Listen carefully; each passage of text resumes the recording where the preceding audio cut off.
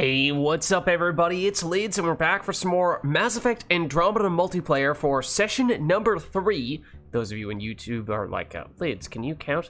Don't worry. Session 1 and 2, or videos 1 and 2 were from the same session. But alas, last time, we, for the first time, started doing some silver matches, and it went reasonably well, dare I say. And at the end of the previous stream, I may have said something along the lines of how I didn't really intend to play a lot of matches, if any matches, in between streams because didn't want to have major things happen and have you guys miss out and not see it because we're not streaming it. And I may have played a bunch of games. Anyway, but what I did do was I deliberately only played characters that we have already played, so no new discoveries, no new experimentation with characters that I had not yet played.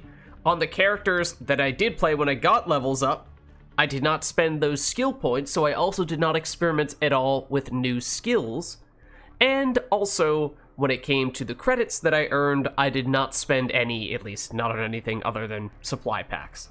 So, that means we have 3 characters specifically who have a bunch of levels that do not have their skill points allocated. We have a large sum of credits that we have yet to use, and we've also accumulated a bunch of mission funds because we had a bunch of those last week, but we did not have the ultra rare weapon option in the store, which is what we were looking for.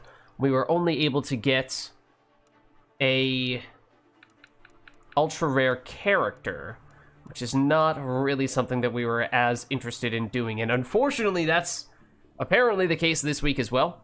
So for that reason, I guess we will once again save up those mission funds. But oh man, by next time round, we will be ready to get a ton of ultra rare stuff now. Imagine watch this be characters next week as well.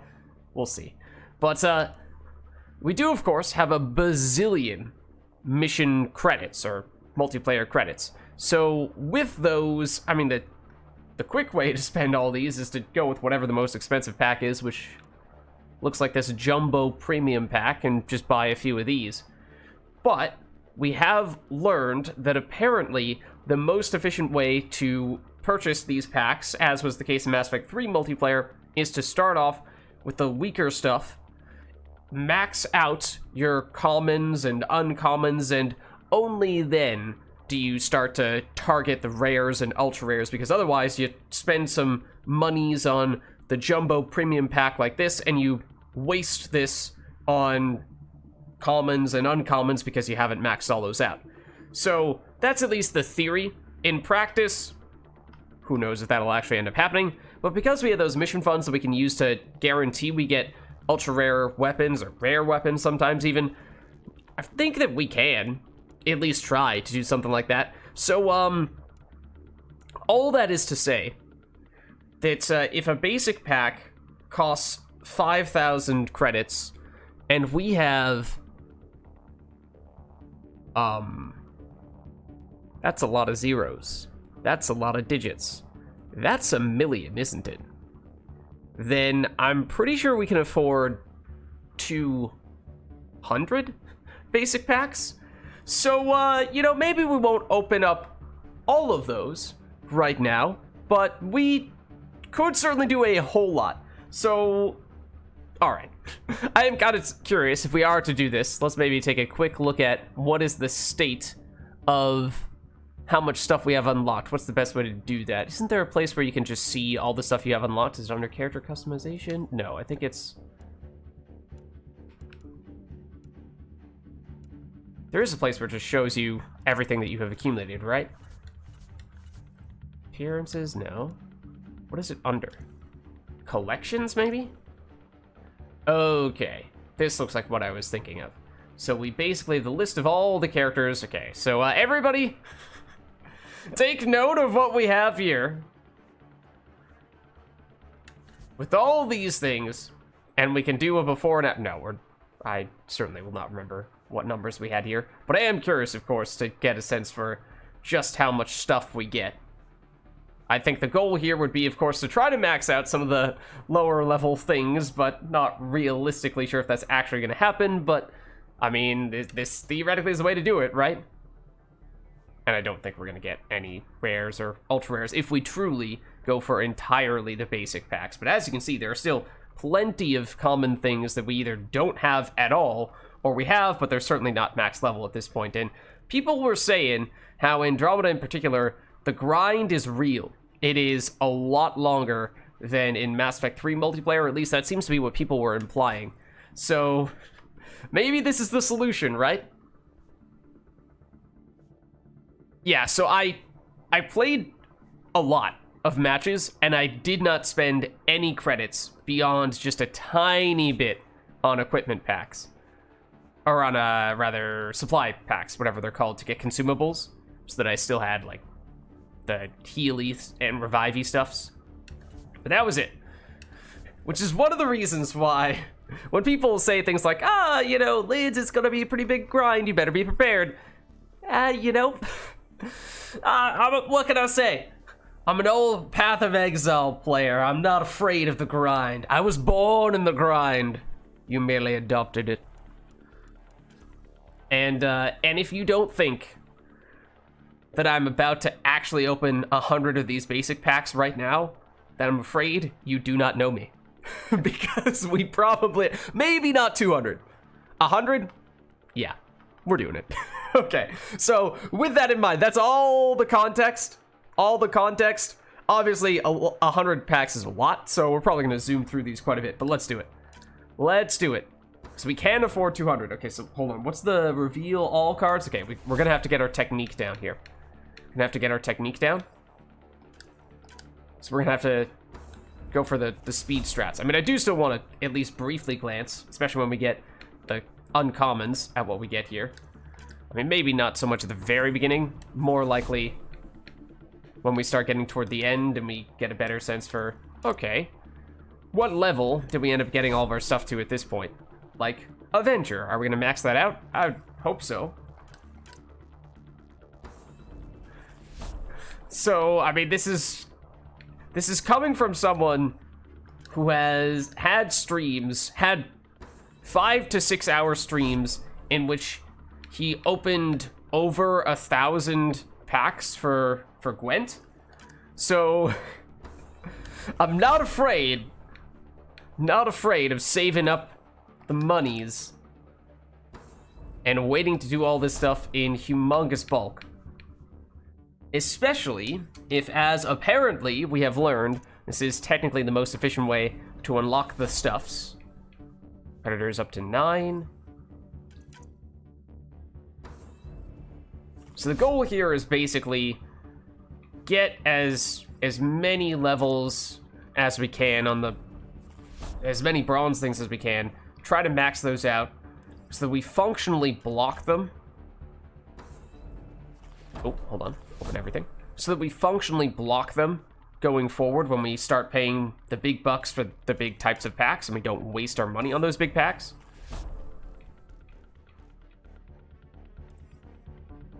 Our multiplayer monies, I should say. I did not spend real dollars and cents for this stuff.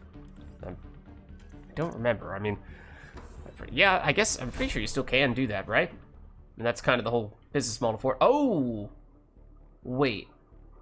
Is that the kind that, that gives you the supply? Or is that the amount that you can actually carry into a mission? No, I think that's just the basic supply. Okay. Because that's another thing that'd be really good to get. Obviously, the earlier you do that, the better. And this will probably be a good way for us to load up on the consumables as well. Okay, there's our first Solarian Infiltrator. Okay, nice. So that's now an option. So yeah, we might be getting some uncommons for the first time. Not really sure we're about to, max out any of our uncommons. Probably not. But if we get... There's Predator 10. Okay. But if we can get some of the commons, that'd be pretty sweet. Phalanx, that's our first one. I mean, not a huge fan of that weapon, but it is an uncommon. And at this stage, I mean, we do have a couple of ultra-rare weapons that came from doing the ultra-rare unlock using the mission funds when we played the first time. So those have been the things that, by and large, we've been using thus far. And have been kind of carrying us. We have a, what is it? We have one Piranha is an ultra rare, and we have one, it's on 9, one Crusader. So basically, we have a couple of pretty good shotguns. But Katana's up to 10, okay. But we don't have very good other things. So, I don't know if getting a common weapon up to level 10 is really going to be comparable. Probably not. But if we can at least get some options for things other than... Oh? Okay, no, Adventures 10. Okay, for a second I thought that was one that we already had at rank 10. But yeah, if we could get some decent options for other weapon types, that'd be great. I mean, I am playing on controller still, which I feel like does very much lack the precision necessary for things like sniper rifles in particular. Maybe some pistols as well. So the shotgun is maybe kind of nice in that, you know, you pointed in the general direction that the enemy is in, and you're probably still going to hit them. Or at least deal some damage with some of the pellets that hit. Whereas, you know, the sniper rifle is much more boom or bust. You either hit them or you're doing a whole lot of nothing, and it's not very forgiving because it's going to take you a long time to reload, usually. So if we stop around 50, or actually that'd be what, 500,000-ish? That's about halfway through. And that's where we would have opened up 100 packs. So I'll be honest, I didn't note exactly what money number we started on. We were a little over 100,000. And I'm not keeping track of how many we've opened of these packs thus far. But ballpark, we get our credits down to a little over 50, or a little over 500,000. And that means that we will have opened up 100. Okay, so that's our first Raptor. So there is a sniper rifle that's a higher level, or higher rarity. And a bit of a hybrid sniper assault rifle, at least based on what that weapon plays like in the previous Mass Effect games.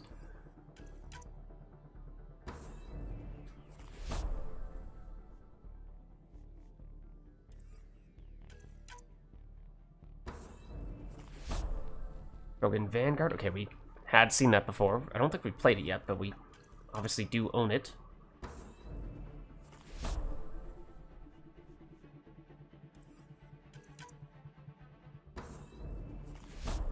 Well, there's another Raptor. Okay.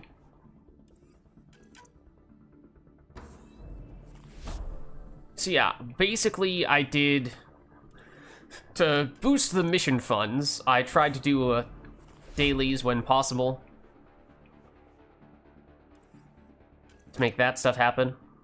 And it does seem like the dailies sometimes require that you, use a certain type of skill, or I can't remember if it ever said a certain type of weapon. Oh, character respec. I think that's the first time we've gotten one of those. So, you know, if it says something like, you must get sniper rifle damage, this many points with sniper rifle damage, which is basically what it does, at least for tech or biotic or combat skills sometimes, then I don't remember if it works that way for the weapons as well, but it'd be nice to have at least something to fall back on and not have to use a level 1 weapon of some variety, you know, a level 1 common. Ooh, shotgun melee optimizer. Okay, that's apparently our first time getting that. That is a little alarming that we still have some commons that we've not even gotten the first level of yet. Sniper rifle scope. So yeah, it does seem like there are a lot of commons, as it turns out. I guess, since in... Well... Yeah, I was gonna say, since in this game the male and female base characters are distinct, maybe that functionally almost doubles the number of common characters, but that's still the case for Mass Effect 3. It's just that they all share the same experience. So I guess that isn't actually a factor when it comes to unlocking stuff. When it comes to unlocking characters in Mass Effect 3, though, you do get experience for doing that. Okay, Human Male Sentinel is up to rank 10 now. But I think we established it does not give you experience getting these extra levels in Andromeda. I'm pretty sure that, like Mass Effect 3, it does give you extra customization options with the appearance. But that just seems much less significant, important, and I'm not sure there are 10 different things for appearance that you can unlock. 10 different categories. So is there something else, some other reason why getting the characters ranked up here is beneficial?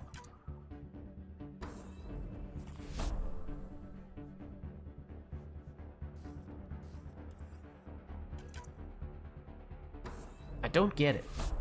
At least not yet.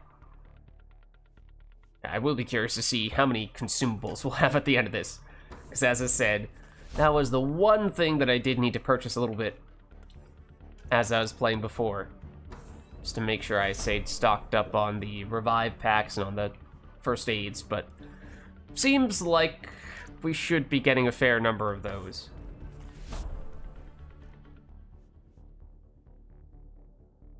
Oh, that's a capacity increase there. Right? If it says capacity, is that the key word? That means that you can have one extra missile launcher in each match. Or use one extra missile in each match, rather than just increasing the quantity that you have in storage. So yeah, that might have been the phrasing we saw in some other cases. I mean, I'm sure it was, just that I haven't... Yeah, like that's what a normal Cobra RPG looks like. Yeah, so I think that first aid one, was it, that we were eyeing before? That might have been a capacity increase after all. That might take a little bit of a closer eye to notice that. Every time I see one of the consumables now, it's like, wait, is this one of them?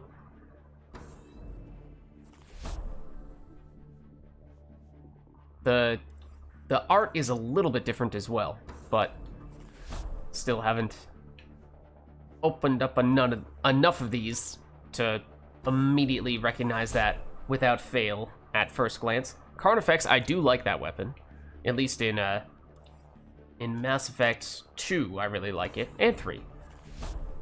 But I think in our campaign for Andromeda, we tried it briefly without having done too much to set it up, and I was a little bit underwhelmed. So maybe it just requires that you commit to it with a full-blown weapons platform, and then it could be decent, but it might be less effective than it was in Mass Effect 3, because there are definitely some weapons that I've heard people say that is absolutely the case for.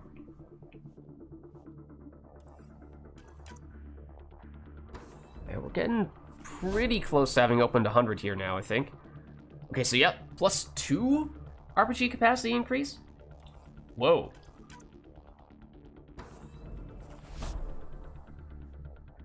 Incisor 2? Well, that's...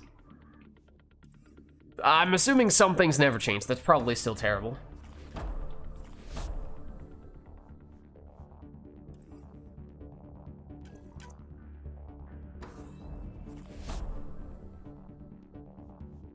Okay, several characters up to rank 9 now. Several more.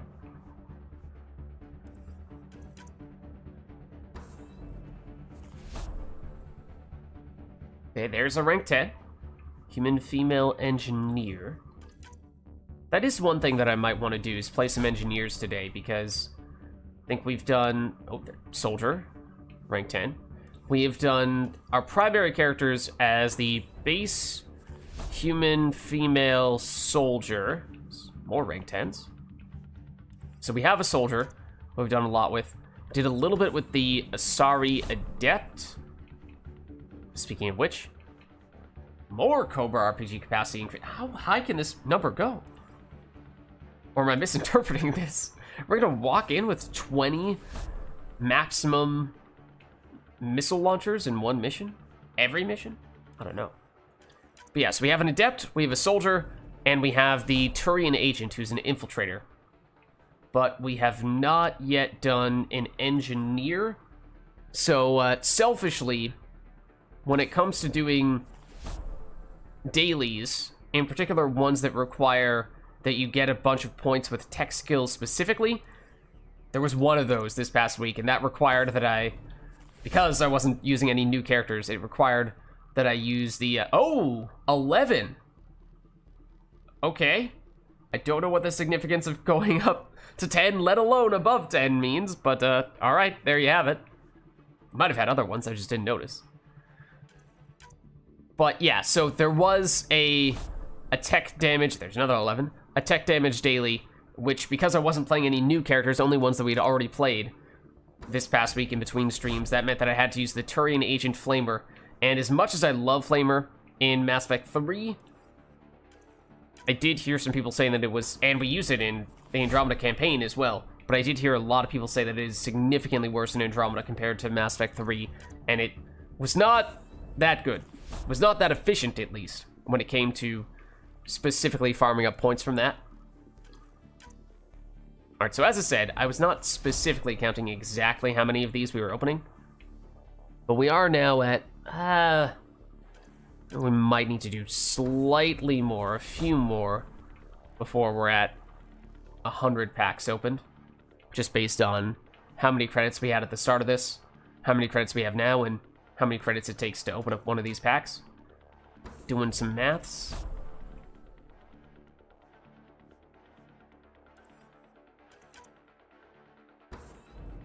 What's up, Gilliong? How's it going? How are you? So I may have saved up a bunch of credits, spent none of them, and just waited to use them all right now to open what is now getting pretty close to our 100th basic pack. In fact, we might just about be there now. The theory being that if one is to max out all of their commons, then doing that would make it such that you wouldn't potentially waste getting commons with your more expensive packs later on. So in theory, that's what you're quote-unquote supposed to do. In practice, I'm not sure that anyone does it to this extreme, opening up, 100 plus basic packs in a row, and deliberately not opening up anything else. but that's what we're doing. That's what we're doing. And we have gotten a few commons as well. Some things are up above what I thought was the maximum level, which I still don't really know what to make of that. We have now spent over 500,000 credits, absolutely, which means we've definitely opened up a little bit more than 100 basic packs at this point. So we could draw the line here if we wanted to. I think there were some, again, depends. Do we want to go all in 100% basic packs, or do we want to finish off with some more dramatic, more expensive packs? Like, that's a lot more expensive, that's way more expensive. That, I think we might have just barely priced ourselves out of. But perhaps we take a look now at what it was under. It was under Prestige Collections. So now we have, several characters who are above rank 10. In fact, is that every common character above rank 10? Or at least 10, if not above? Yeah, I think so. And we got our first Solarian Infiltrator.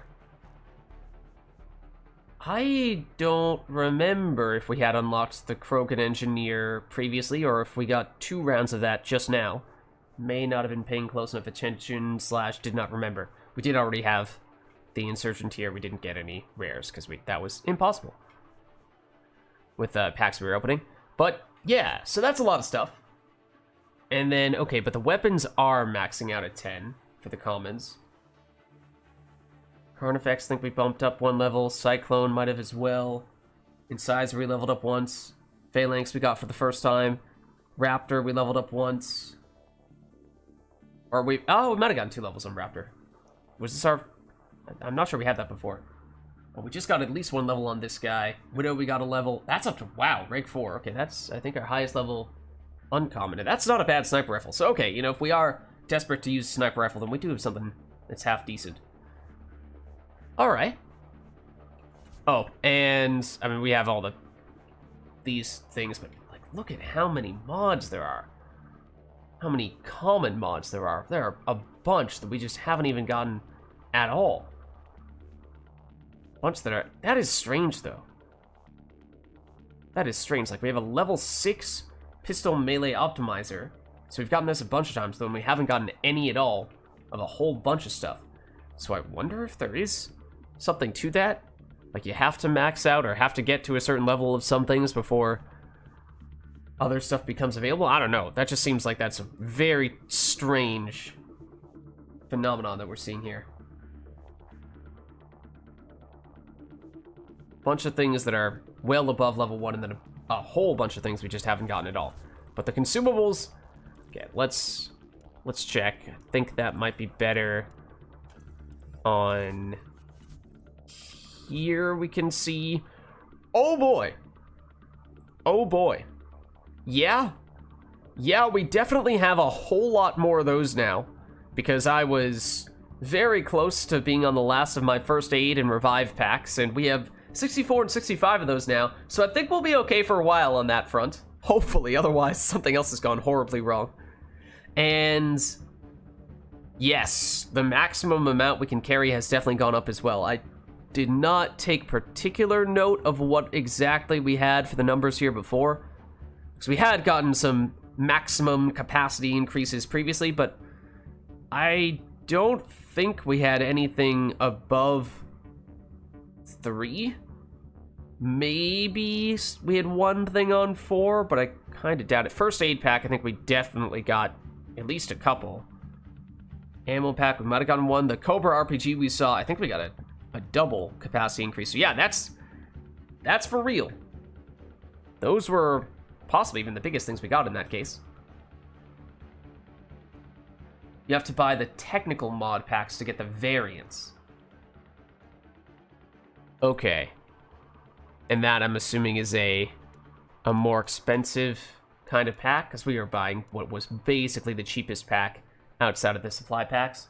So we did basic, jumbo supply, ammo priming, contains 2 of uncommon ammo, additional boosters, at least one of which is rare or better. Advanced pack. Which kind did you say? Technical mod? Technical mod pack. Oh, this. 5 random consumables or weapon mods, including at least 1 uncommon with a small chance for rare. Okay, well, that's weird. Because, I mean, it's named Technical Mod Pack, of course, which sort of implies that that's what it gives you, but it doesn't explicitly state that this is one of the only ways to get that type of thing. So that's... feels a little dishonest. But, okay. So, I mean, we have the credits to go in and get even more, but we've been doing a lot of that right now, so maybe we actually get in on the action here, especially if you guys are interested in hopping in here along with me. Let me jump into Discord, because I haven't done that yet. Let me do that real quick. Okay, there we go.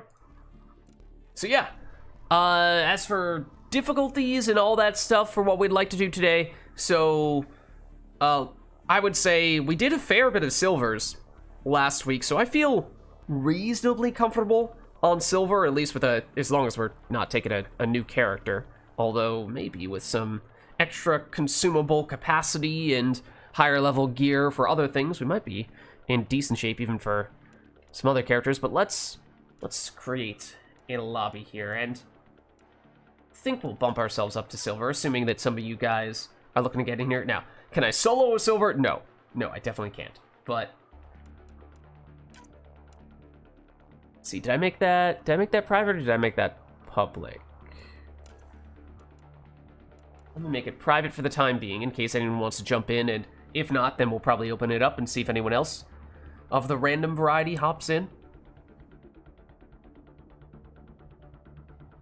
And maybe we'll start with one of those characters who's relatively familiar one of the 3 main ones. Technically, we've also played Vanguard once or twice. So that's level 2, I think, but I did not play this at all in between streams, so I spent some time on Human Female Soldier. That's now level 18. Sorry, I was distracted by the 13 as well. So there's that. The Sari Adept, I played a fair bit. That's now level 17. And the Turian Agent, who we're on right now, is actually level 19. And oh, as I was saying, although I leveled up with those characters, I deliberately did not spend any skill points with them, because I was deliberately saving those for when we were on stream so that we did not miss out on anything big. We got all the packs, and we got many skill points in all likelihood that we also have yet to use. So we might, if we're gonna start off with this guy or somebody else, might want to spend some of those before we jump in. Why is my chat is not scrolling all the way down? There we go. Now I can see your full message. How long do we plan on playing for this stream? Good question. Full disclosure, if I'm being brutally honest, I'm pretty exhausted today. Full disclosure, I have been staying up very late every night this week, doing a bunch of prep and recording and editing of some Gwent videos, because there's a new Gwent expansion coming out with a bunch of new cards for next week, and they're revealing them in little bundles each day. So I've been spending a lot of time making videos for that, and many very, very late nights. So I'm a little exhausted, and we of course do have a Mass Effect 3 multiplayer stream tomorrow that we're looking to do. So I don't have to sleep through that. So might keep things on a little bit on the shorter side today, but I mean, obviously we'll go for at the very least a few hours.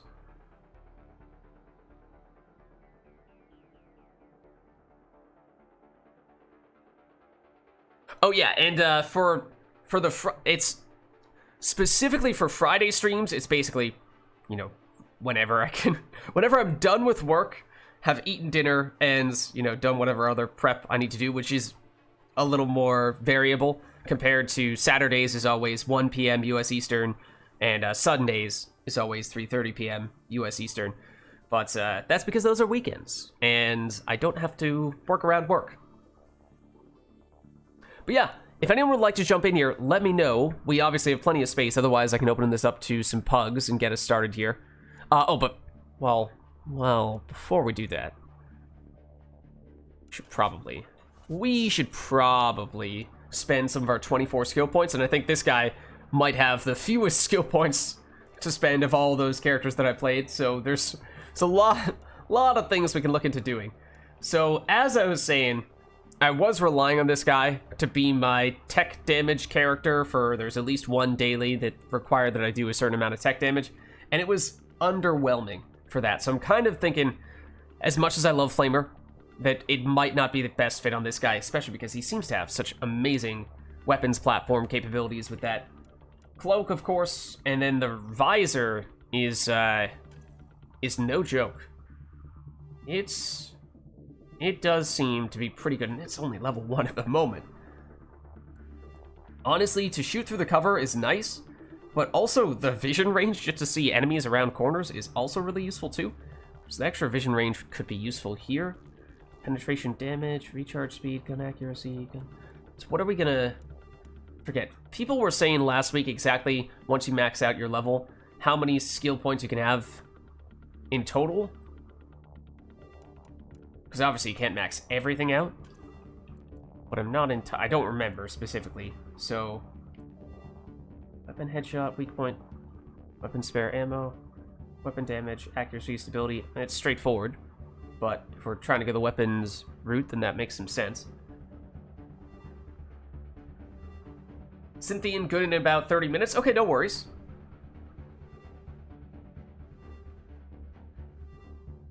Interesting. Bigger lag in Andromeda compared to Mass Effect 3. That's weird. I don't know why that would be. Okay. Maybe in that case, why don't we... Let's make this public for the time being, this lobby. Because it sounds like there are a few people who might jump in later, but no one is immediately ready to go. So maybe while we're setting up our character, we might get some pugs to jump in. And maybe that's a good middle ground. That way we aren't waiting for them to join us. So, but yeah, I don't know what the... Power effect durations, melee damage, health, shields. I mean, we are an infiltrator, and his cloak, especially his cloak dodge, combined with that, means defensively he is not bad at all. So I wonder if maybe we prioritize now the passive damage and the recon visor. Oh, we can get up to rank 6 cloak, though, for the duration after attack, 2 seconds. I think we probably have to do that, right? This is cool, but it feels like you have to build your character specifically around that, because it's very specific. Very, maybe niche. Kinda, sorta. Still having breakfast. Okay, well, you are definitely in a different time zone than me in that case. No worries. Okay, so I think we basically come in and prioritize all the weapon stuff here. And this is going to be expansive. And if we go, how many points are we going to have left for the recon visor? We can get the range.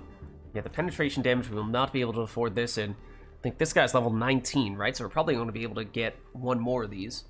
Accuracy, stability, or recharge speed. It does seem to have a really slow recharge speed.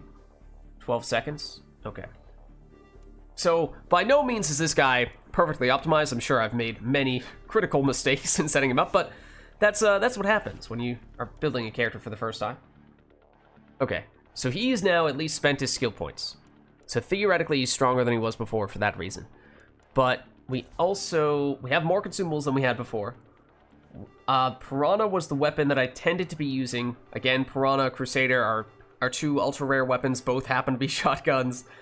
So we could stick with that, but I am curious to at least see, now that we've opened up all those other packs. Yeah, the uncommons and the rare, not going to be very high level, but we do have a level 10 Avenger.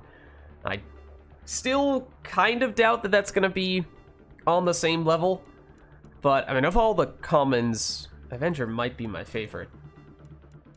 Predator is up to 10, Charger is up to 10. Yeah, it's the Charger.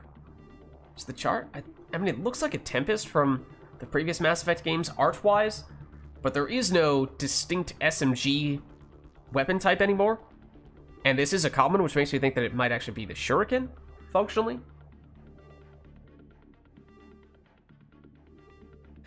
Yeah, so as I was doing some matches in between stream, I may or may not have happened to pop into a lobby with you in it.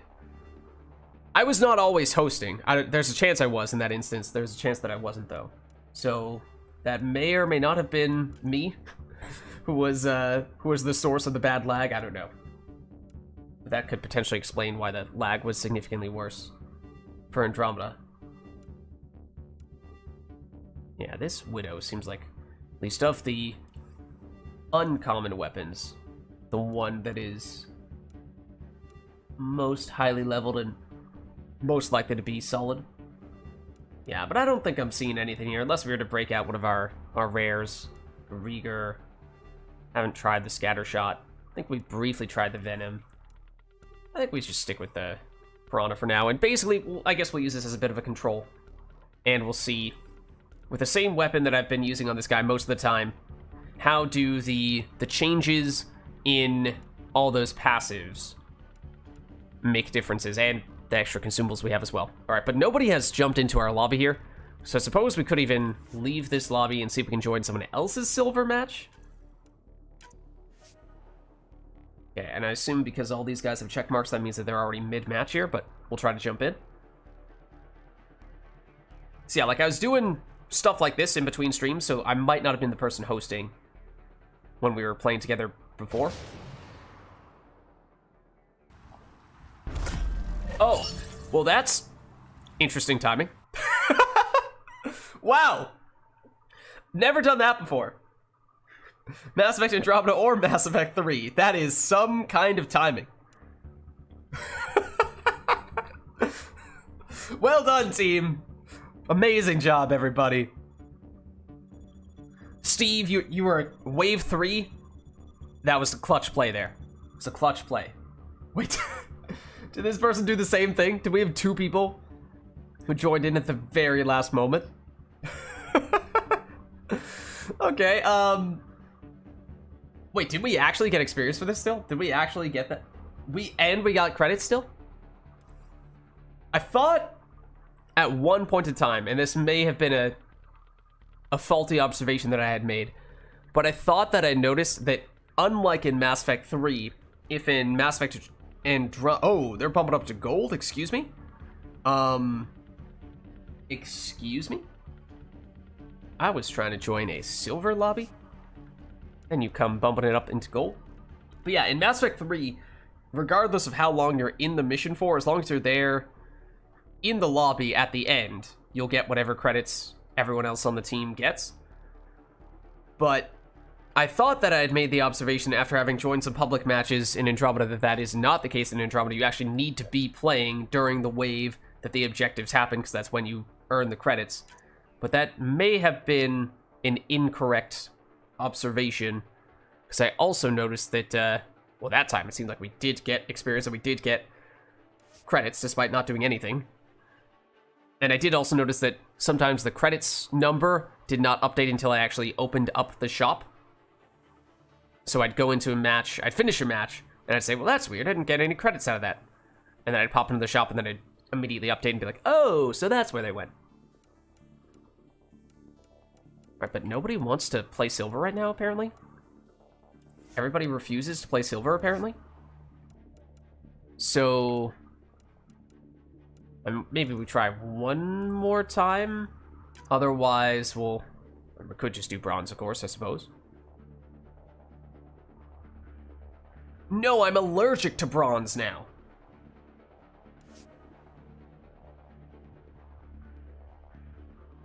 Yeah, okay. Let's bump down to bronze.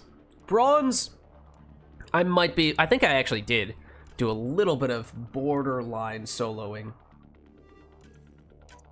Where I'd at least start off a match solo like this. And lobby would be public, right? Right? Pretty sure I made this public. So that there was at least a chance for other people to hop in with me, and so I think I had at least one. I did that several times. So I think there's at least one occasion where somebody jumped in at almost the very end of the match. So it was like 80% of the solo. Outlaws. Super fun fighting time. So our weapon is the same, but our weapon damage is better because we've now made several upgrades. Ooh. Several upgrades to our passives. And this is where having the extra sight range is nice. Ow. That does definitely feel like more damage. Already, just seeing how much a couple quick pokes from the piranha do.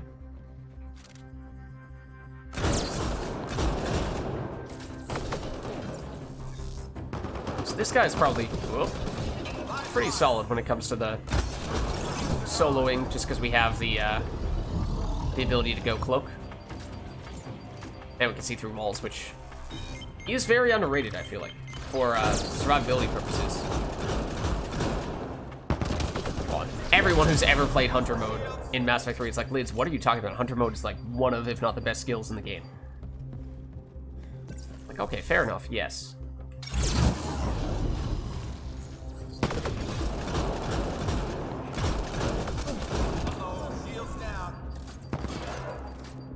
It's like, here we see, okay, so that's where this guy is.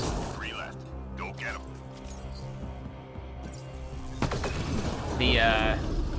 The visor also allows us to see even the invisible dudes, which is useful for some enemies, and it also can shoot through the little shields that the remnants, what's the name of those guys? Blanking out on them, but the ones that drop the shields. Which makes them actually very easy to take down, because they kind of just sit there and let you shoot them in the face. Hello, sir. Oh, how I wish that we could grab in this game. Okay, so remember when I said the whole, it makes it easier to see enemies trying to sneak up behind you thing? Hello, sir. Goodbye. Oh, okay, except that time I was just not paying any attention at all. I'm gonna try to see if I can wait to get shields back before I cloak. Get a little bit greedy. Fortunately, you'll just stare me in the face. Then I'll punch you to death. I think you're dead. Okay, but admittedly, I just got a little clever there. I do love and also sometimes hate. The ragdolls.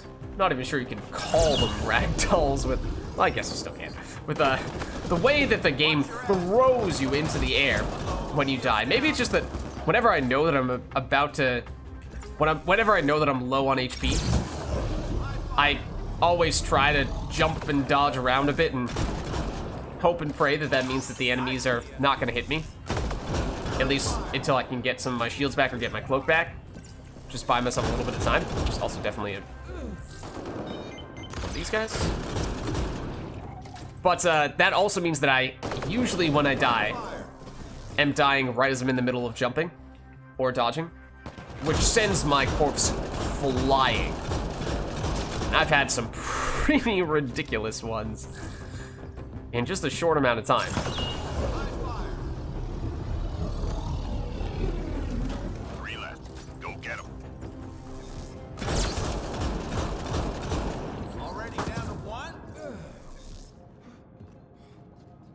Hello. Oh, you're a sharpshooter. Keep it up. Oh, that was nice. Oh, come on. So now we get an objective. What is it? It's devices? Okay, so we're also pretty good at objectives on this guy, but solos are tricky. The enemy's tapping into civilian contracts. And there's not a lot of time to do these. Sure thing. At least we can do this. This'll get their attention. No, please don't do whatever it is that's gonna get my attention. Also, I'm pretty sure. Oh, where is the other one? Opposite side. Oh, hello. Goodbye. Please go away. Please go away now. I will go down here instead.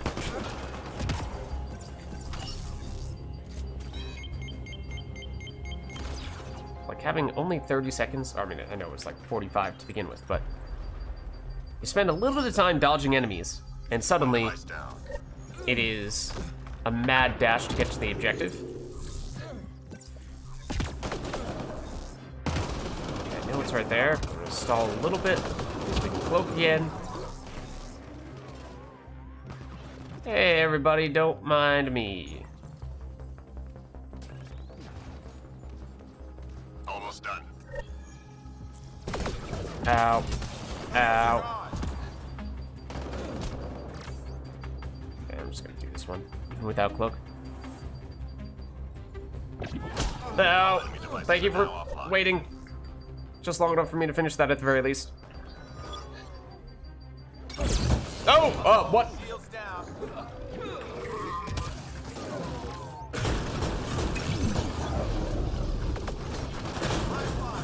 Well, that's a lot of damage even to an armored enemy. Well, I also, one thing I should have paid, closer attention to is how we are doing on the weapon mods. You have shields, so that's not going to make this very effective to flame you. 3 more to go.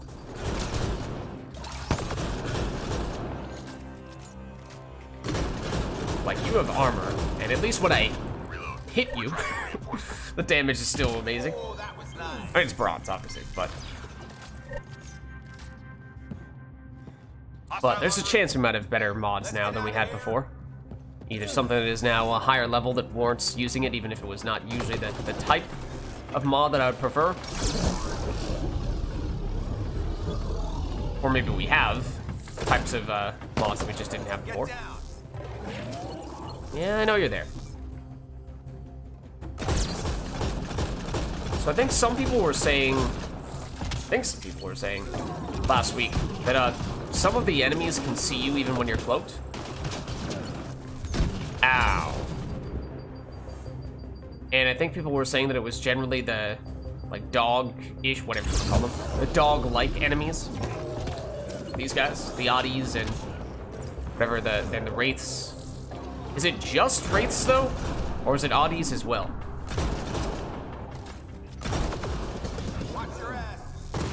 Ow! I was about to dash out of the way there. Would appreciate it if you'd given me a half second more. Okay, we did make this public, so we do now have a pub joining us. So, like, there's an example of, I mean, granted, now we have spent points into weapons, platformy stuff, more so than we have. Oh, where'd you go? More so than we have for the power stuff. But, well, this is where we can find where you went. But the damage we dealt with Piranha versus the damage we dealt with Flamer is very different.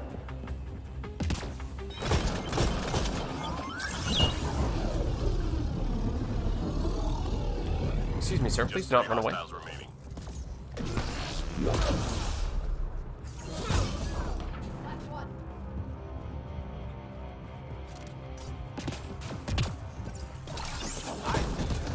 Sensors clear for now. He's definitely dead. That was great. Any Doge? Enemies headed your way. Any Doge or only certain types of Doge?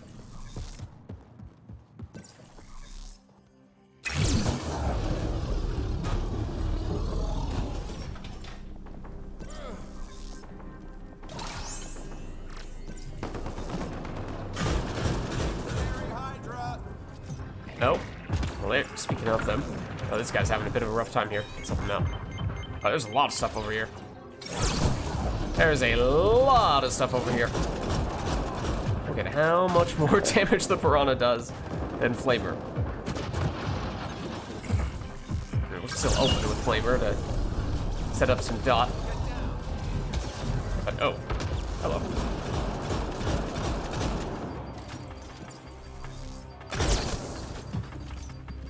Is there another fighter that I'm hearing?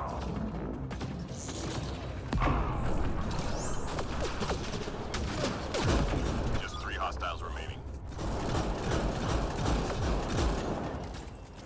Yeah, but I do like the shotgun, despite its lack of accuracy.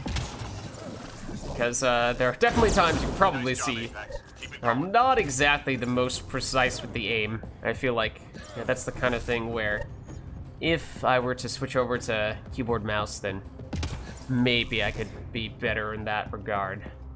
Objects of interest detected in the mission area. But if you just don't play based on precision,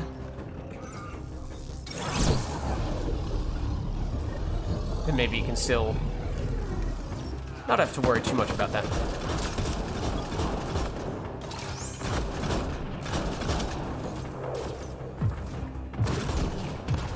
The guy picked up the item, right? Artifact is secure. Okay, yeah. I'll say I was gonna try to clear out the area for him. Then I didn't see any guys on the other side.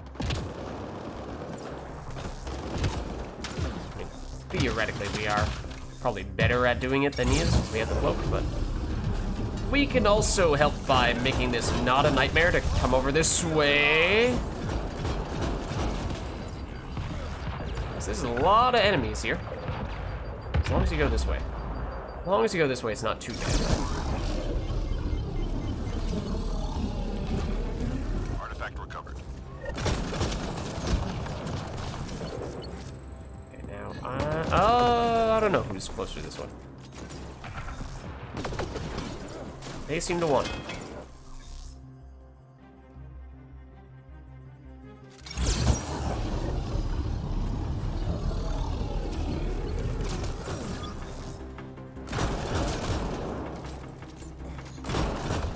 Ow.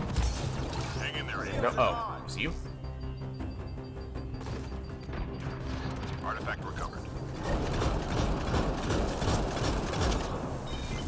Okay, the other one is right in here. Was a dude here, right? There is a dude here, confirmed.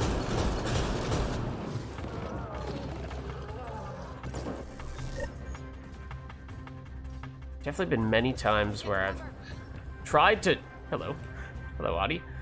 Definitely been times where I've tried to jump through that thing and I've failed miserably. Last drop received. All artifacts secured. Okay. 2 stars. I'll just settle for it.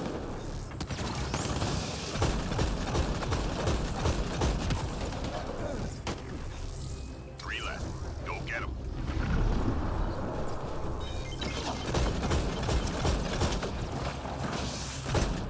Reload. We're tracking reinforcements.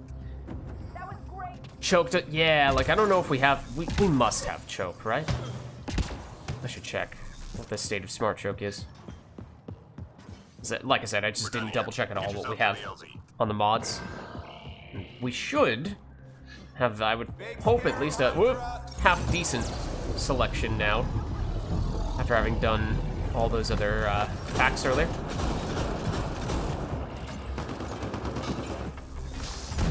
Ow.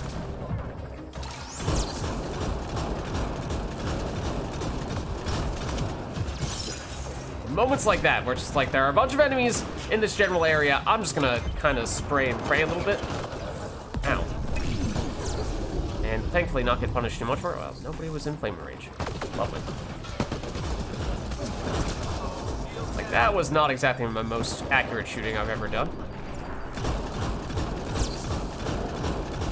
But it's nice not to need quite that much precision when I'm using controllers. Oh, hello.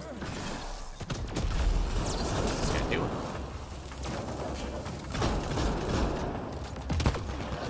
Where'd you go? Are you dead? I think you're dead. You are not dead.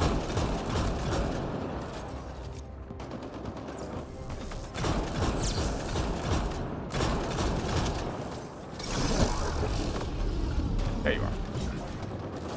One moment, please allow me to reload.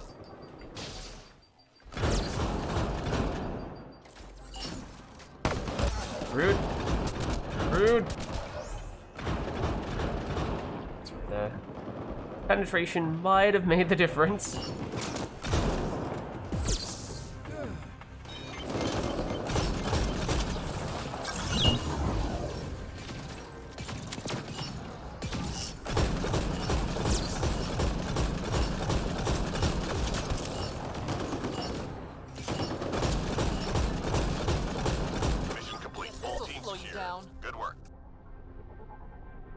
Oddies and Wraiths can both get you while you're close. What about the, I forget what they're called, but the little robots that the Remnant create that chase after you very aggressively, that either grab you or explode on you? Can those ones see you while you're cloaked? Because they sort of feel like the equivalent of that type of enemy for Remnant, at least? Or does Remnant just not have anyone who can see you when you're cloaked? Breachers, yeah. So can they see you when you're cloaked?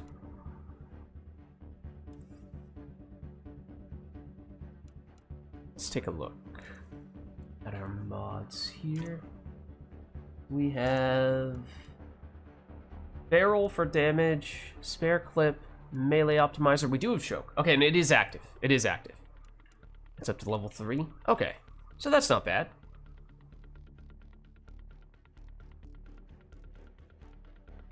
You would have to run directly into them.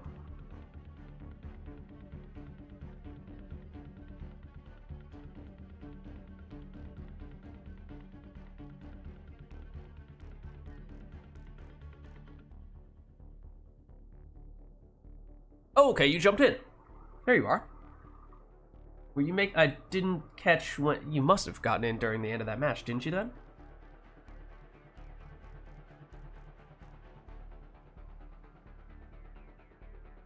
Second time you finished a multiplayer game after 4 years? Oh, man. I can't see you, but they will grab in if you're really close proximity. Okay, gotcha. Gotcha. Okay, do we want to bump up to silver? Now that we actually have a squad? Because that was kind of what we were hoping to do, I think, but since we were starting out with a solo, felt like we might have needed to go bronze for that.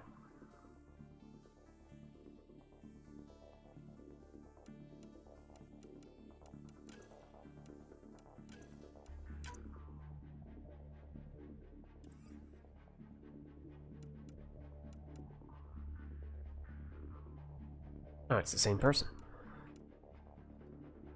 I guess we can keep it public for the time being. Alright, I think I'm good. We checked our mods. Mods look decent.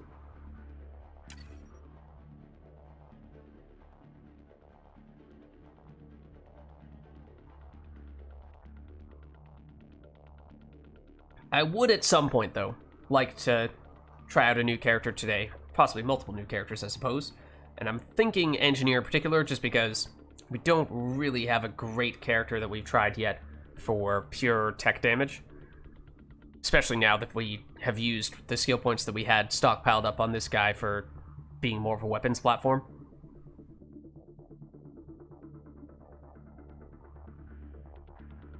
We'll be fine. We'll be... What's the worst that could happen? What's the worst that could happen? Dying a painful death? I mean, yeah, kinda, but...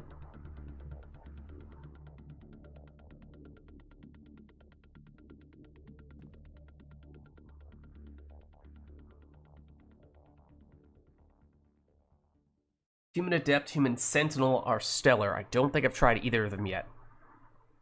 No. Definitely haven't. I definitely saw... So I was playing a decent amount of Asari Adept, though, and I saw a lot of people playing Asari Adept. Seems like that's very popular.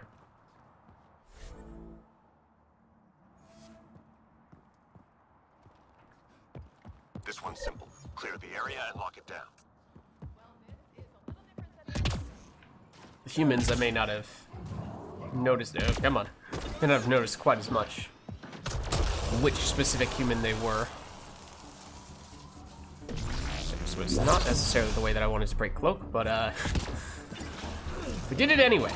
Okay, so this is where, yeah, having the ability to see through walls is very useful.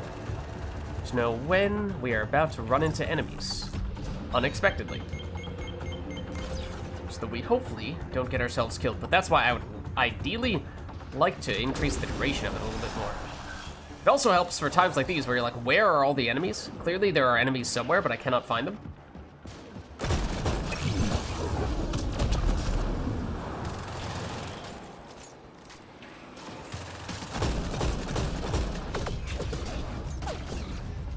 Okay, at least if you're somewhere, anywhere near the enemies, it helps you find them.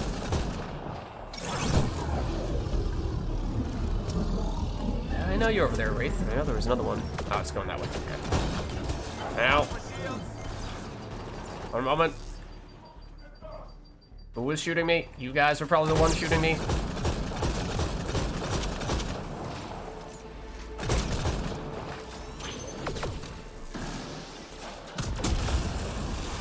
Three more to go.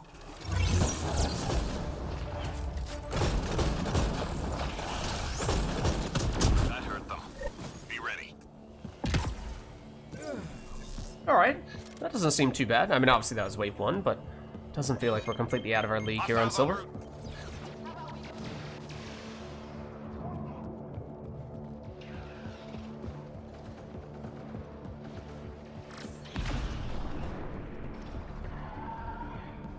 Once again, I would love to find a single enemy. Now at least we can confirm where they are. So yeah, we do have more range than we had previously with one of the upgrades that we picked up recently on this. So that's nice. So also seeing the cloaked enemies is very nice.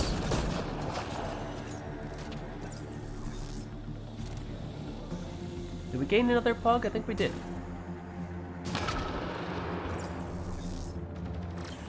Where are they? They are over here. Until they aren't. Excuse me? Please stop running away from me. Please. Please stop running away from me. Now I don't have the ability to see through walls anymore. What the heck, man? Why didn't you fight me when I was at my full power? They were too afraid. They knew they couldn't handle it. Oh, hello.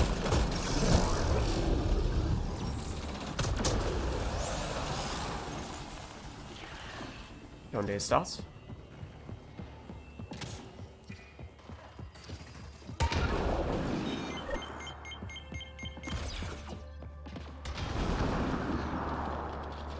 Asari Depth plays like the ME3 Asari Valkyrie. Yeah, like a Valkyrie or a Fury. So that is one of the characters that I was playing. There's a bunch of her, base human soldier, with concussive in particular. Wait, what is it? Oh, it's devices? Oh, okay, hold on. I need to pay attention. I need to pay attention. That is important because we don't have a lot of time to do this. And as a person with tactical cloak, I should be helping with this.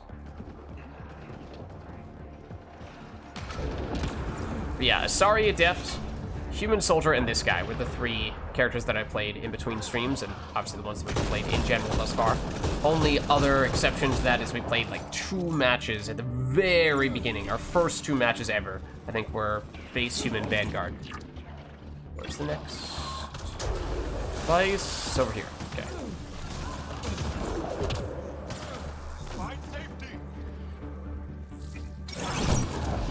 Excuse me.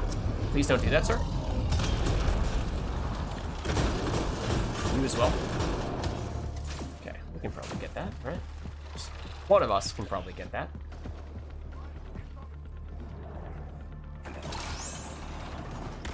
Any surprise guests? Kinda, sort of.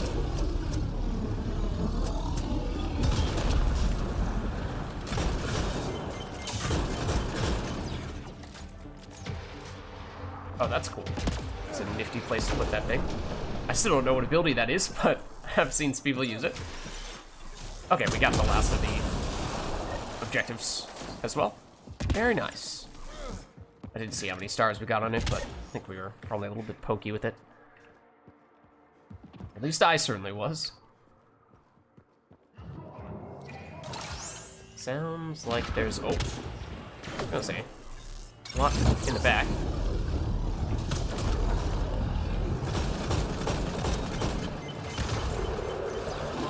We have a boss on this wave?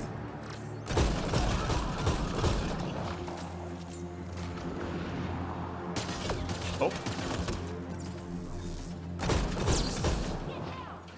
Oh, hello. Oh, nice to meet you too.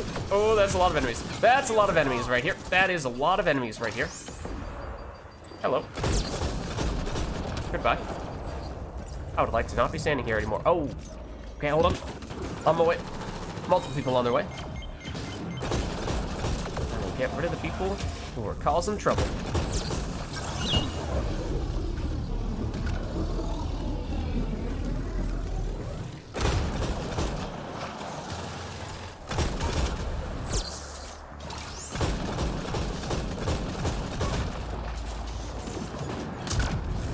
That was a good one.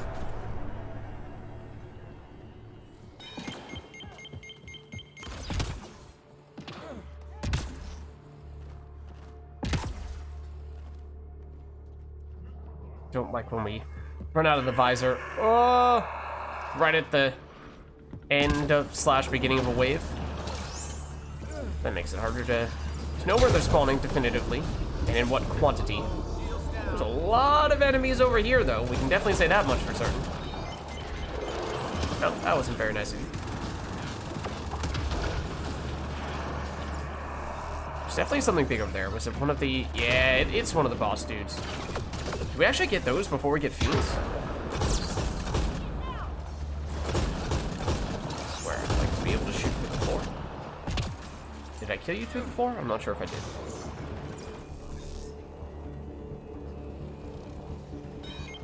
Oh, no, you're dead. False alarm. Oh, that's a lot of enemies. That's a whole lot of enemies as well. That is a whole lot of enemies right there. I would like to cloak. And then kill you. And then know where you are, so that I can kill you.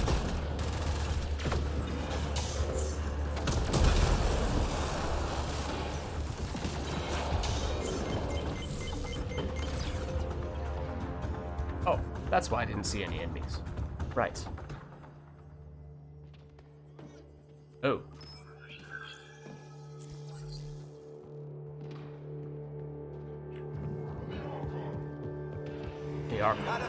The Archon, they say.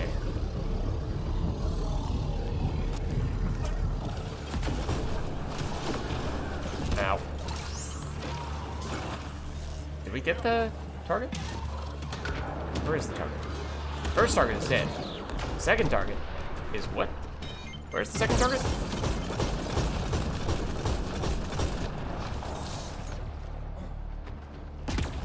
Also, I'm not trying to get stuck here. Okay, where are these targets? Over here, apparently. Alright. This is the third and final one. We'll be fine. What's he gonna do to us? That is actually what he will do to us.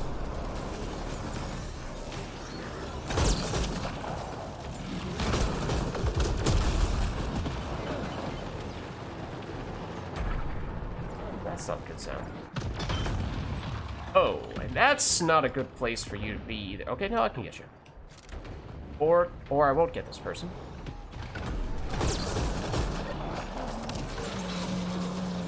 We still have time to get this guy down, but... Ow, ow, ow. Let's heal. Kill the target, and then kill these guys, who are being problematic.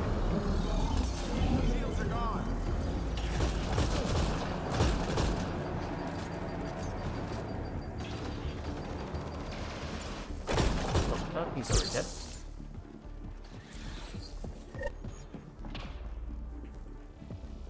We actually didn't finish the wave with our visor on cooldown.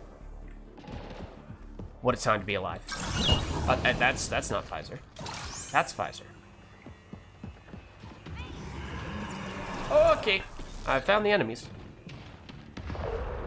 Ascended in the house.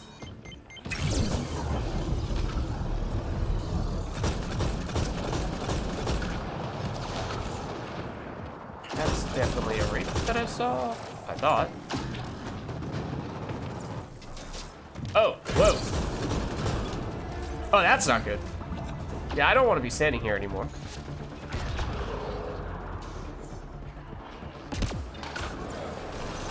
Oh, hello. Hello.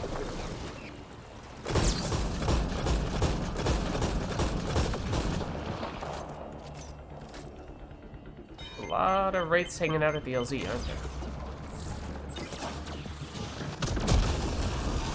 Probably gonna head my way right about now, aren't they? Yep, they are. Yeah, they sure are.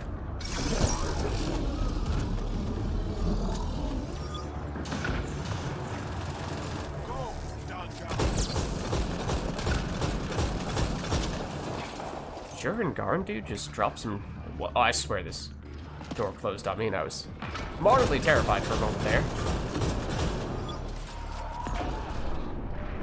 But also, it sounded like the Angar dude was speaking German for a second. I was very confused.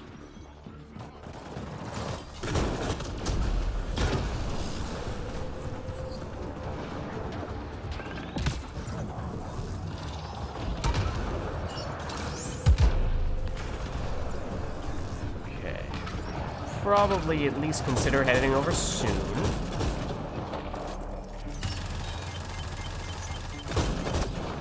That dude is already dead.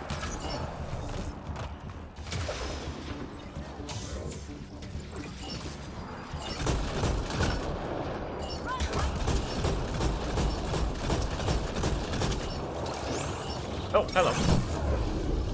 Goodbye.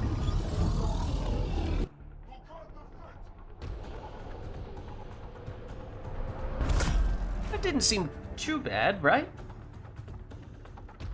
We had one wave where a couple of people went down. Might have even been an objective wave, but I think we still managed all right.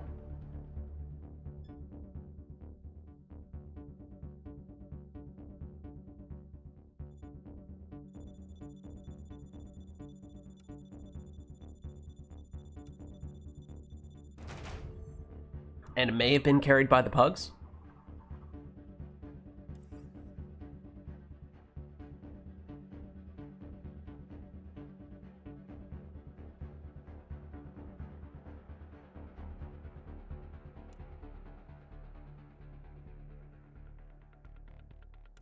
Oh, actually, let me check real quick what the dailies are. Earn points using combat powers. Okay, so there's a reason to go over to the human soldier, complete waves on Paradox. Oh, is that the match? That must be the match where we dropped in, and as soon as we got into the match, and immediately ended.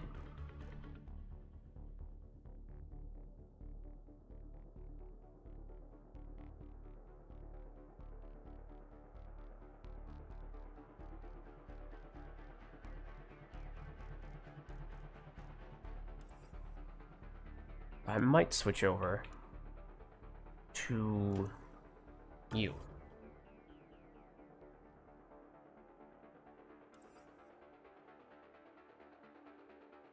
That way I can get some power damage, power skills damage.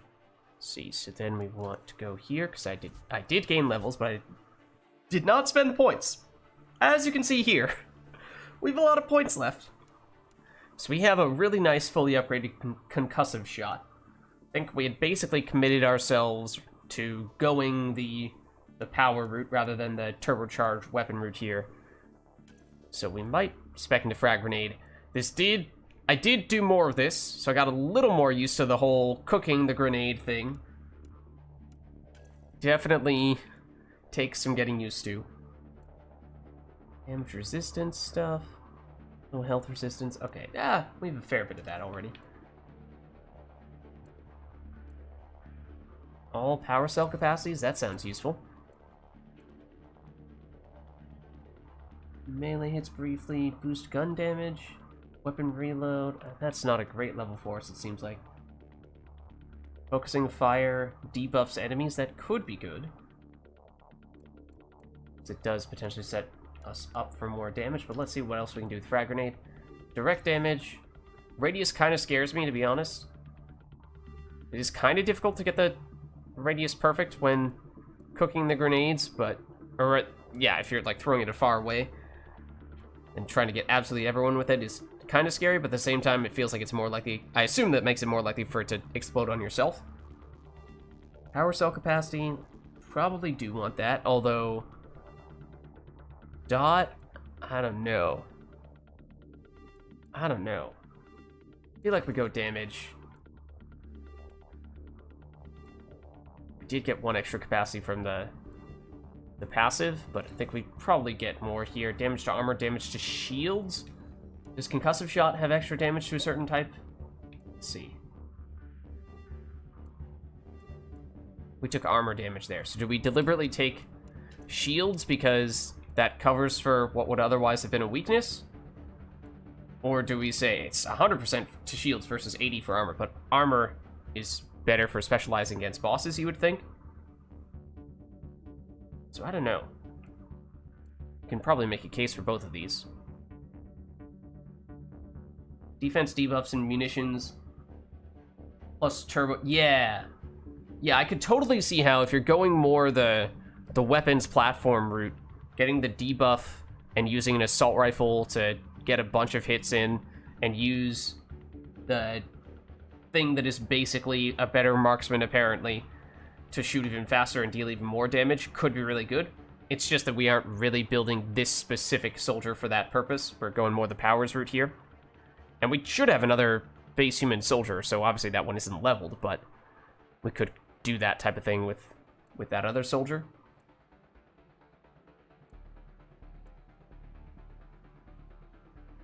The thing is, I feel like in a vacuum, armor is better.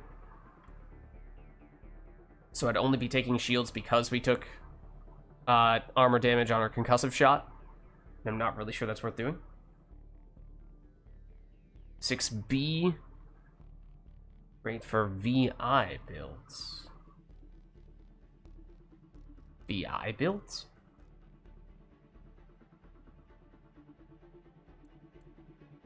I'm a human. I'm not a virtual intelligence.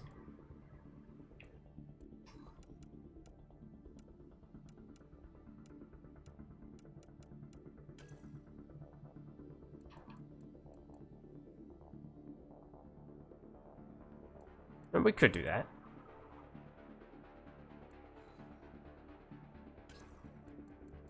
Sure. Sure. We'll do it.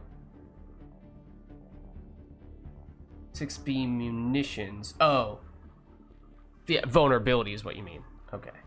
If we do... Oh, does this undo all changes? I mean, we can We can go for this still, right?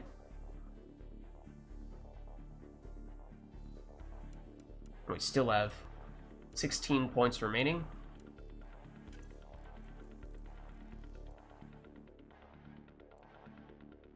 Damage. Oh, melee hits. Okay, this is not a constant damage thing. Don't like that as much then. Guess we do this.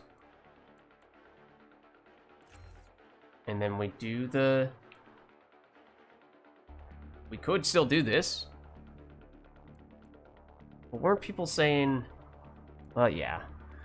Yeah, I guess we do this. And then we just accept the fact that this is not set up to be a weapons platform.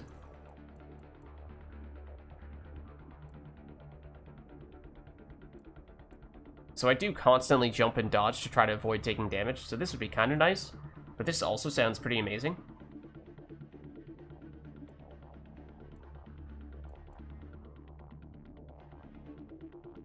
Let's do that. Okay. Once again, probably not perfectly optimized, but we're making it work. Yeah, it did seem like I got the sense that somebody was trying to, was a little perturbed by how much time I was taking there. But, hey, that's what happens when you have, like, 12 levels that you've gotten and not spent any skill points from those levels. So, you know, we do have a similar situation with the Asari Adept, but otherwise we should not have to spend that big a burst of points in one sitting like that.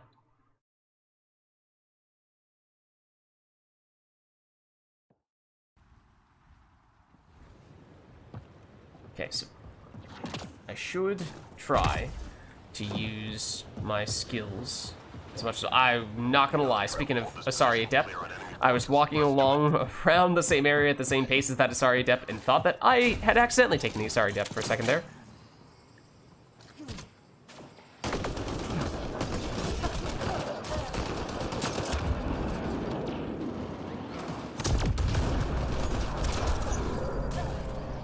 Both those I just chucked without cooking at all. But we have more charges. And we have more of the ammo packs that I did cook, except as soon as I did, they moved. We have more charges, and I think we also have an extra ammo refill compared to what we used to have, so that does, I'm hoping, mean we can be more aggressive using those types of skills. But I will also admit that I feel as though I was spoiled a bit by having the visor last time. 3 more to go. We already took all those. All clear for now. Also, I do not have a good idea of where the ammo packs in this map are, because I've not played this map much, although that is a really cool way to set up the mines. Hostiles en route. There's one over in this corner somewhere, but probably wasn't the closest to me.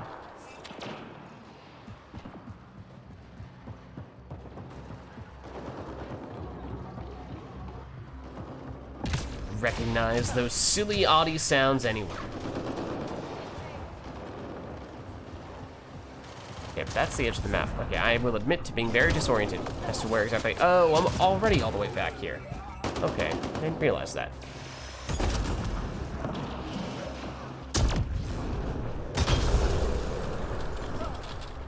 Yeah, so I've only played this map, I don't even know how many times. Not many. Not many. Ow. So not only do I not know where the ammo packs are, I just generally do not really know the layout very well. And, although I do like a lot how the game changes the lighting in certain situations, so that makes some maps feel different, even if they're actually the same one. Go get 'em. At least for a noob like me. The other thing, though, is that for a map like this that I already barely know at all, that is, that much more difficult to know where I'm supposed to go. I did not know there was an ammo pack over here. I'm not even sure I knew that little corner existed.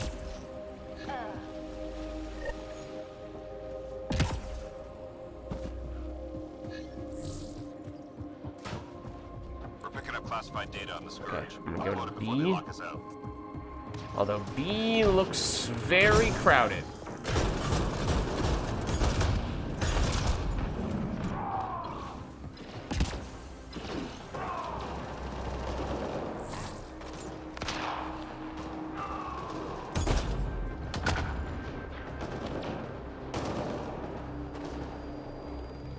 Okay, well, not so great. Fall off, I dare you.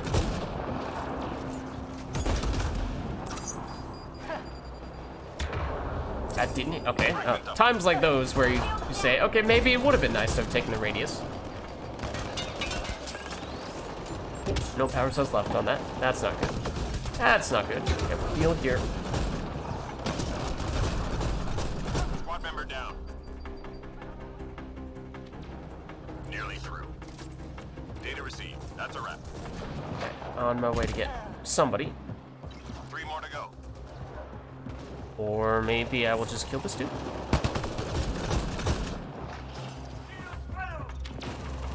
Enemies down. Keep your guard up. Okay, so there's ammo here. Yes. Hostiles en route. So basically, with this character, when I actually know where I'm going, ow, I would ideally be running a lot from one pack to the next. And spamming a whole lot of the... No, that was... I did not cook that enough. Spamming a whole lot of the power cell powers. Not gonna lie, after killing an Asari moments ago, only to see an Asari jump out from the rubble, I did for a second think that our teammate there was an enemy.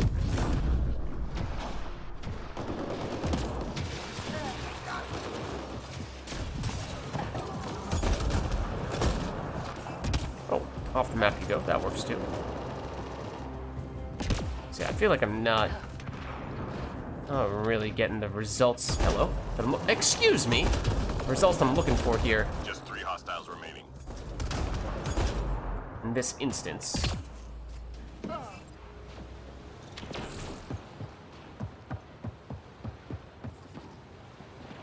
I know where I want to go, sort of, but I don't know how to get there without falling through the edge of the map, potentially. Isn't there ammo here? No? Further this way? Enemies incoming. Further this way.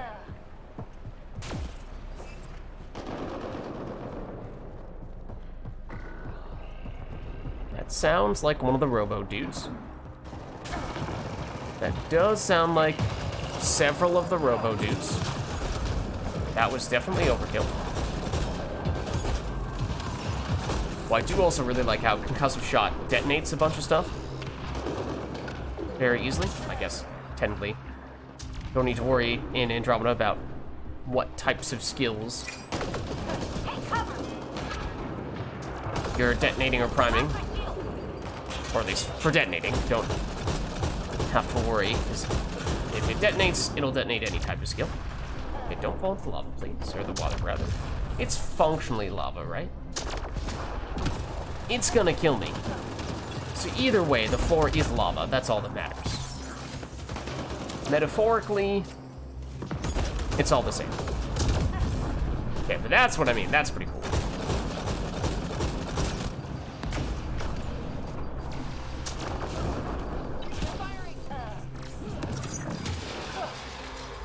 Just 3 hostiles remaining. Couldn't wait a little bit longer for my grenade to get there. Oh, there's an Audi somewhere. But I'm gonna take this opportunity to grab more grenades.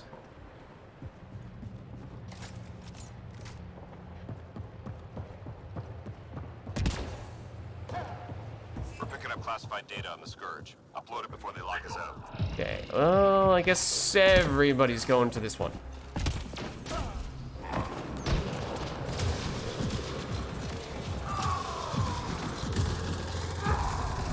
Well, sounds like you guys are having a great time over there.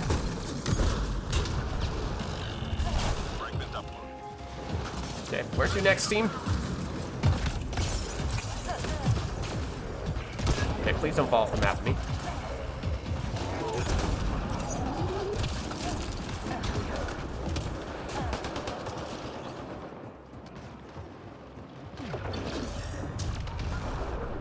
Tried to get that ammo, but not sure that I did.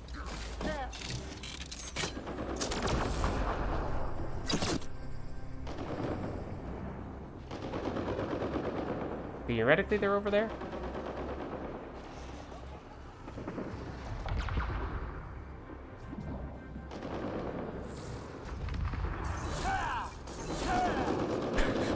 Your assault turret doesn't like when I punch it. Nearly through.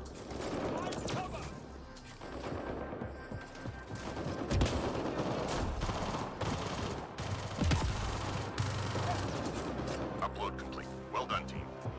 Nice. Nearly 3 through. stars.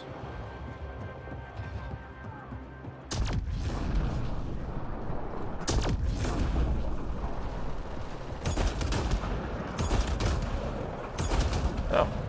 They just keep on coming, don't they? Good. Stay sharp. So that's what it's like when we actually have grenades / concussive shots loaded up. You can just spam them and take people out very quickly and efficiently. We're done here. Get yourself to the LZ. So ideally we're doing that on the regular.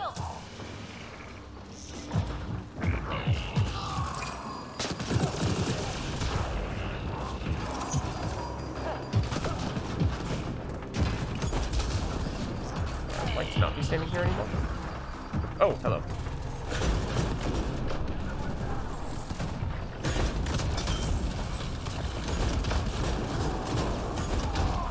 Oh, that's it.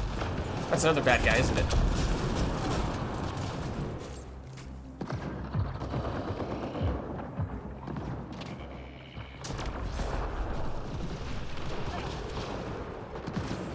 Oh, hold on.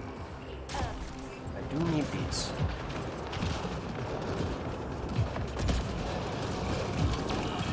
Sounds like there's a lot happening over here. If I could just get through. Oh, hello.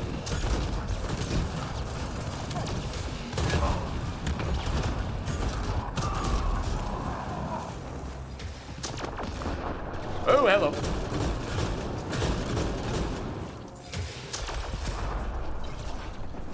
I'm reading a flat line. Oh. That was weird. Oh, hello.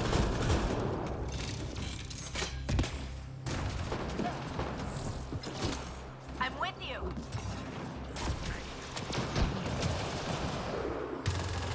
We are a little early, aren't we?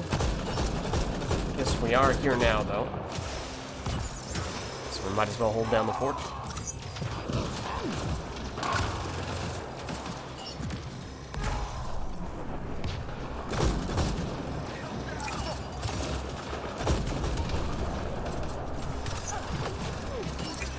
Chuck them all! Yeah, well, we're out of them.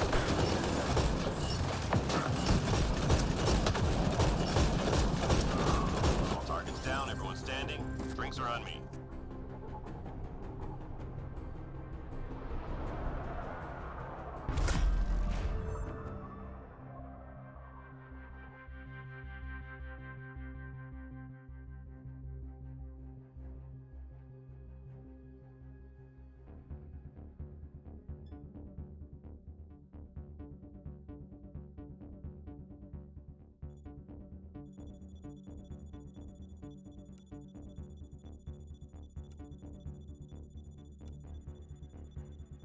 Not too bad. I mean, I was definitely running around like a chicken with its head cut off for about 90% of that match, but Scythian says ready to jump in, so maybe we ought to make a new lobby here, make it private, and then we can just get in people from chat, because we may not really need as much pug action going on now.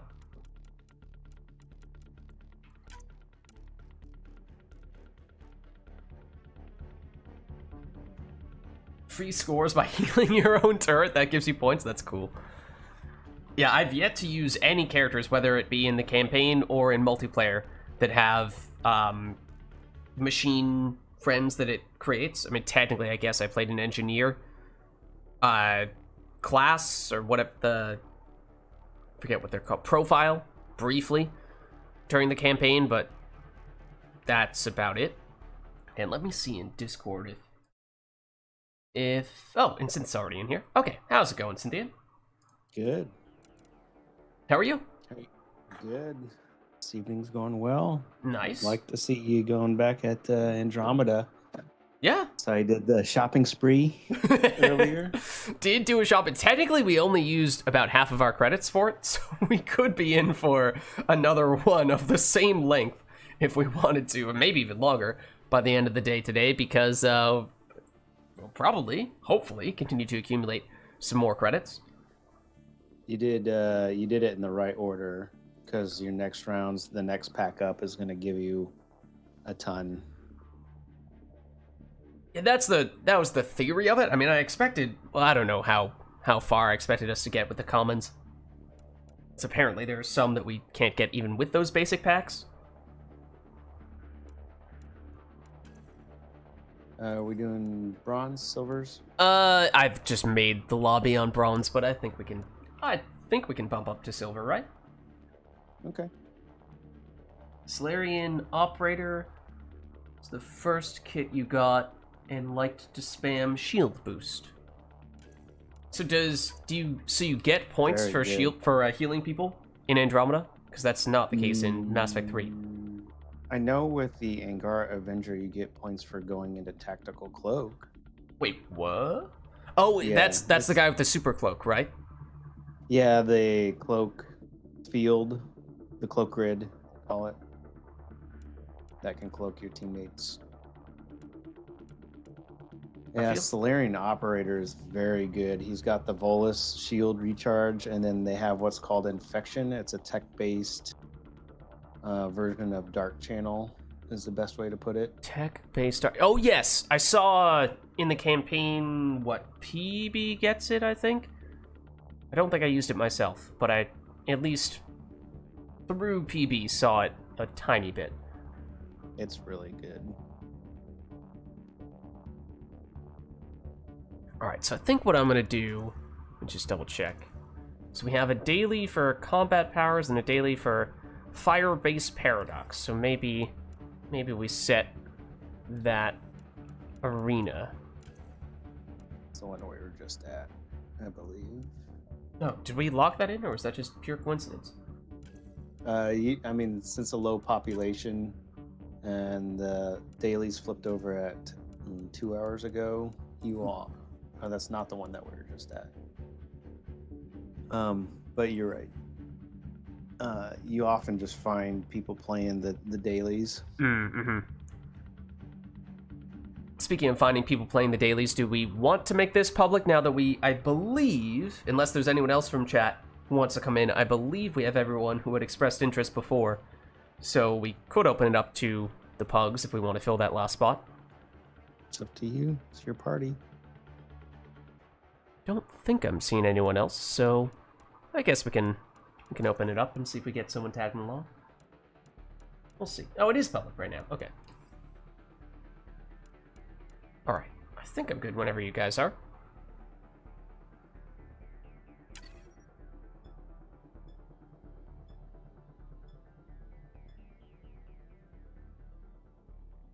But yeah, once I'm done with the combat power daily, I might try out a new character. All the human classes are just really solid in this game. Okay. Human engineer? Human engineer is a great engineer. He's probably the weakest, and for me anyway, Okay. in my opinion, of the human classes, but he's still really, We really need to good. secure this position. Yeah, I mean, I just haven't... I mean, technically, in my Andromeda campaign that I finished pretty recently, I played basically an engineer who happened to have cloak. Speaking of engineer, speaking of cloak, I absolutely just pressed the cloak button and assumed that I was going to go invisible, and didn't, right in front of a whole bunch of enemies, and that caused some problems. But thank you. Yep.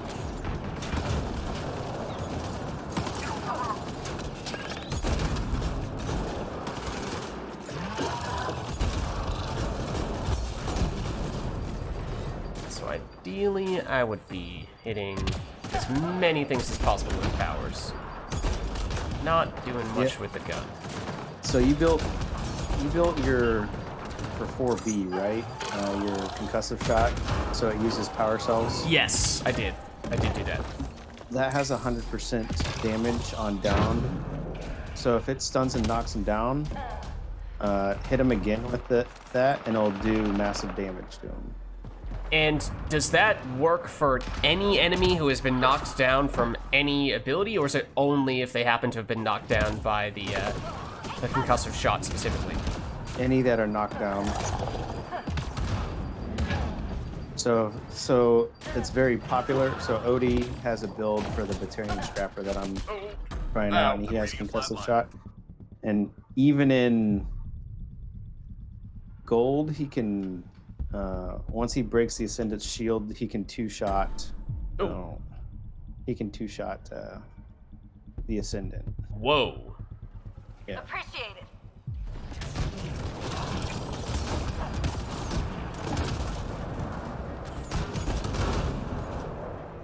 Yeah, I feel like, although I do have that extra damage on the concussive shot, at least on bronze and silver matches, it is not usually all that necessary. At least certainly not on basic enemies. Correct. Silver and gold, you were making note of it. Concussive shot is like one of my favorite universal detonators. It does very well. So if you bring elemental ammo and like a high fire weapon to pair it with turbocharge, you can paint on the ammo effect really quick and then just detonate it. Uh-huh.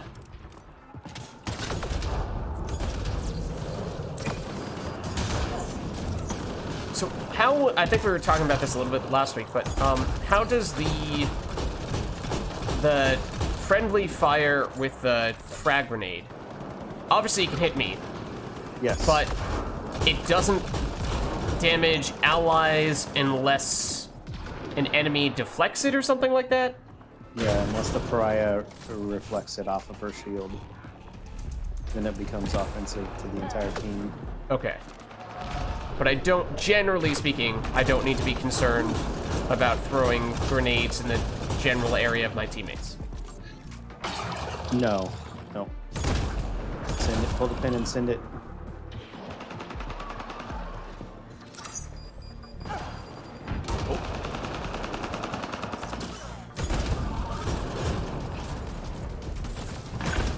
I missed.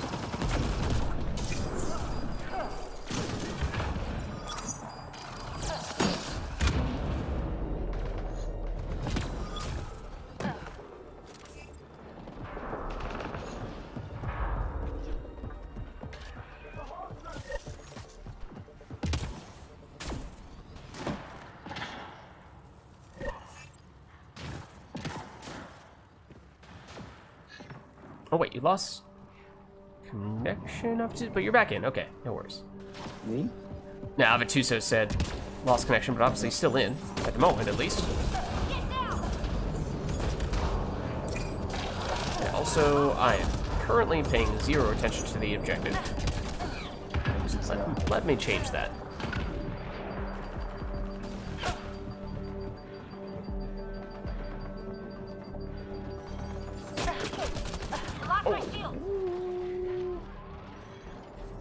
No Megusta.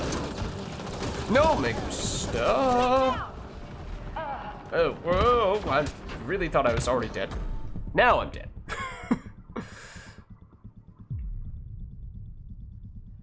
Where's the pizza? Alright. Oh, It's kind of close to me. I might just gel and get this. it's on the other side of the map. Oh, I'm okay. getting this. Thanks for having my back. It's on this side. Wait, what? Oh! Okay. I was going to say, when you were talking about the whole group cloaky thing, I was going to say that I felt like, although I've seen people who in theory were using that character, I'd never actually seen myself get cloaked before. Until just now. Yep. And the bad news is it's actually there's a glitch with that power. Sometimes you don't uncloak on your screen. So you can't see yourself, but you're uncloaked to enemies. So Okay. your cloaking status doesn't sync, and the only way to fix it is have that person recloak you. Uh-huh.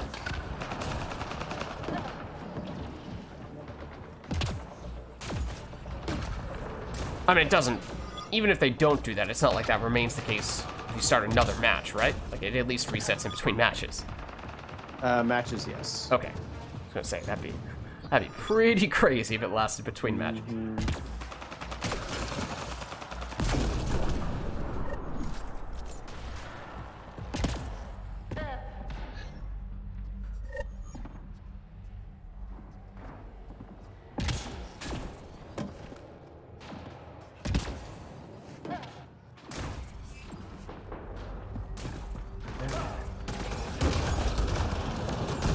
Very nice.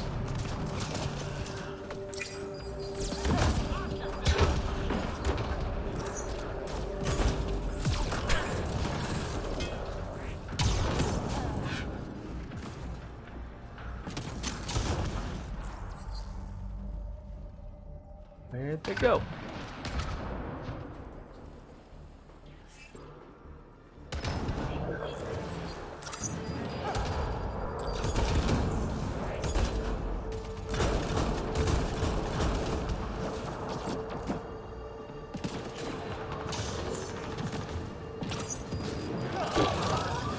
Oh, I walked into my grenade.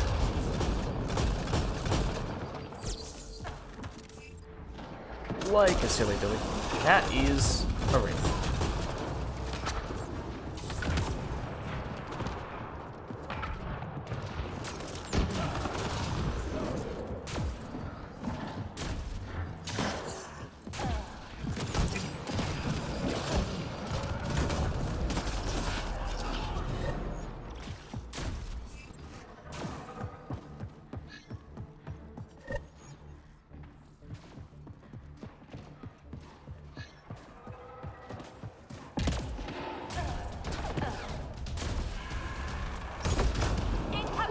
I wish that knocked you off the edge of the map.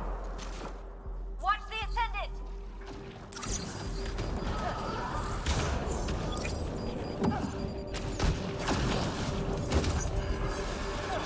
Look out.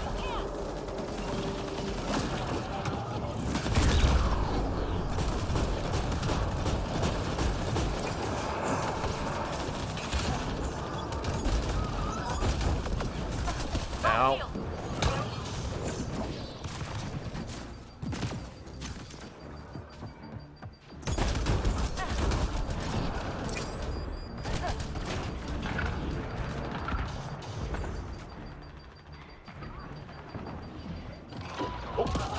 Where are you? There you are. Ow. I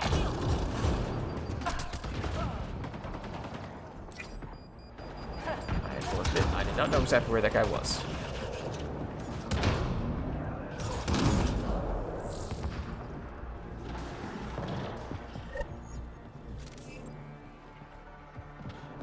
Wait, what? Give me more power cells. Oh, never mind. You gave me all the power cells.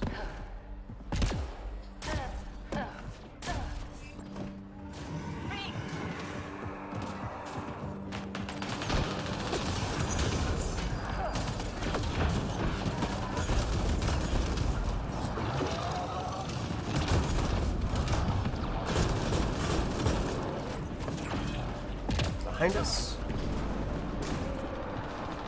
Yeah, like with the concussive shot, basically as soon as they're on the ground, hit them with another one and they're dead. Even if it's the target. Yep. Which is pretty nice.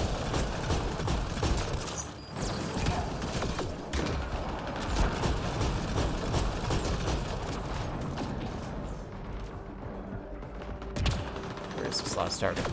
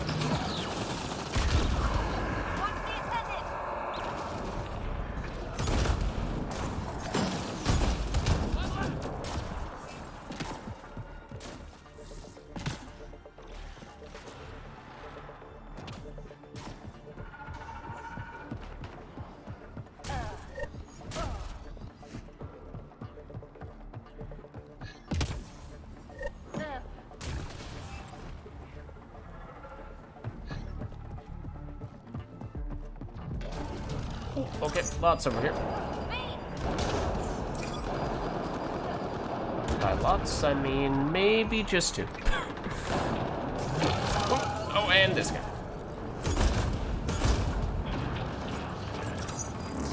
And an ascent. Run while you can.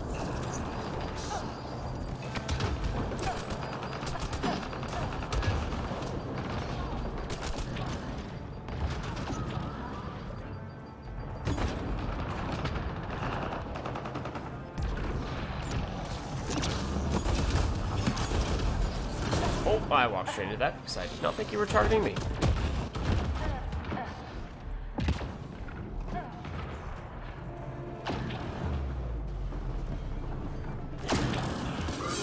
Got my good stuff.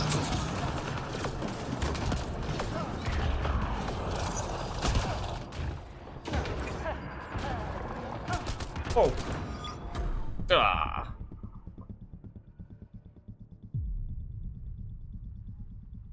Thank you. Appreciate it.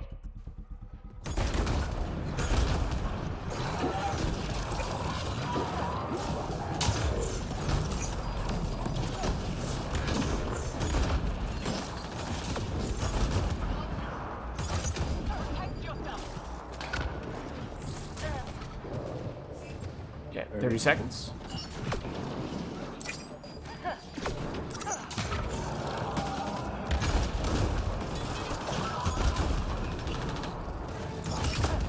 Run while you can.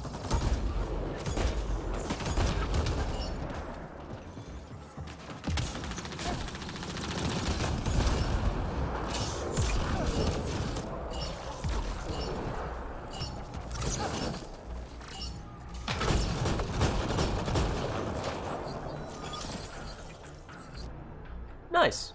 Well done. Well done. And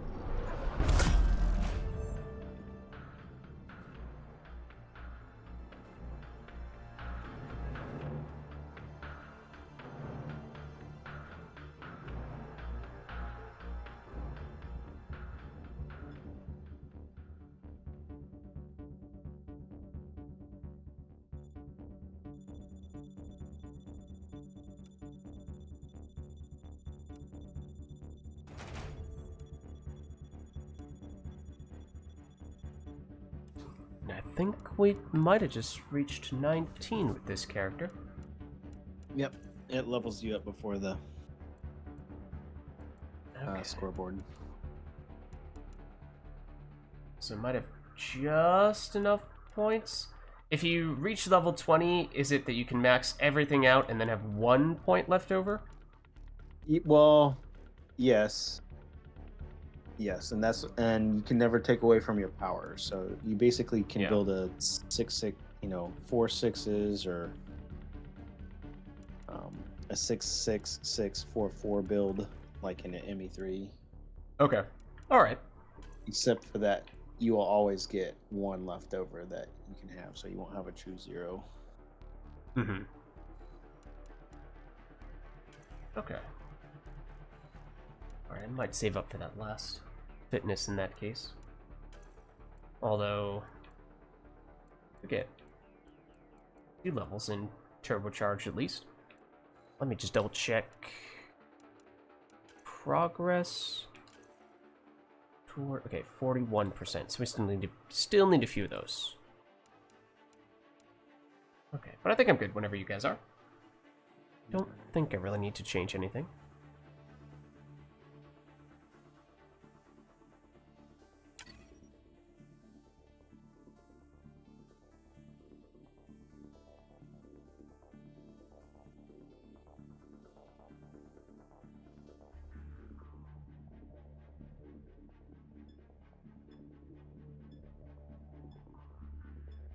And I might need a little more green, but we're kind of reverse color paletting.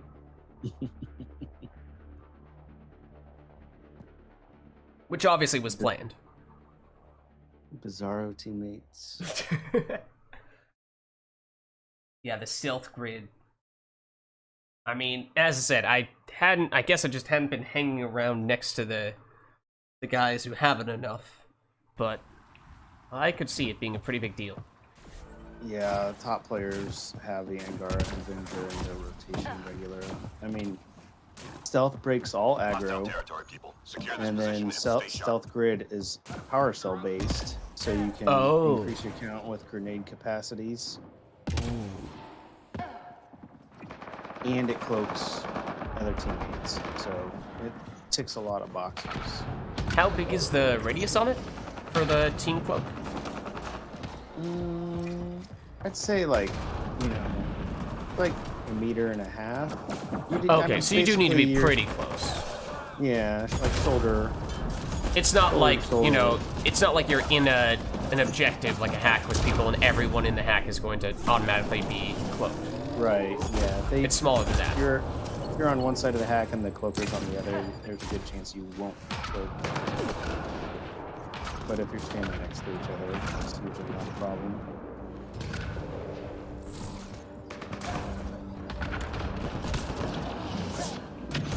Oh.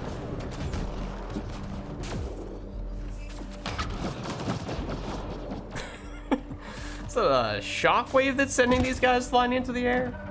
Yeah, shockwave is really good this game.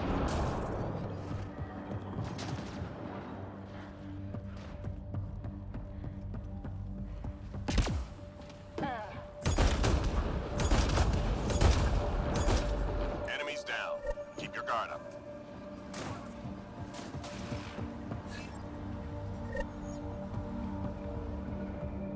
Hostiles en route.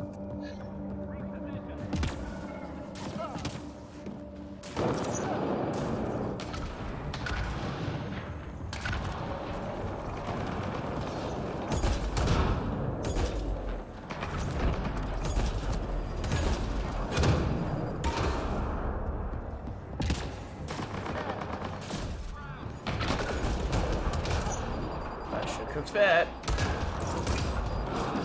Right now there's no one over there.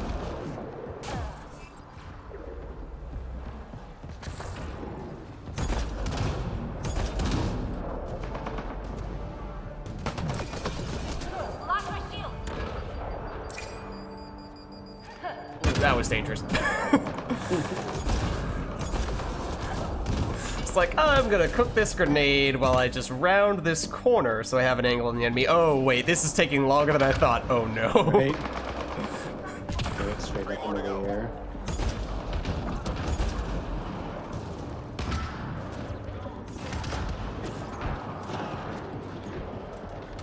Sensors clear for now. Great shooting.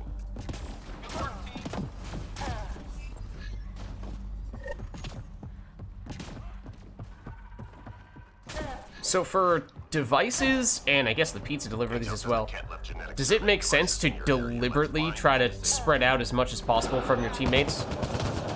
So that you can do them as quickly as possible? One device down. I mean, you can if you have a good team, but in all honesty, at the higher levels, this is the devices, upload, and hack. You really need a cloaker on platinum just because it's so overwhelmingly broken.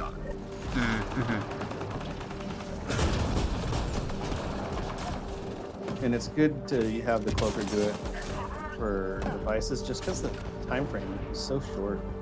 Yeah. Hang in there, Apex.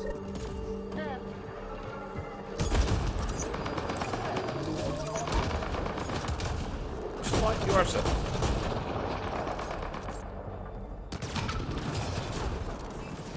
Enemy tech is deactivated. Objective complete.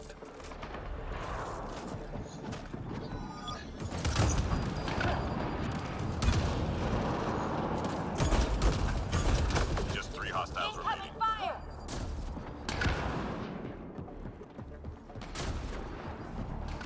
All enemies clear. Keep it up.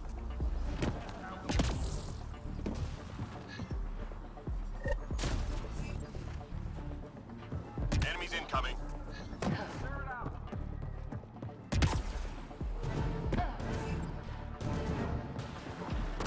Ah, that's where they went.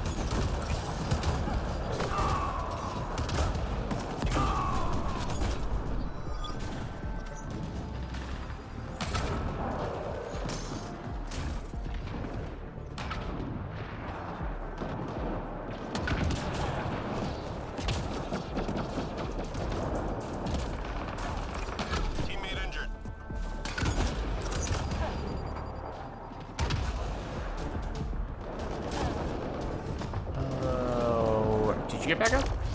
Yep. Okay.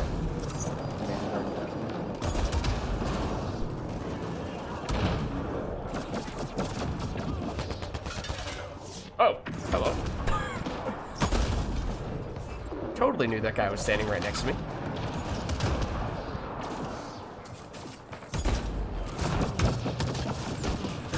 Just 3 hostiles remaining. Take cover. Nice job, Apex. Keep it going.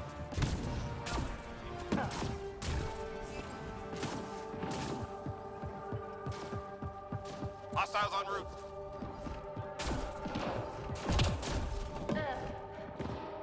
If you take the extra radius on the frag grenade, does that also affect the radius where it hits you? Yes. It does? Okay.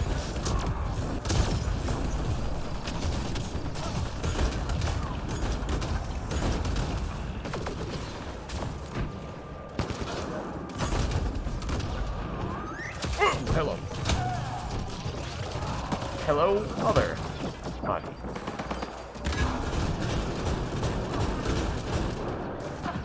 Lost shield.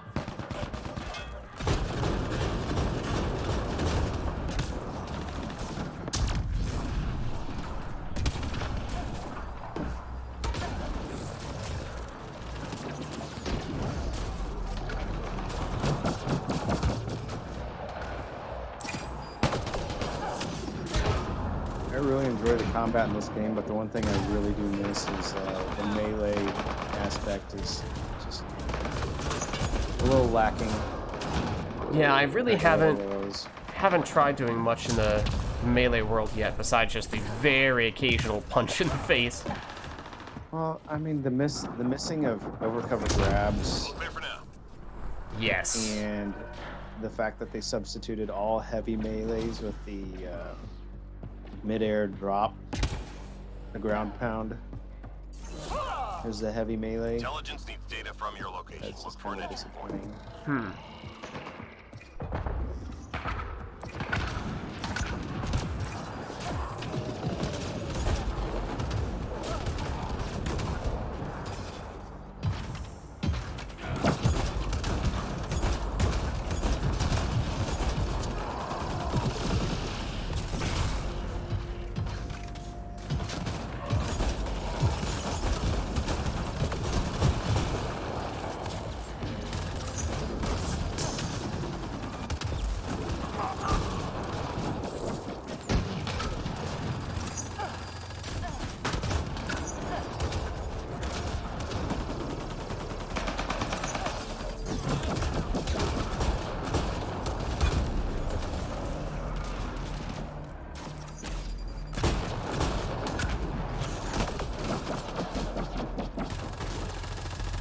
Got all the data.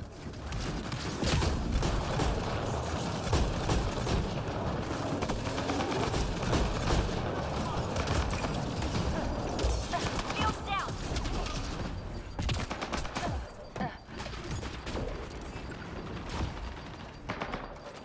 Just 3 hostiles remaining.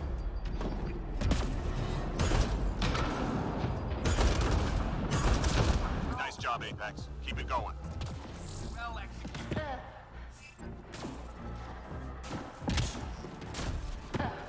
Is there any gun that you're looking forward to grabbing?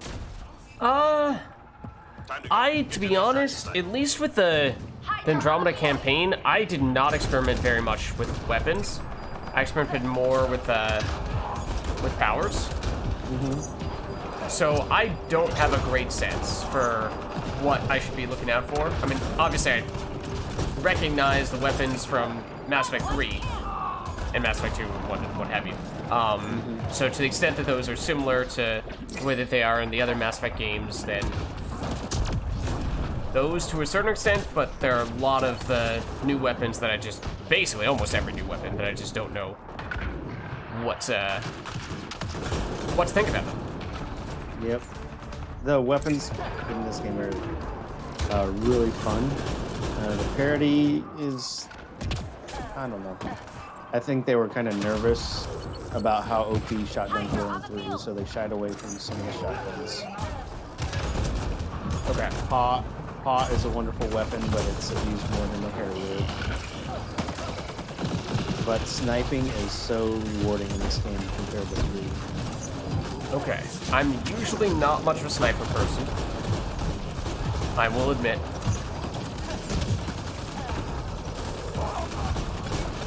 It's a totally different feel and play because you get the ragdoll feedback and it's a lot more smooth and fluid. Like, I don't know, 3 feels, compared to modern shooters, 3 sniping has always been kind of clunkier. I'm not trying to down it. It's just, you know, what it was at the time.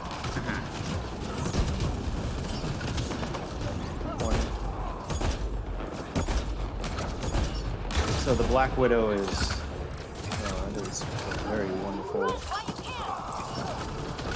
It's super rewarding to use.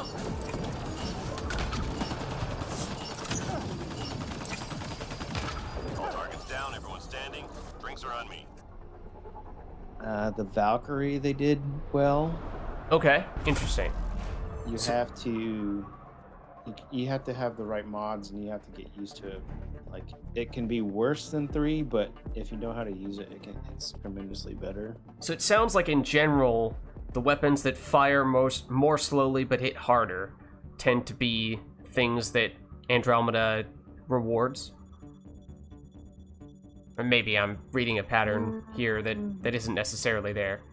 It's not necessarily there because the Roserod it's a pistol, but it's a submachine gun, and it would take the place of the Collector SMG, but it's more accurate, and it is such a wonderful weapon.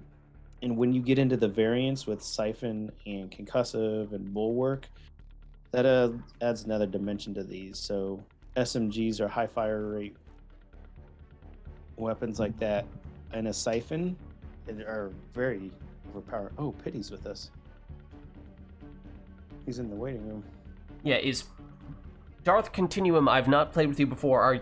Are you Pity, or I did just make the lobby private, so I was trying to create at least the opportunity to get you in here. I don't know if a random pug snuck in the last second, though. Or someone else who people are friends with. Let me get you in, though. Yeah, Pity. He's in the Discord waiting room. There we go. Hey, how's it going? I don't think we've ever played before with each other. Yeah, I've played this time. I'm okay. I'm okay. Pity can play. All right. He's very good. Well, you guys are doing totally fine here. You guys are probably ready to... I don't know what difficulty you guys usually play on. I imagine it's probably not silver, but you guys are probably ready to bump this up. To be honest, with Andromeda's player base, just playing with anybody has been fun. Mm-hmm. Yeah. Have you done all the Apex missions for today? I do use the Apex app pretty regularly, so I've probably done them for that, but do the Apex missions give an experience bonus? Is that a thing? Yeah. Mission funds. Oh, Yeah. do they? Oh, yes. Experience bonus, yeah. Okay. So And they're like slightly different. They usually have some sort of buffer challenge. Mm-hmm. So even if, like, I may have already done them with the, NPC strike teams and gotten the mission funds from that, but do I still get the other extra bonuses from doing an Apex mission, even if I've done that? I'm not super sure. I know you get the Apex points. So if you haven't done it on a certain character, you get the Apex points. But I'm not super sure about the experience. We could always try it. Yeah. I think you get the experience. Same thing with the Apex Pity. Like, you have to either have a character that can take it, or you have to do it on another character. Yeah, so like it says bronze completed, but apparently gold completed, silver not completed. Sniper skirmish. Cat. Yeah. Do you want to do that? Yeah.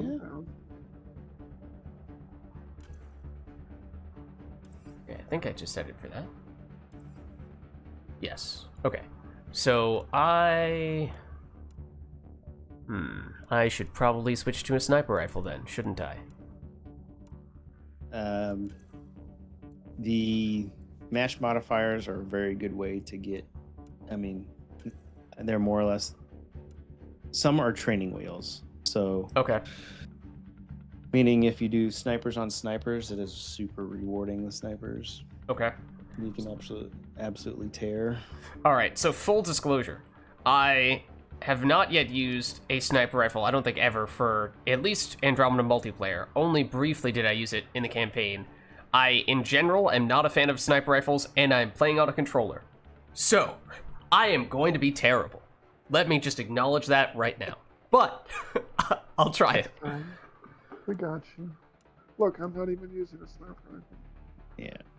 So I did just get super aggressive with a bunch of the basic packs. I have a Viper 10, a Widow 4, I'm guessing that's probably going to be my best one, Raptor 2, Incisor 2, and Vanquisher 1.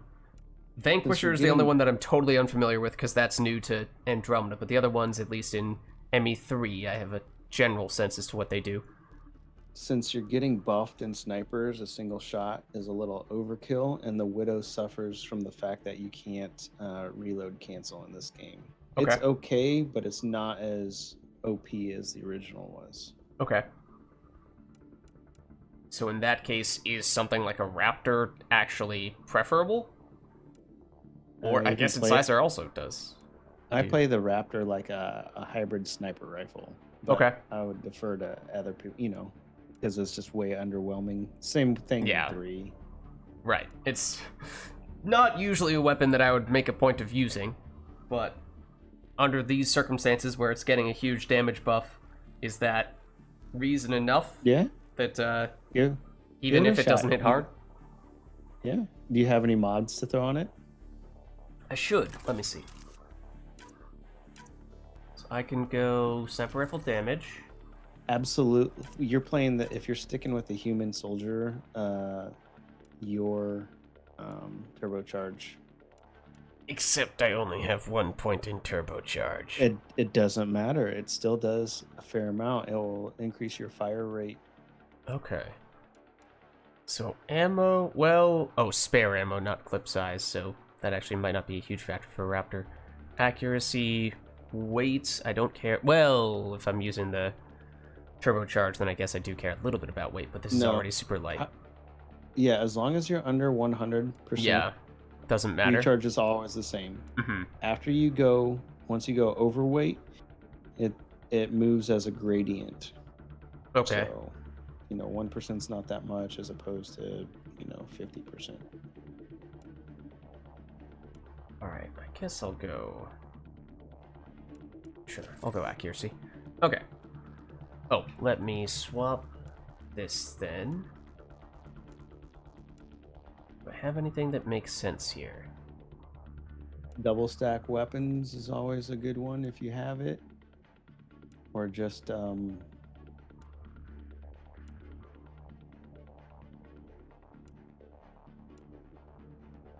that's a basic one that's good.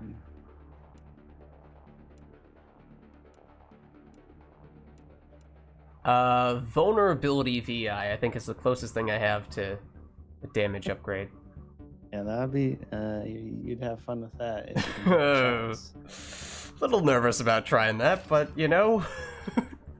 this whole thing I was saying about I'm not going to be anywhere near precise, but we'll give it a shot. That's okay. You'll be fine. Just silver. Everyone used to use the Vanquisher. There was a time when it was pretty OP. Yeah, I haven't spent a lot of time with it, so I can't speak to it. It's my only rare, at the moment at least, for snipers.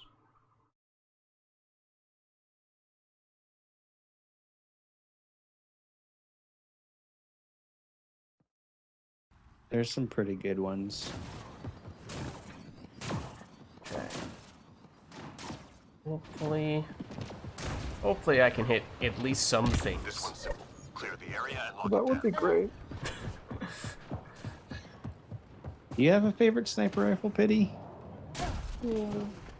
I'm more into assault rifles in general. Figured.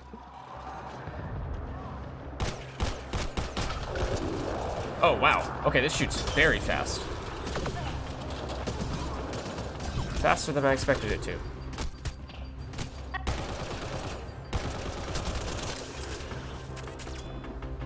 A lot faster than I expected it to.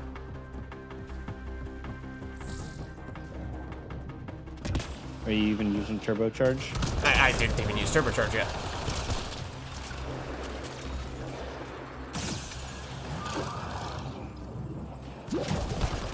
It's not until you said that.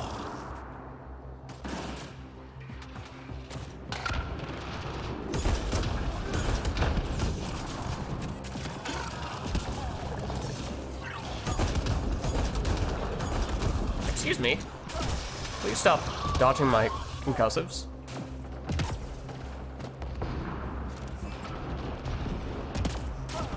Three left. Go get them.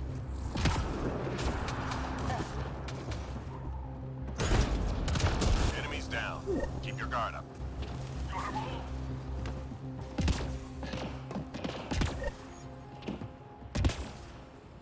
Enemies headed your way.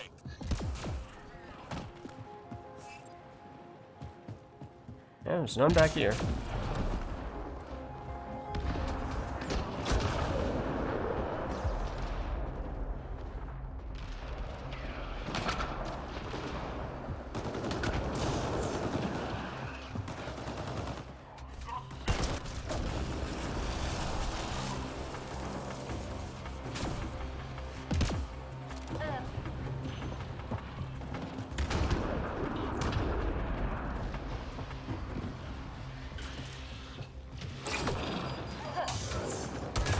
Oh, Nice toss. Oh, man, you're getting that frag grenade down pat. I have had some practice with that. So you land both of those on each of their heads. Now we I'm gonna- always bat. just ignore the point blank concussive shots that I missed at the beginning of the wave then. Three left. Go get them.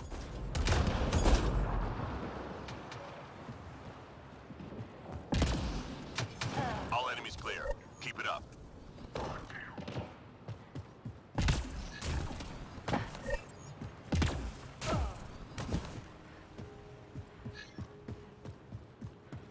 We've detected mission critical data. Find the location and upload the intel. Oh, hello.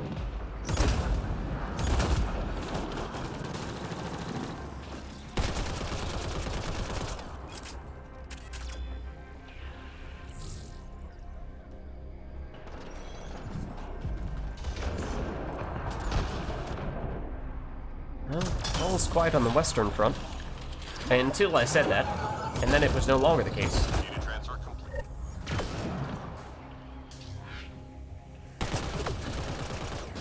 Get down!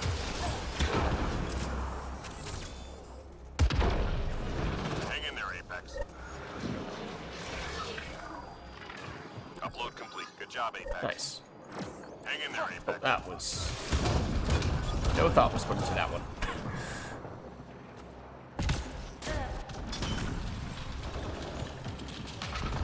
Three left. Go get them. Enemies down. Keep your guard up.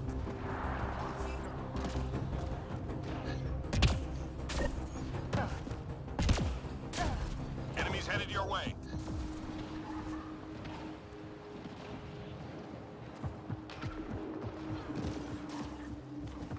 Not over here. Need to practice my window jumping skills. You gotta use your barrier climb. My You what? Flip out the windows.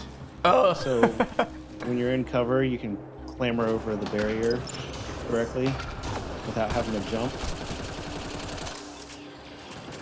I think you figured out You accidentally found it last time we were playing? Yes, I think I accidentally saw or noticed other people doing it. I don't know if I did it myself. Yeah, if you do that to the windows, it'll just flip you right out the window.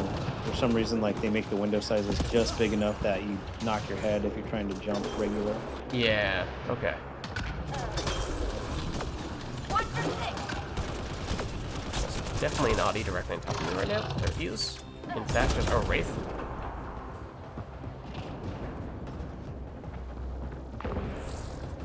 Three more to go. Is there any difference between an Audi and a Wraith, technically speaking? Wraith's cloak. Oh, true. All clear for now. Okay, so City that's might how know a you do little it. bit more of their mechanics. I feel like the Wraith, the Audis, Enemies headed sorry, your the way. Wraiths are always like lunging at you to swipe. More? I don't know. Incoming fire. That's unfortunate. Cover there.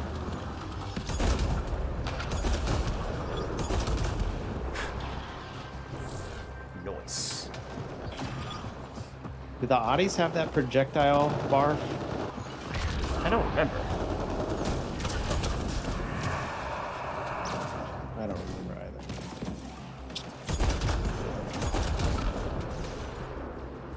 either. All I know is when you play Glassjaw, they are so annoying.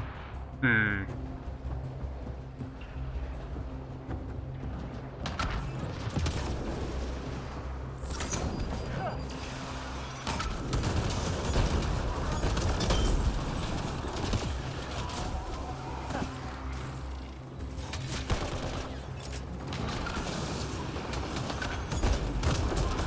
Where you at?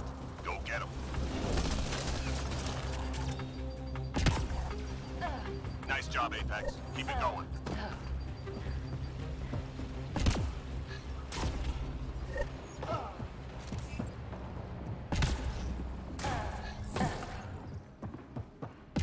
We've detected mission critical data. Find the location and Watch upload the the attendant. I'm on C, Good luck. and it's crowded.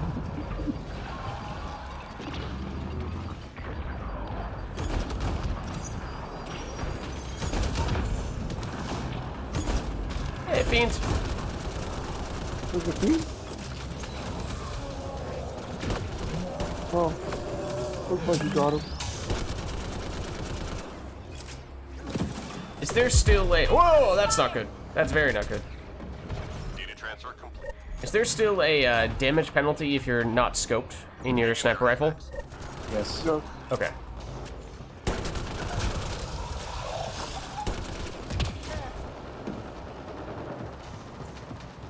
Upload complete. Good job, Apex.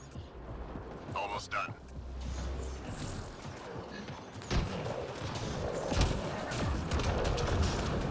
Three more to go. Well, if you flip over to mouse and keyboard, quick scoping in Andromeda is a little bit easier too.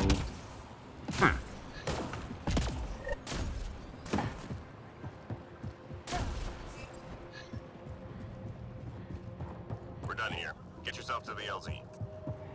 Watch the attendant. Seems like they're all right around LZ.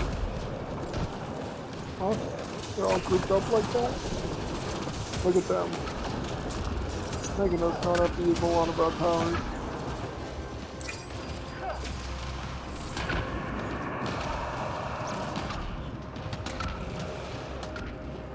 High five. Now they're in the backside.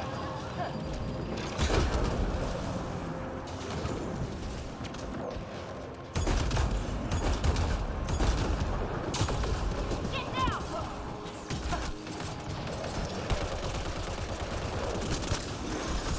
That's time to reload.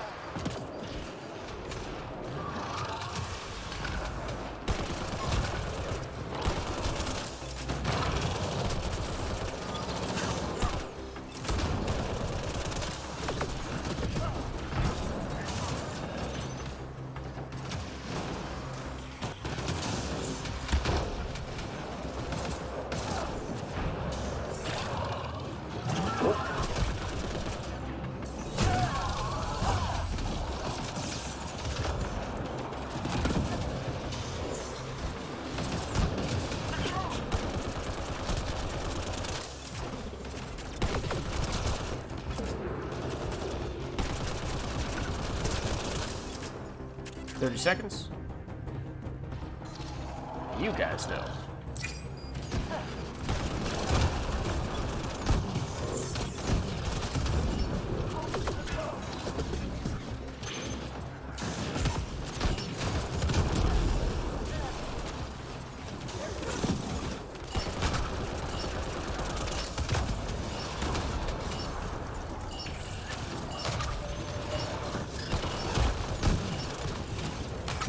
All targets down, everyone standing. Nice. They're on me. Super done.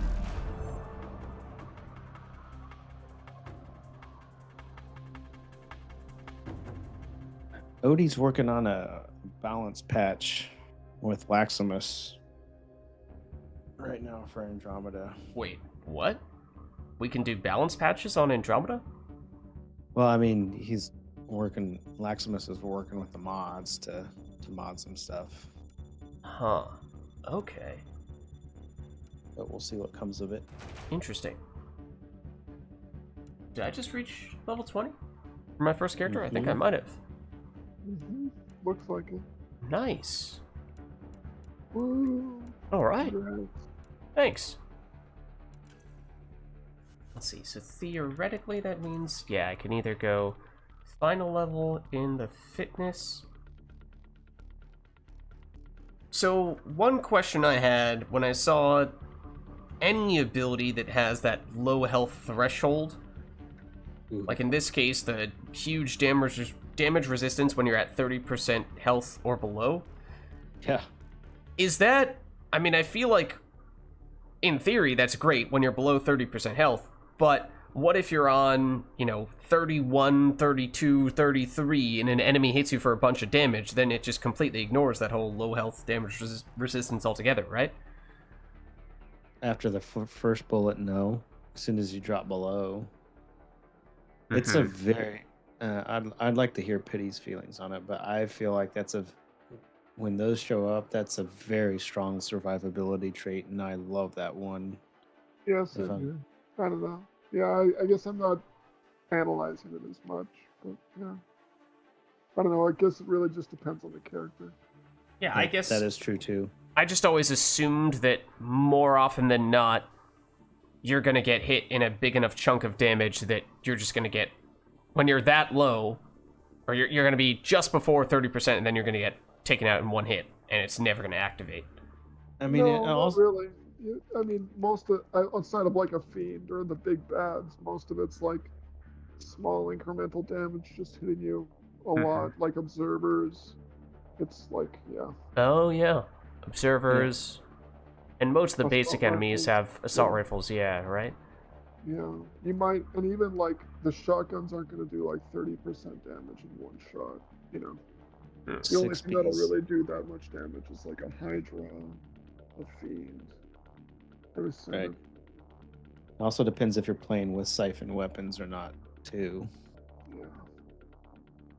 But comparatively to 6B, so if you're debating 6A or 6B, Oh, yeah. 6A is superior. Yeah, no, I'm Unless definitely not unless going you're the doing a pure route. melee. Yeah. And then, so if you opt out of it, that's where you look to invest in other powers to Right. offset that. Yeah, and as good as turbocharge is, and it sounds like everybody says it is pretty amazing, I kind of just feel like I'm gonna set up this character to be pure concussive shot, pure frag grenade, and I'll have my male base soldier be a weapons platform that focuses on turbocharge instead.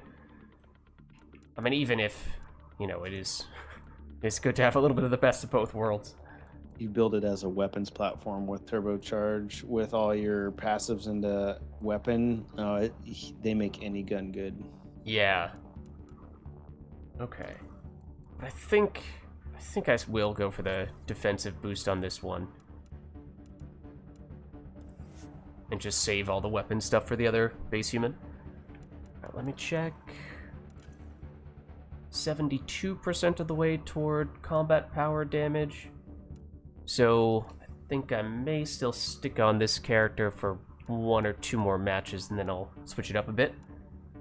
But okay, so we've already done one match with this Apex mission, does it continue to give us that extra... I know it doesn't give you the extra mission funds if you do it extra times, but does it continue to give you that extra experience? I mean, I guess that's more or less the same question I was asking before, so I don't know.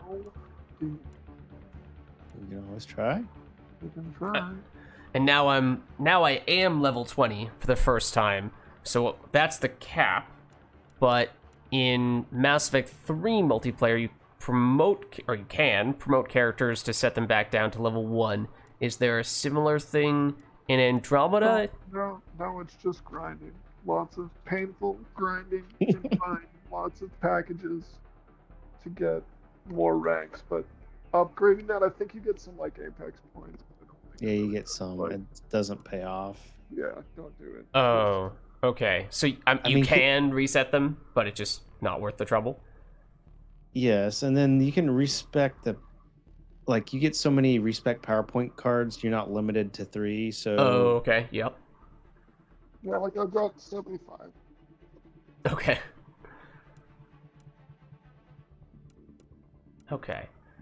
So I feel a little bad about just hanging out on level 20 character when I have a bazillion other characters that could use some experience, but... Don't worry about it. Enjoy your level 20 character. You know? Yeah. The RNG on this game is so tough. It's so long. Don't punish yourself any more than you need Okay. Okay.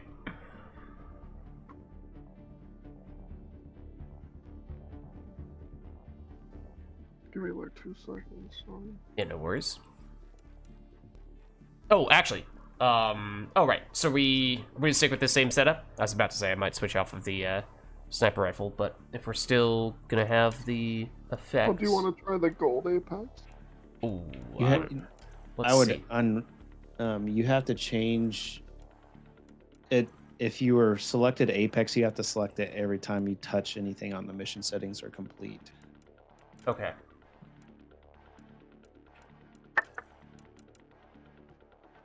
So this is pistol skirmish, remnant. Okay. Nimbus. Nimbus is fun. I love that map. I don't know. I think it's great. Yeah, it is good because like all the enemies that you know where they're gonna go. You know, it's nice. It's cathartic. You put a grenade there. Boom. Things happen. My favorite is the sniper VI build in the center platform. Yeah, my favorite is when you have some sort of like charging character and you just sit on that center platform and charge whatever entrance there's enemies, you know? Yeah. I have to try that. It's a good one too. All right. So I can give it a shot, but I can make no promises as to the level to which I will actually contribute. Now, that is completely fine. Don't even sweat. Yep. I'm gonna play a cloaker. It'll be great. And Avituso, is it okay with you if we bump up to the gold Apex? Does that work for you? I think you're mute. Well, on my screen you're muted. They're in Twitch chat. They have a different name in Twitch, which is confusing. But they also said they'll do one more game. Oh, so we bump up. You can try that. Okay, one more game, and we'll bump up the difficulty for it, at least for you. But I could probably stick around a little while longer still. But let's do it then. Did I actually log it in? No, not yet. So it depends on. You got some decent pistols, don't you? That is a good question. I am going to have to check. Did I set it there? Yes. Okay. Let me take a look at what I have for pistols, because I have not really been relying on pistols at all. I've basically been going almost entirely shotguns because they seem to be far and away the weapon type that I have the most luck with. Oh, and apparently not the case at all with pistols, because highest pistol I has is a level 2 Carnifex, level 1 Phalanx, 10 Charger, 10 Predator. Yeah. I mean, I do like the Carnifex, but I don't know if a level 10 Predator might be better than a level 2 Carnifex. I don't know. You do have a you can take another weapon, so you can take a Carnifex, and then I would recommend the Charger's your only SMG. I think you would have fun with that. Okay. And if you wanted to, you could throw on some Elemental with that guy, and you'd have a lot of fun. Okay. Let's see.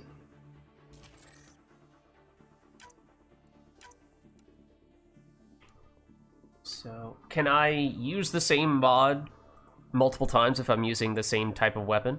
Like, can I have two weapons that are using pistol barrel? Yes, you can. Okay, nice. Very nice. Okay, so assuming damage and penetration is probably the way to go in both cases. Otherwise, it's melee or it's accuracy. I mean, accuracy could be worth doing.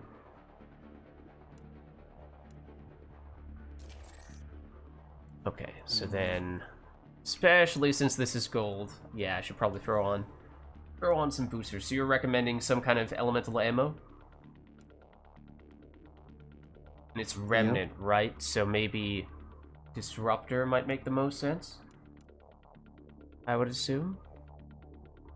For shields. Yeah. Yeah, Disruptor gives nice stun. Do that. And then... Disruptor and Inferno are going to detonate more. Cryo really works well with the debuff. Okay. Alright, I guess I'll just stick with that then. Okay.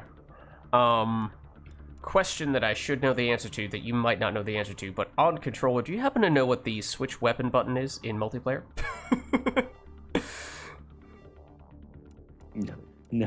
No. Alright. Well, Do they have... there might be a key bindings list somewhere, but I don't know where. What's up, Ghost of Chaos? How's it going? We are doing gold. We are doing gold. And this is our first gold match we've streamed here in Andromeda multiplayer. So we shall see how this goes. It is the Apex mission. So we have extra damage on pistols. I don't have the best pistols, though. Right, the modifier helps a ton. Yeah. So would you say the faster firing weapon probably benefits more? Okay, well, can I... Well, I did not... Heads up. Nade out. One moment while I press every button trying to find what it is that switches my, my weapon.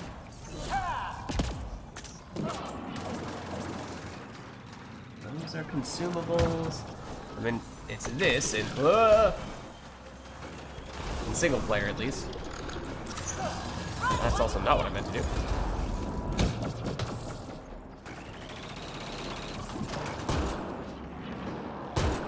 Oh, down I go. And the Carnifex is another weapon that does require a level of precision that I'm not sure I'm going to have when I am on controller, but we will see. Oh, hello.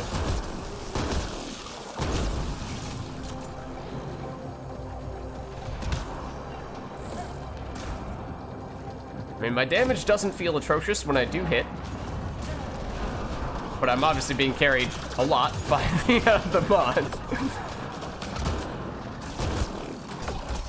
Ow. Just 3 hostiles remaining. Reload. We're tracking reinforcements.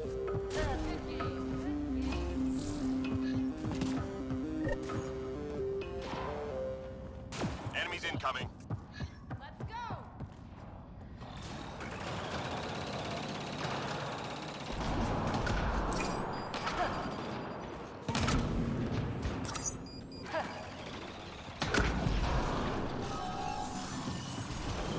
Admittedly, even though this is a match that gives us extra weapons damage, I do still need the daily for the combat powers.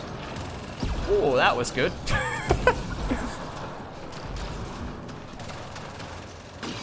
Oh, that's not good though.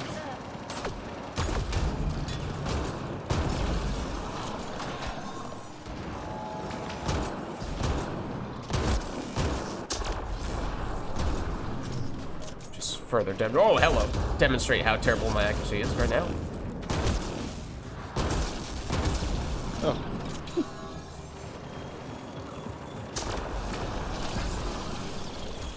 I hear them.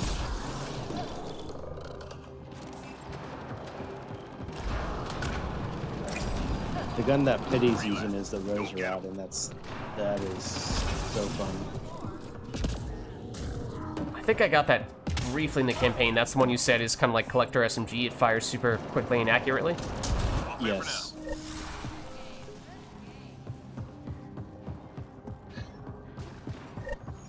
It has a somewhat spool-up speed, Okay. and it's not a recharging clip. Enemies It's not an triangulating on your energy-based clip, outpost. Find their sensor arrays and get them broken. but the Collector is the best comparison I can put for it. Okay. Ow. Enemy tech shut down. Lost you.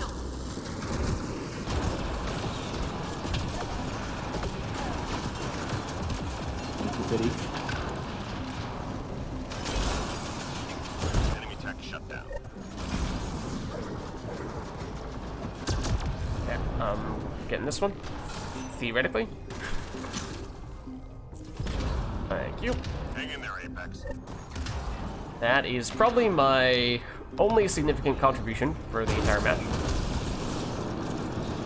And that will likely remain the case. All enemy devices are now offline.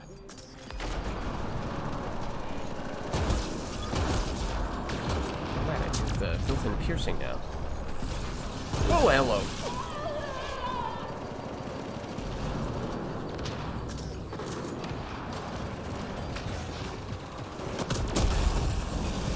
Just 3 hostiles.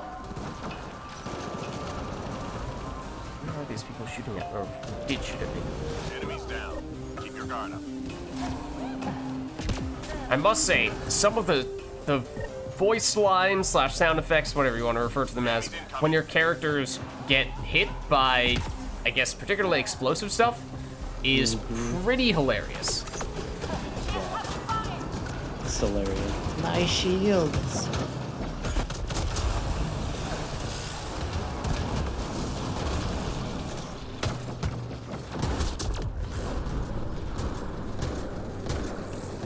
Whoa.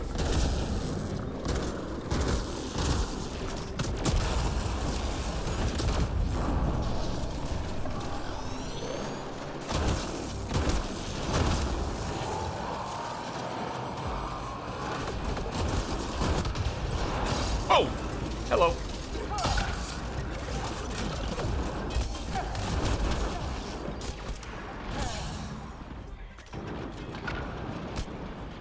This might be one of those circumstances where being on...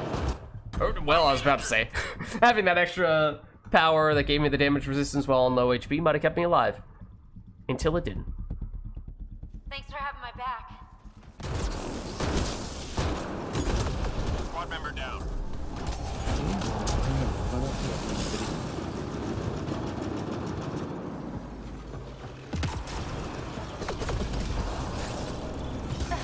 Shields down.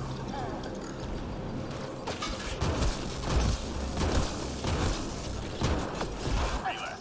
Go get him.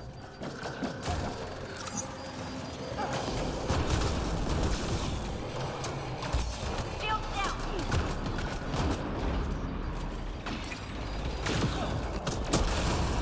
All clear for now.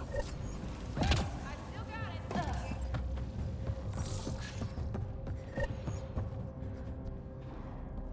Enemies incoming.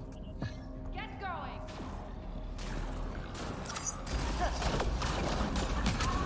You know, I just realized I've been playing this Batarian, and I haven't used Cryo, but right there, that was the first time out of all these matches. What I just realized is that I didn't use the thing, whatever the name of the ability is that gives me the extra power of my weapon until just now. Supercharge. Probably something I should look to do. Ow. Member down. When I'm alive, at least. Thank you. Needed that.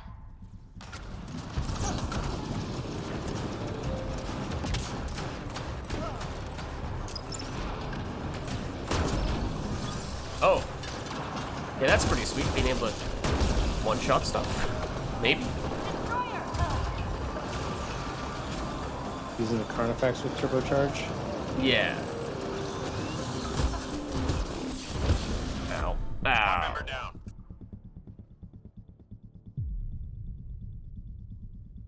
Thank you. Yeah, the Carnifex is definitely, it's firing more slowly than I would have thought. Definitely more slowly Yeah. than the other Mass Effects. Wow. They gave it its correct power and accuracy, but the fire rate just slows it down just a little bit. And it's a little frustrating.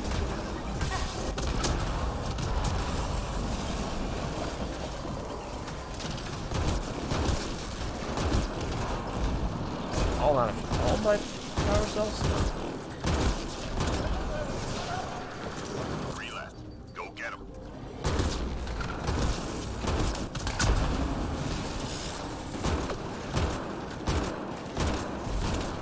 All clear for now.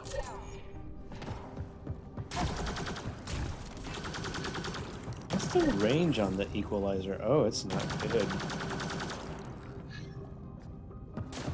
Intel says the cat left genetic surveying devices in your area. Let's find and Fire! disable them.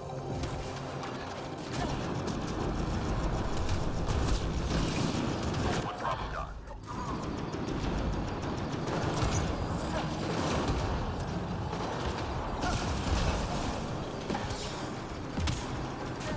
Enemy tech shut down. Squad member down. Lost shield. Nearly through.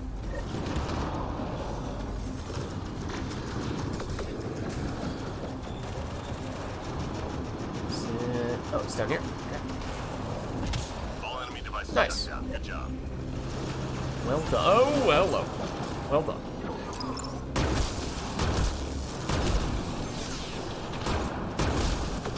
Watch your six.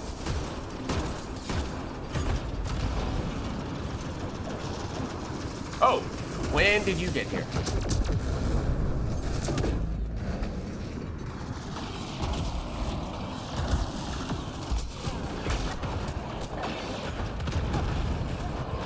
Oh, wow, that's a lot of explosions.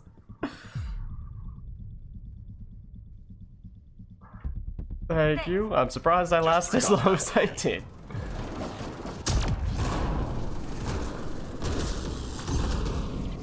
Reload. We're tracking reinforcements. I still got it.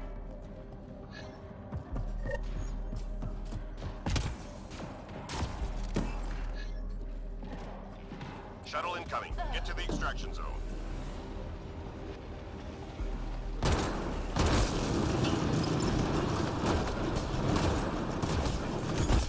Shield down.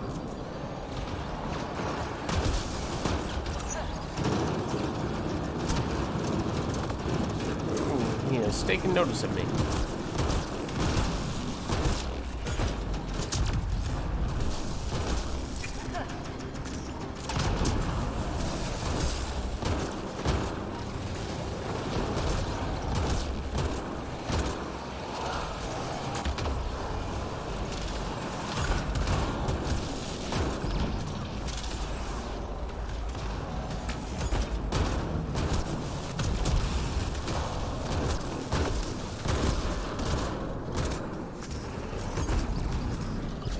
Oh, damn it.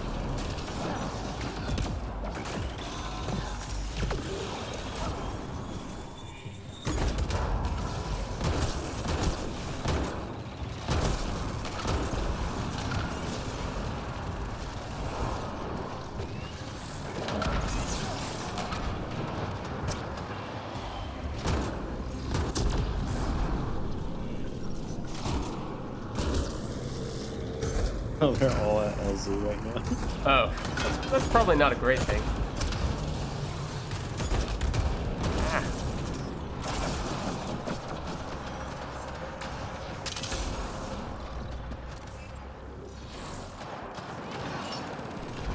$30 seconds. Oh, that doesn't look friendly.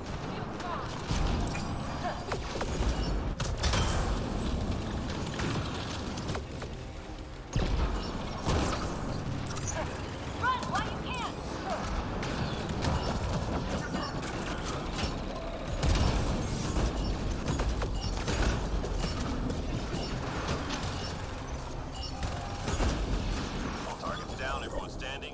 Drinks are on me. We did it. We survived. Look at you. You did it. So powerful. Well, you're definitely not talking about me. It wasn't so bad. You only died like once, right? Mm-hmm. I don't know. But my damage or lack thereof was yeah, as we're probably about to see here, I wasn't exactly doing much. I mean, you're early. You're new to the game. Surviving is gonna like. What's Blasto say? Not dying is the best way to increase your DPS. I guess that is true. Thanks for stopping by, Gilliong. GG's. So yeah, Avituso is out. Alright, I think I got one more in me. Okay. If anyone else from chat does want to hop in, we do now have a spot. But well, now we're potentially looking at just having 3 people in for this one, so don't know if that means we want to bump back down to silver, or if we want, I don't know, are we making this gold thing a permanent thing? You're the host, brother. Yeah. You do you. We're just along for the ride. But don't make me make decisions. Decisions are difficult. Well, that's why we don't want to make them. All right, fair enough. Fair enough. All right. Oh, but I did tell you what. Wait, let me. Okay, so I did want to finish the combat mastery daily, which I didn't make that much progress on for that one. Maybe we do drop back down to silver, and I'll try to finish up the combat mastery daily for that one. And then I kind of want to try to test out another character today. So maybe I'll, after that, switch over to an engineer or a sentinel or something like that.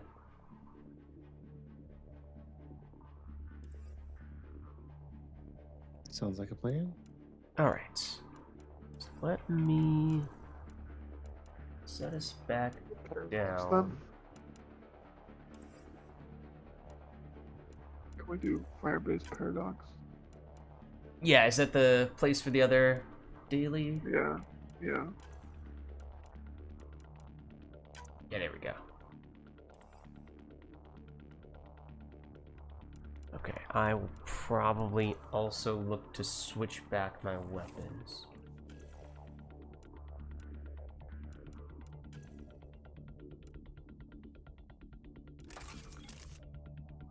And probably not vulnerability VI on a piranha. For the human soldier. Mm-hmm. Well, since you're controller, but if you can hit the headshots, a piranha VI is really nasty. Mm-hmm. So fun. Even on a shorty, you can do.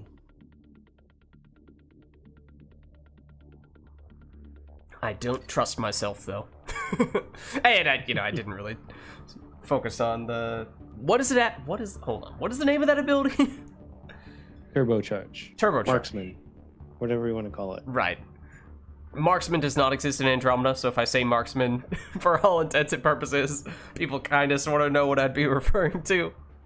Yeah, that's out of any of the abilities, that one's probably the most apples to apples comparison. Okay. So yeah, I did not focus on marksman for this character, but it does seem like something I should make a point of doing for the other base human. Stay sharp. Okay, but at least for now, it's all about the powers.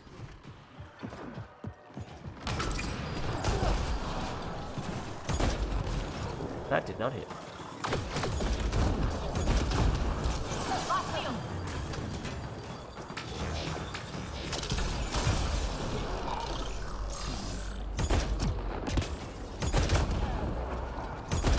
No!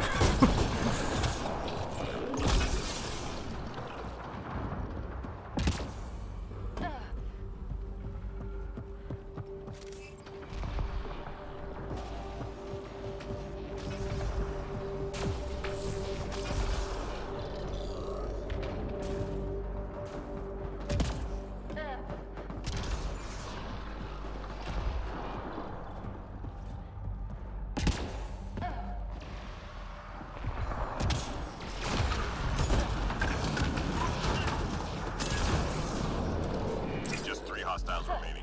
That's definitely not gonna work.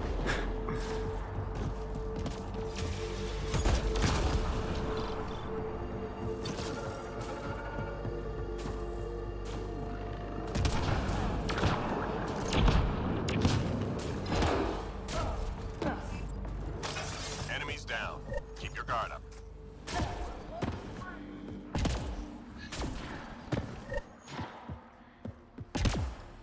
Enemies incoming.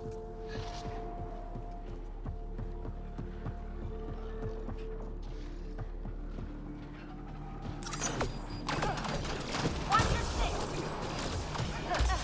Shield down.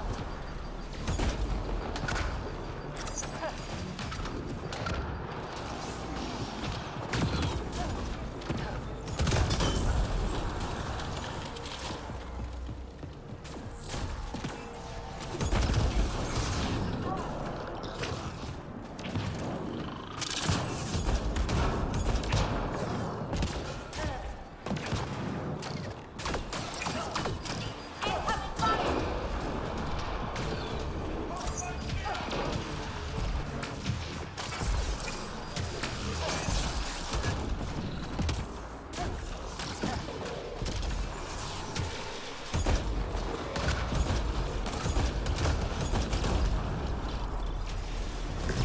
Just 3 hostiles remaining.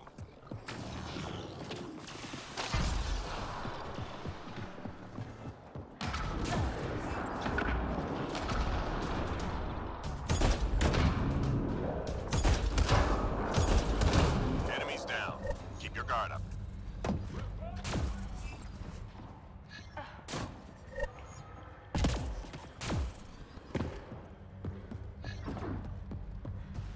Intel says they can't let genetic surveying devices in your area. Let's find and disable them. Okay, I'm kind of, sort of on my way. I did run into some friends. Shield. Have some shield. 1 device down. Thank you. Okay, I got this one.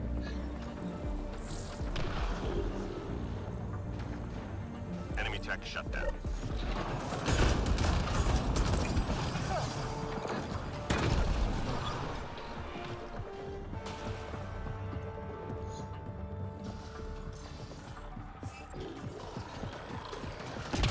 Almost done.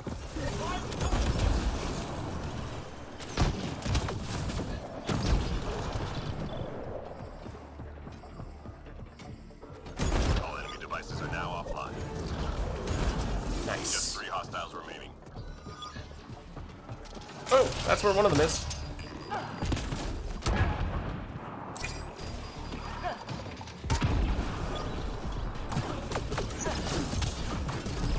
All clear for now. I was kind of lukewarm about the Falcon and ME3, but I'm starting to really like the Falcon and Enemies headed your way. Andromeda. I've not tried it yet. But I did have similar feelings about it in ME3. I wonder if I would feel the same way as well. There's some people that can really make that gun shine. And I'm not one of them. Yeah, I would agree. And it's still not an easy gun to use, but its ricochet mechanics are a lot tighter. Take cover. Okay. So that's really fun to like drop behind people. Shield down.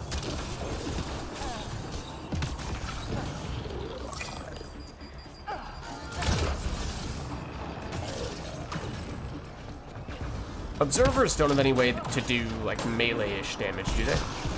No. Okay. They just move your ass from orbit. And on platinum, they are so intense on platinum.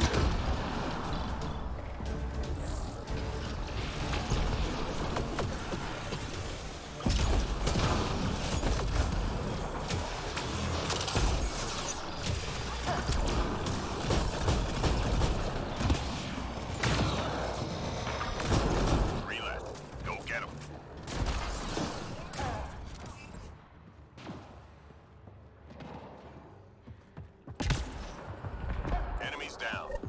guard up.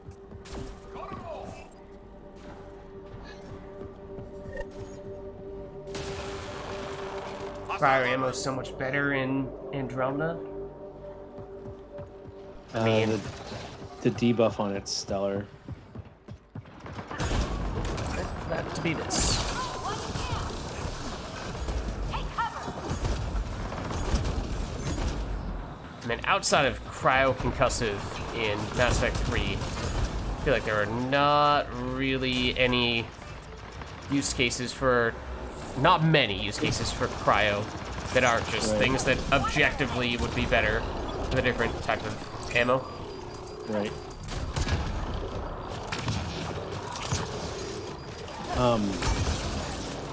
Cryo ammo and cryo period, like the cryo beam. I've finally been called out on my bad habits on it. Is really powerful if you have the debuff on it and don't detonate it. I've not tried it at all. I have no idea what it's all about. On a Debo. Yeah, Say that you again, just Pity? You leave it on, right? So, Yeah. Yeah, I had a bad habit when I was. fun to explode it. Yeah. Right. Well, I mean, when you get the Puggernaut, the equivalent of the N7 destroyer, the Juggernaut, he is so fun because he has shockwave and basically All snap enemies clear. freeze Keep it up. Oh, wow. with destroyer mode, but it's more fortify. It doesn't give a lot of offensive; it's all defensive stuff. So he's a tank. Intelligence needs data from your location. 2 close powers, a tech, and a biotic. And the snap, the cryo is so good. You immediately, as soon as you drop it on somebody, you immediately want to drop that shockwave and detonate it. It is really rewarding. The explosions they did well in this game.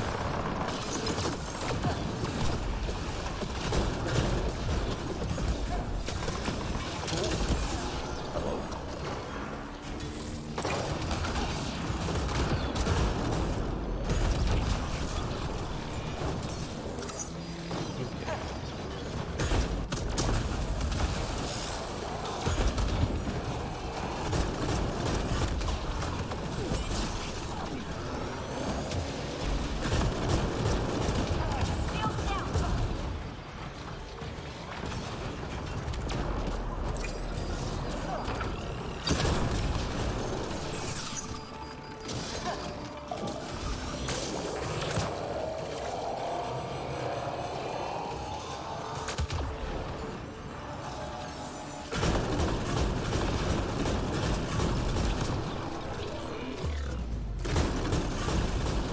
Data received. Loud and clear. Huh.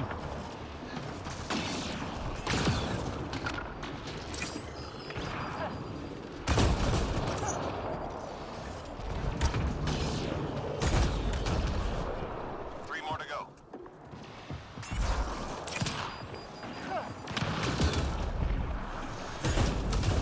Enemies down. Keep your guard up.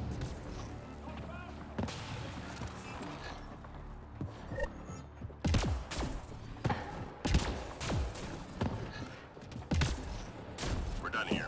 Get yourself to the LZ. Destroyer. Okay, lots of stuff. Oh, lots of stuff over here. That's not how I meant to do that. That's how I meant to do that.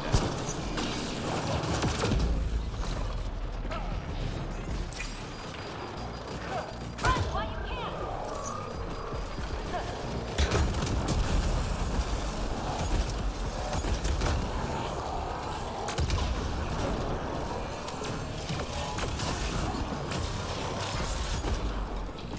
What I was shooting at.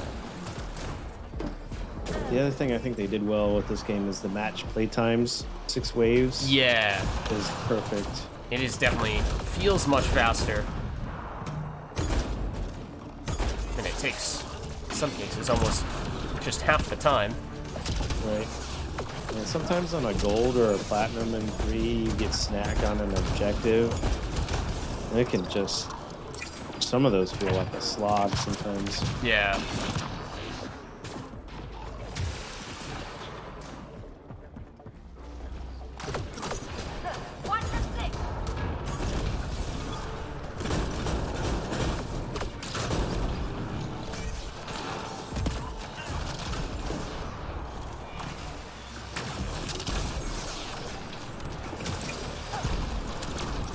2 seconds. Ow. Also ow.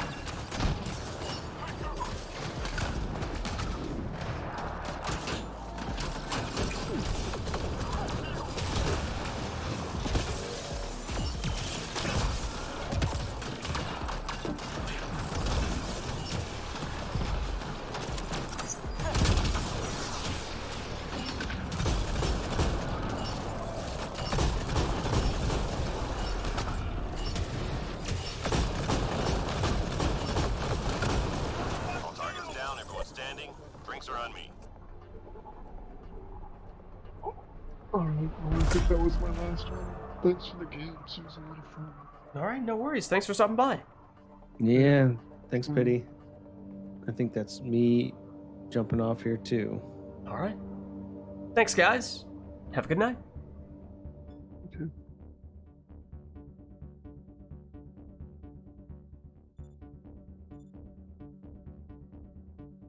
Yeah, the snap freeze in Mass Effect 3 certainly is a ton of fun. I've not yet tried it really any dedicated cryo combos in Andromeda yet. Yeah, Snap Freeze feels like they were making up for the offset of cryo in general, and then they accidentally left the glitch. In Andromeda, they Yeah. still have it? No, Oh, okay. it's not as glitched as the Paladin and the sex bot, but it's still very it's damage debuff is or defense debuff is larger, and that's what I was trying to say. Like it's a weird habit to break to leave it on. Like if you have if you drop it on somebody and you have a full freeze and you have a good weapon, like you can just melt armor with it on.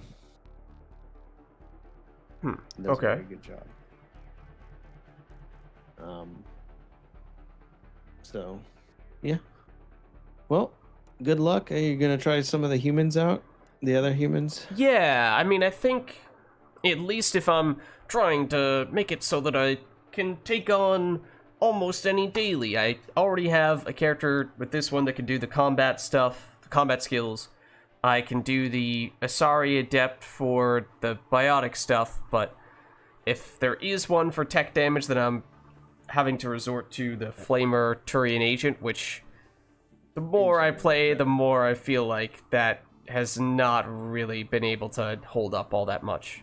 No, it's they did it wrong in this. I don't want to say wrong, but they did her dirty in this game. Yeah. I think they were just really afraid of like how OP it was from the last game. Mm-hmm. Engineer's great for tech. He's good for solo work because the pet does all right. The assault turret Okay. does So is- okay-ish. Okay. But if you really like tech, you don't have it yet, but the jumped up version of the engineer is the artificer. Okay. And she has cryo beam, remnant VI, and invasion, which is just, she's really good.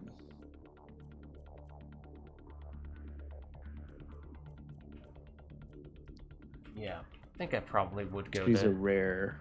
Yeah. All I have for rares is that Turian Agent and the Angara Insurgent, which I've not tried yet.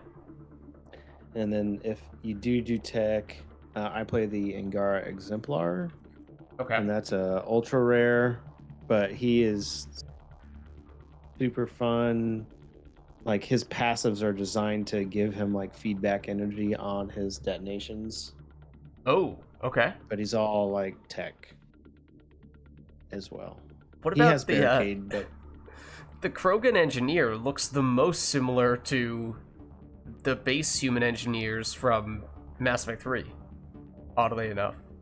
right. So Overload is not what it used to be. Like Overload and Incinerate are pretty vanilla here, and so is the Assault Turret. And then the things that made the Krogans, they really, the melee game isn't as strong. I mean, he's fun in Silver and Gold, so I mean, by all means, give him a whirl. Mm-hmm. The Gladiator and who else? What's the other Krogan that I enjoy? The Gladiator and the Vanguard are alright. Mm-hmm. I mean, both of the... I have Krogan Vanguard, I have Krogan Engineer. I think those are my only two Krogan right now. Both of them look like they are more reminiscent of the base humans from Mass Effect 3 than the base humans are in Andromeda. Right. Yep. You should have a long talk with Odie, the way they mixed up the classes in this game. I mean, it's interesting the power sets that they chose, but they definitely mixed up the more traditional stuff that you would see, right? Because the human adept, has you can't detonate from a distance with pull and shockwave. You can only detonate pull primes, so does singularity, and then you have to detonate up close. Mm-hmm. Because Shockwave has limited range. Mm-hmm. And then let's see. What other weird? Infiltrator, pretty similar, but you have Incinerate. Yeah, that's the human had the cryo in 3. Yeah, yeah. Stick a grenade in cryo. Yeah, Sentinel, throw, barricade, energy drain. Okay. Yeah. Barricade's an interesting use case. You can build it out offensively. So it gives you offensive boosts if you're tucked behind your barricade. It's a power cell based one. Okay. Well. Is that little mini wall that I see people build sometimes in front of themselves? Yes. Okay. It's a nice set piece. The Angara Exemplar has it, and it's a nice size that you can block doorways. So you can actually manipulate enemy flow with those. Okay. And they're a saving grace if on the higher levels, if you're not using a cloaker, you can drop a barricade while you do a revive out in the open. Okay. And they And do it- very well that way. It functions just like cover would? Yes. Okay. Yep. I would also call it a hybrid between the pylon, Oh. because you know how you can build the pylon to be offensive or defensive. Mm-hmm. You can do the same with the barricade if you're taking cover in it. It can give you some offense or defensive passives. Interesting. Oh. So all stuff to try there. The Solarian operator is a fun one that I really enjoy. That's the one we were talking about earlier. He's an ultra rare. Okay, yeah, I don't have him yet. Yeah. And then the human kineticist is another ultra rare. She plays like the awakened collector. Oh. That's cool. She has an ascended mode. Mm-hmm. You kind of have to stay in to tap all of her powers. The human guardian is an interesting, because he's technically,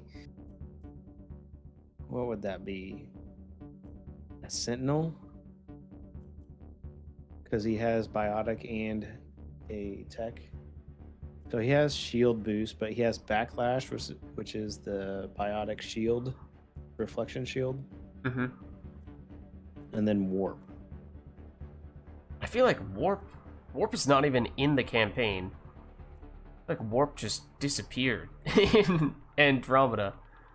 Yeah, it was like the universal. It works well here too because it's also a universal detonator and primer. Mm-hmm. You can build that out a couple ways. You can't exploit it with any incendiary glitch, but it's still pretty good. Yeah. Human Commando. Once you get a hold of Turbocharge, that's an interesting build set. So it has Turbocharge with an Adept's powers. Yeah, Singularity Warp is... I do love that a lot in Mass Effect 3. Yep. Odie will play her as a traditional Adept and skip on Turbocharge, which you might like that build. But Mhm. the Turbocharge, believe it or not, works really well with those other two powers. I didn't get it at first, but she's fun. She's a little squishy, but she's fun. Mm-hmm.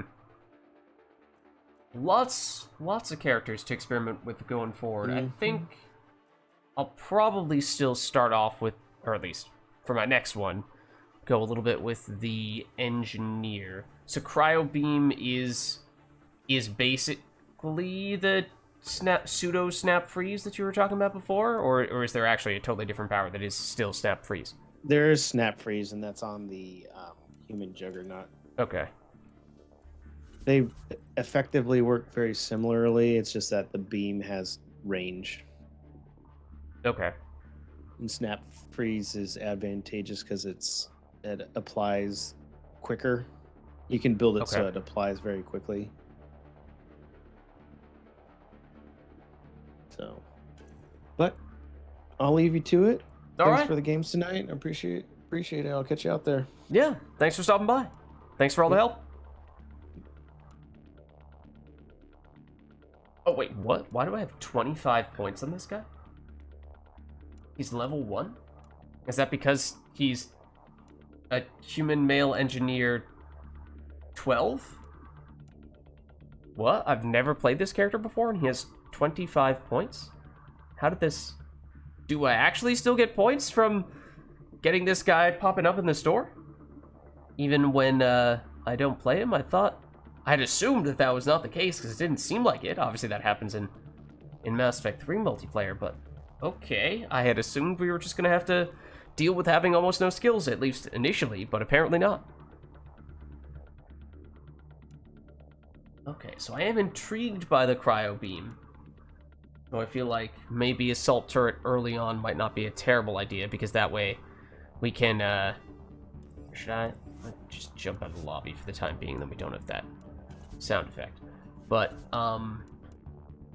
yeah, I mean, the turret might make some sense if we were super low level, just to give us a way to have an extra source of damage outside of ourselves directly. And then that buys us some time to power up cryo beam, overload. How does this work long term though?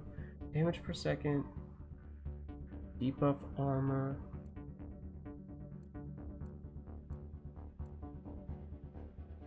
Freezes targets in small radius around impact point. Okay. Bigger, huge armor defense debuff. Shattering enemies causes additional damage to nearby foes, and snap freezes nearby defenseless enemies. That does sound nice. Whoa, those are some high numbers there.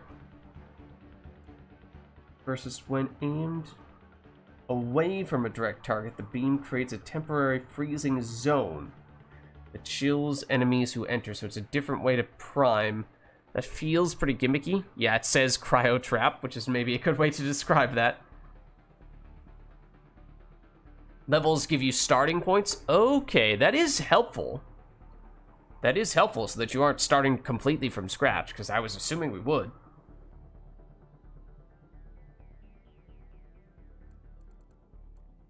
Nice, okay. Yeah. So I was not expecting to be making these decisions so early on.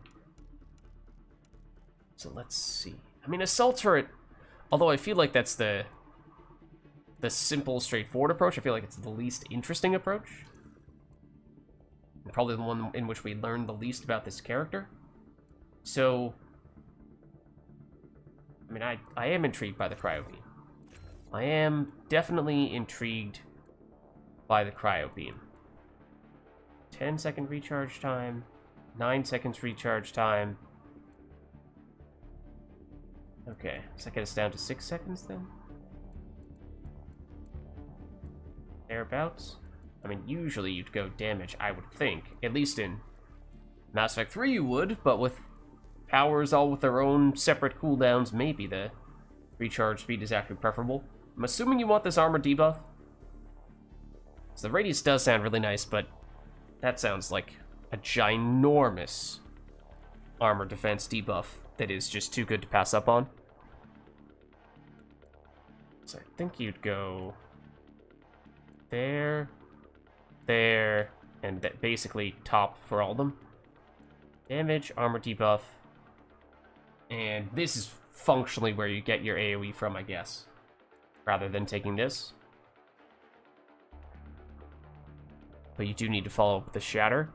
So, we do Prime.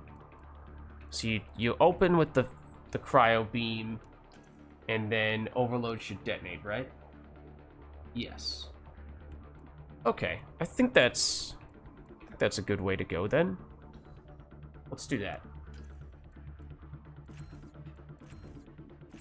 Should, as long as we're somewhat mindful of our cooldowns, making sure that we can overload soon after using the Cryo Beam, then that should work pretty well, I would think. That was very expensive, though. I know we started with some points, but we did go all the way in for level 6 there. Let's see, we have 5 points. We could afford exactly a rank 2, rank 3 recharge speed, all damage.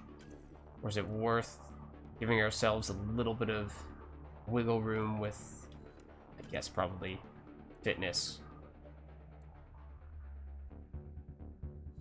I mean, maybe just having one level of overload for the detonation. Yeah, that's the primary reason why it's there, right? Technically, yeah, since that's starting at a 1 point, means we won't be able to afford that. So we could, all right, we'll do this a little bit faster. Overload. We still have a level 1 assault turret. Yeah, I think that looks pretty good. And as I said, I was not expecting for us to be getting that little head start with the extra powers. So then, for our weapons, definitely not gonna go that route.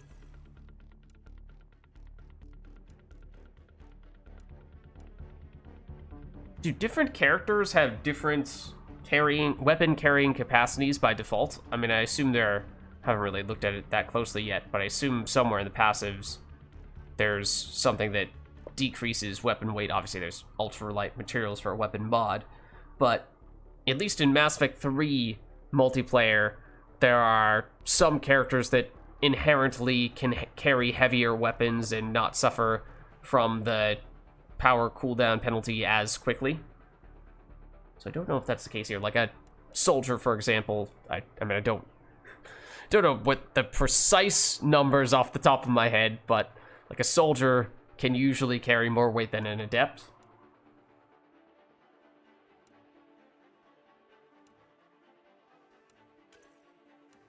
I say this because, although we do have some ultra-rare shotguns, they are quite heavy. And for a power-based build, might we actually prefer to go...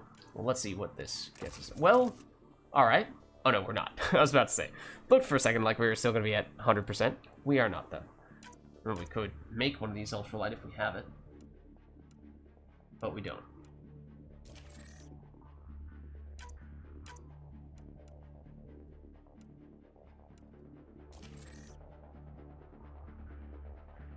So maybe we just deal with it. It's 20%. I mean, but we do really want to overload as soon as we're done with the cryo. So I feel like maybe it is pretty important that we keep things light. What if we go... Venom any lighter? Slightly lighter. We established our pistols are not very good. I have used the Ghost a little bit. This was the weapon that I was using on the Asari Adept. This is significantly lighter. Yeah, now we're totally fine. Maybe we do this. Still a strong enough weapon that, as a relatively low-level character, we can rely a bit on it if we need to.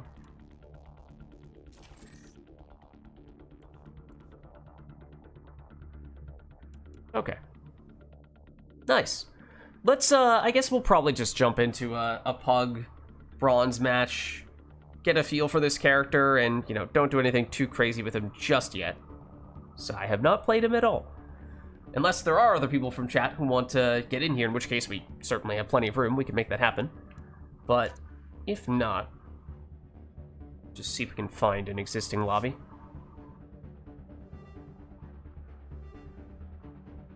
Looks like it.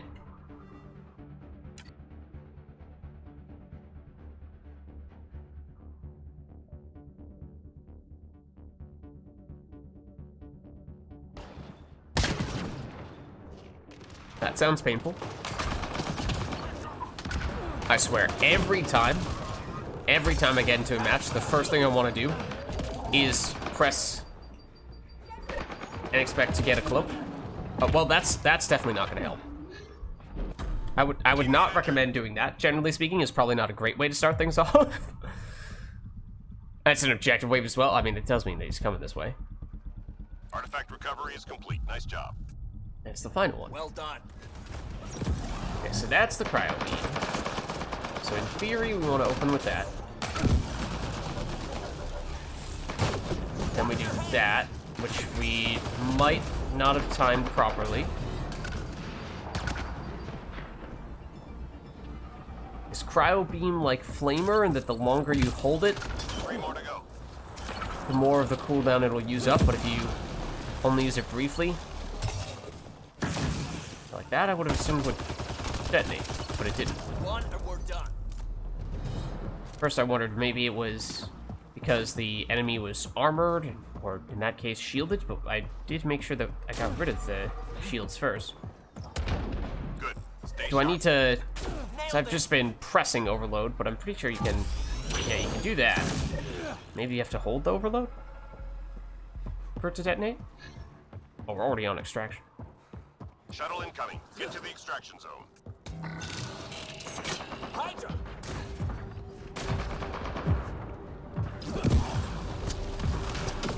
Find cover. My shields failed. No, it did not really do what I wanted it to do. In that case. Or am I not quite freezing him enough? There. Yeah, there we go. Maybe I'm not quite waiting long enough on the freeze. It feels like I've been... For the other instances, I was holding it for basically the full duration, wasn't I? My shields failed.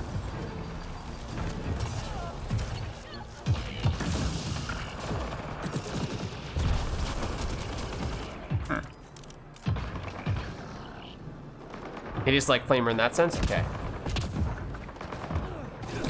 If I go much quick... Whoa, that was weird.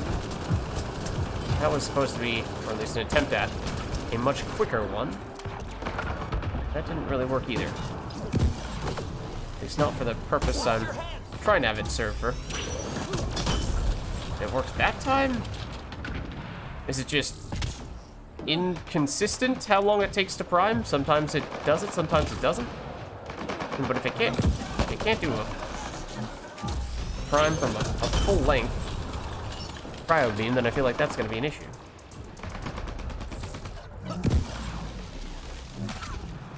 Oh, on cooldown still. Ow. Ow. I'm trying to... There we go. Just vault over this. Not gonna try to be a hero at the end here. It's not much, because I feel like at this level I will probably get myself killed. Target's down. Everyone's standing. Drinks are on me. So yeah, first impression is... I mean, I do like Flamer a lot, at least in Mass Effect 3. As we were saying before, it does feel significantly weaker in Andromeda, but I do like the way it plays. So I'm intrigued in that sense, but from a priming standpoint, that is certainly off-putting.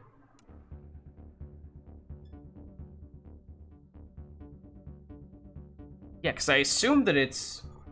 I would have assumed that, if anything, you wanted to hold the cryo beam for longer, and that would make it more likely to prime, but almost every time I did the full duration, and that was not the case. So I don't know what to make of that. It's melee damage. I wouldn't be able to afford more... Excuse me, more defenses anyway. Power damage. I think we probably spec further into overload. Damage, recharge speed. I mean, if we're looking for combos, yeah, I guess the recharge speed is kind of important. Especially if, I mean, we can't afford this yet. But I know we did go the... We did go the damage route in one case with the cryo beam rather than the recharge. So maybe that was not the right move. Maybe you just want everything to be happening as quickly as possible and just rely entirely on the combos for the damage.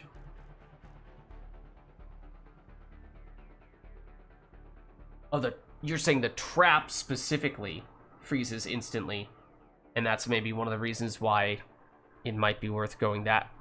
I mean, we didn't go that route, but whereas the beam itself, without that upgrade, does not necessarily do that.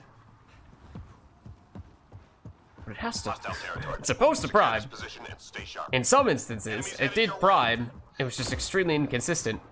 And I don't know what I did or did not do that affected the times when it did and did not work. Also, that was wrong. I know there's an Audi behind me.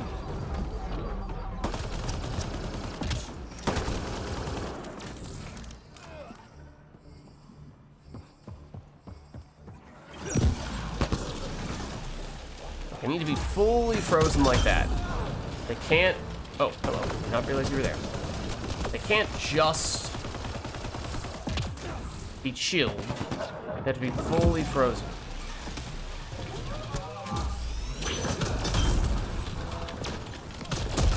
It seems. So that much is good to know.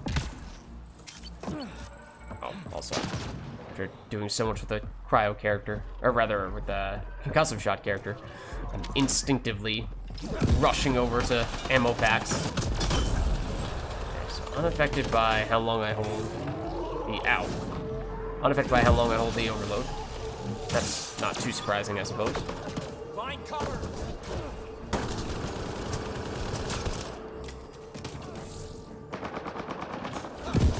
What kind of range we talking? Shield.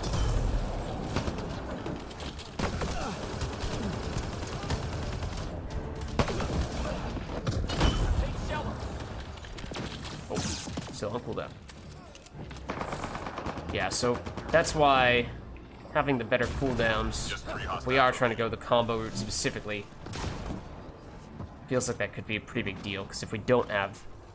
Alright, either I need to be much more conscious of when and where I can detonate immediately with overload, or just need to go all in on Stay sharp. getting as much recharge speed as possible, which we haven't necessarily done with the cryo at least. But I guess the cryo, because Clear out. even though the cooldown on the cryo beam is longer, because there's some changes to how long it actually takes to get it off cooldown depending on whether you choose to fully charge it up or not. I guess maybe that does still mean that more often than not, that actually will be the thing coming back first. Find cover.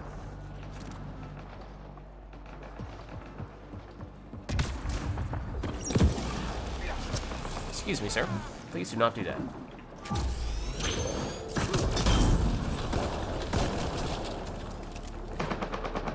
Also, not thrilled about how, even when we do pull off that combo, it's not enough to kill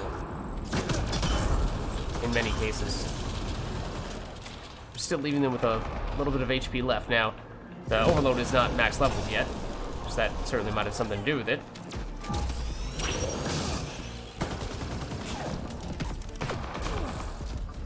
But I would have hoped to hit still a little bit harder than that. This is bronze. Oh, we also have someone doing the same thing, it seems. And there might be other people trying to do the tech power daily. 3 more to go. Program complete. One, All clear and we're for now. done.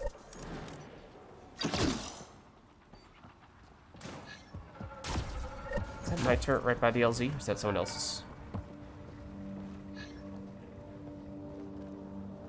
Sources say key data is scattered around this area. Find and recover that data. Yep.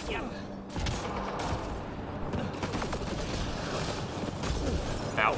Oh. Yeah, you are an enemy who is standing right next to me, aren't you?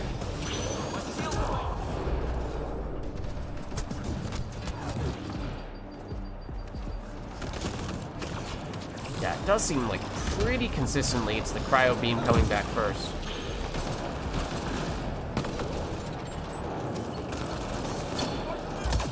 Oh, I thought you were an enemy.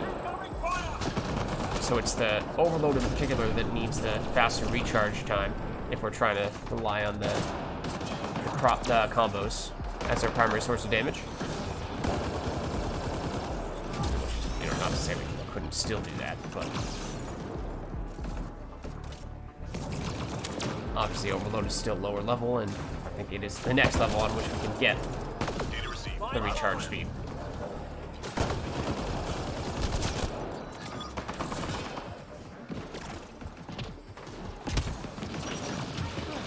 Just 3 hostiles remaining.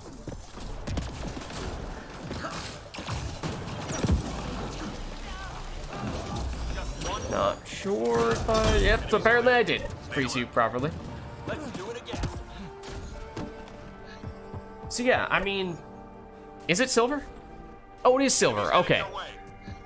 I thought that we were on bronze. I thought that I had set ourselves up on bronze. But okay, that makes me feel a little bit better about it then. Because yeah, it felt like, what if we're on bronze, then we should be doing a lot more damage than just this, right? That is important context.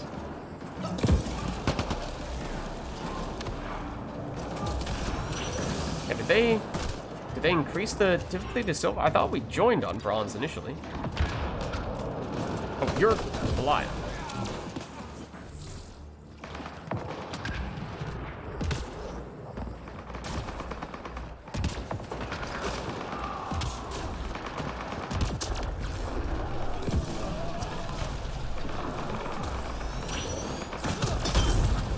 So presumably that means on bronze we should be consistently one-shotting enemies if we do the combo. On silver, with a little more power on overload, we should be able to make it happen. And it might just be that even if our next level does not directly give us damage on overload, just by having it be a higher level, that should make the combo more effective. And we're close enough that that might be all we need.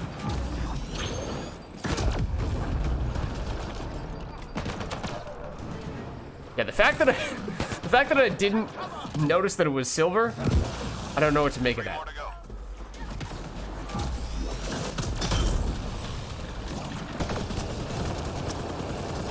Just one more. I guess you could say it's a good thing. That hurt them. Be ready. Let's do it again.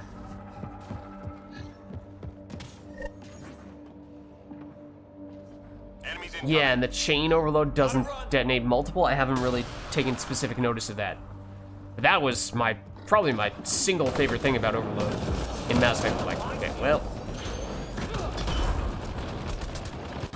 Yeah, I was absolutely asking for that. Whoa, that's what I mean, though.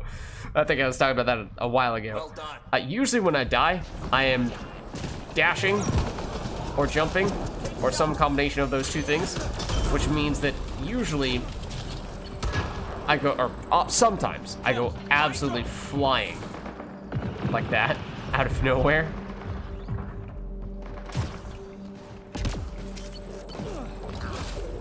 Is that gonna just fall off the edge of the map? It is, isn't it? Oh, but it gives me a free recharge on it in that case. That's fine.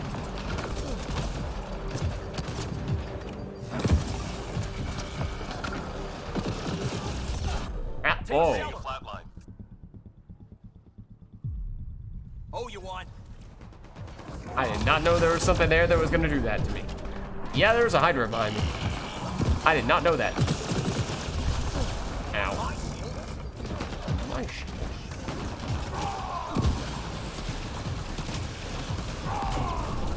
Oh, and now you're dead. Can I walk around with this indefinitely? Kinda, sorta, a little bit. Yeah, the stun is useful. As we just saw there.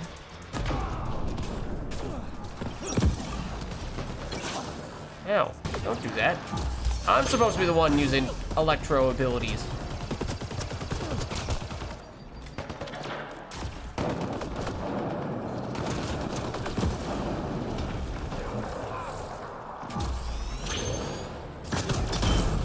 Just like that. 3 left. Go get them. don't want enemies surviving with tiny little slivers of HP.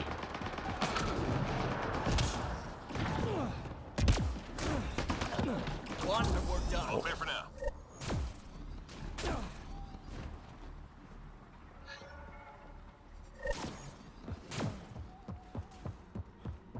Yeah, I don't know. It might still do the chain detonations. I doubt that I'm actually getting 2 primes from the cryo beam, given how. Oh, I did walk straight into that guy. Given how inconsistent the priming has been on single enemies. I doubt that I've been accidentally priming additional ones.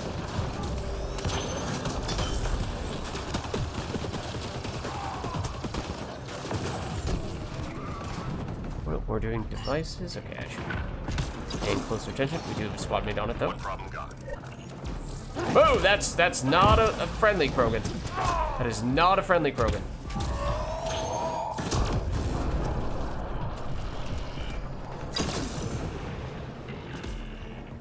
Is that up here? We do seem to have someone working on it now. Yep. Hang in there, Apex.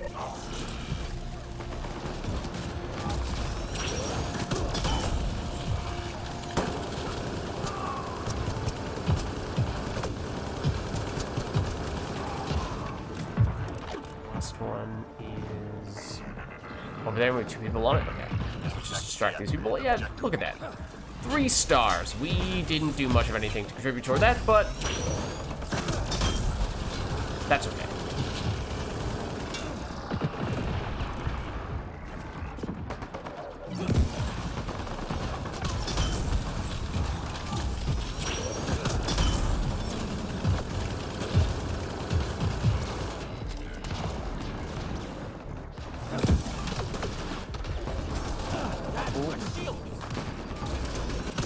I was gonna do that.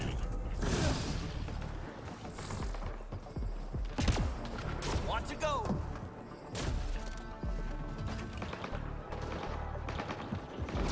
Enemies down. Keep your guard up. Nailed it.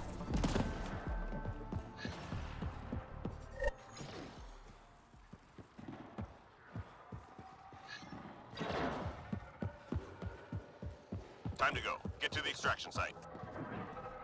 Oh, I thought that person was an enemy for a second. So definitely be doing more to get out our turret on the regular.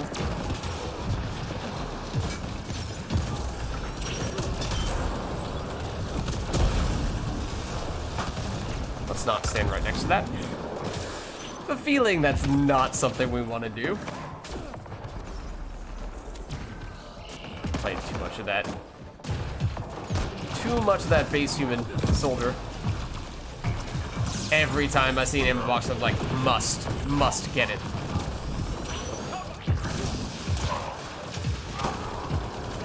Oh, that's hyper back there.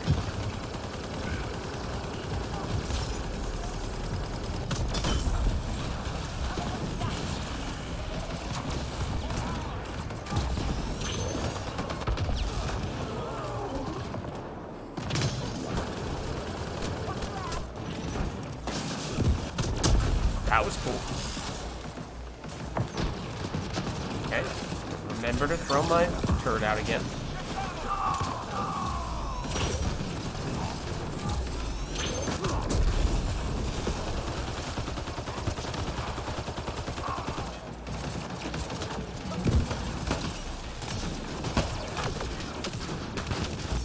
Ow. This is gonna hurt. 30 seconds? Okay, yep, should not be doing this. In that case. Oh, okay. Casually get back to full HP, or maybe that was a different enemy that I was looking at.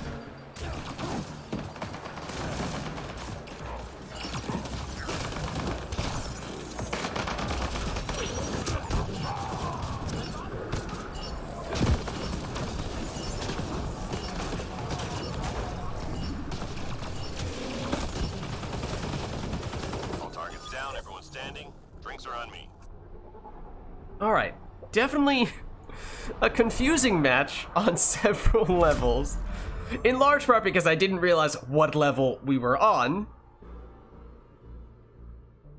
Hopefully that means we got a more sizable chunk of experience though. So I guess it's not a terrible thing in that sense.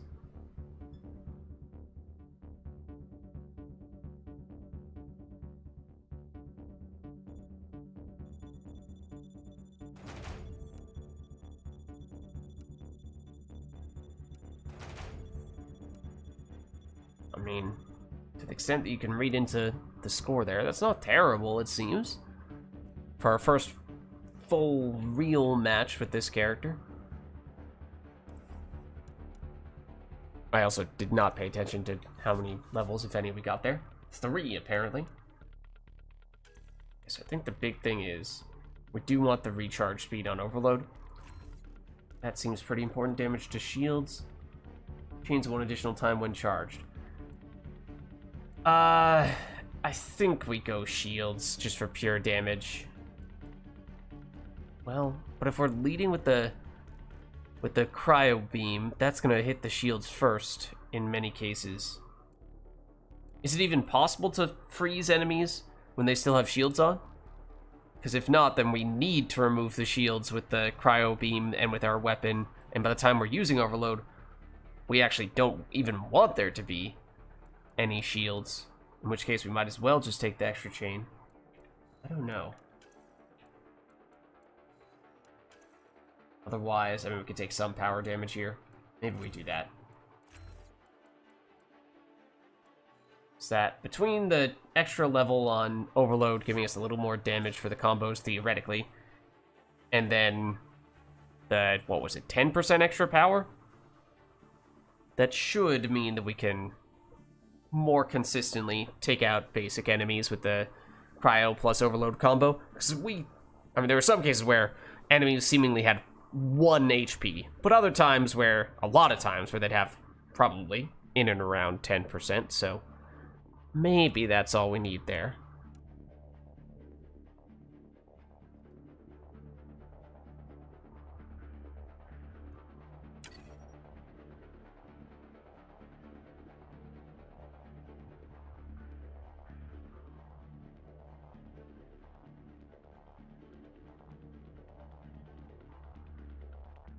But yeah, it would be good to confirm if we actually can get multiple detonations from chaining the chain Overload.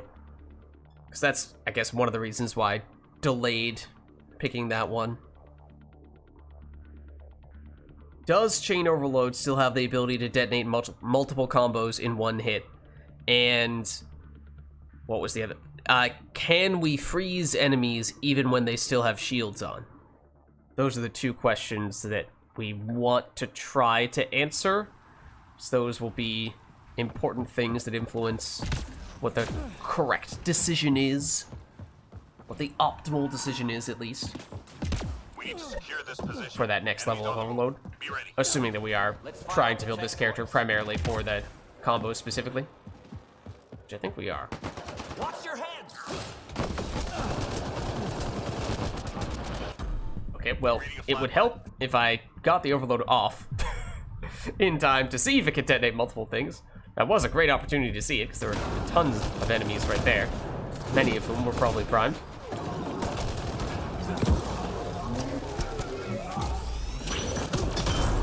That doesn't really tell us anything, other than that our damage... I did shoot the guy before I started doing the combo stuff, so... Seems like the damage was higher, but it had some external assistance.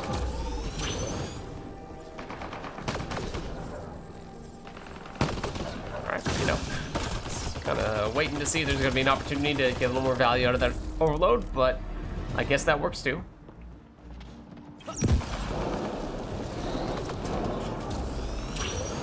Like that. Wait for the other enemy to come closer. Just 3 hostiles remaining. It's kind of nifty that you can just walk around with it.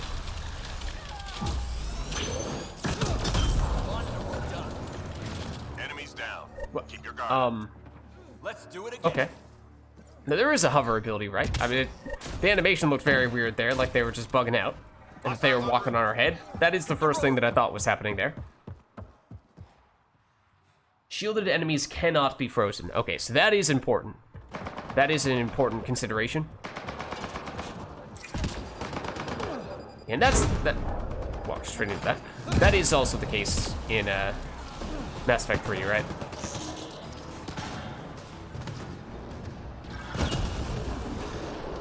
Well, at least Snap Freeze still works on shielded enemies, right? Or they still prime shielded enemies.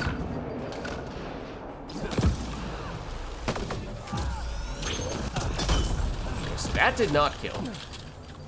I did rush the freeze a little bit because we were getting hit, so I felt like we were gonna die if I got a little too greedy with it. And okay, no, that's not the Adi. But I did shoot that guy a little bit first, right? Okay, so oh, well, you're not primed anyway. So I'm trying to see if a full cryo beam plus overload is enough to one-shot enemies. 3 hostiles remaining. That is not a great example because I did not get anywhere near the full beam on him. But also, I guess there is something to be said for, since you can stop beam midway through, if it has enough damage, you could just stop as soon as the enemy is primed and leave it at that and get a better cooldown. If that's still enough damage to destroy the enemies. But right now, it seems like you pretty much have to hold it down for the whole length.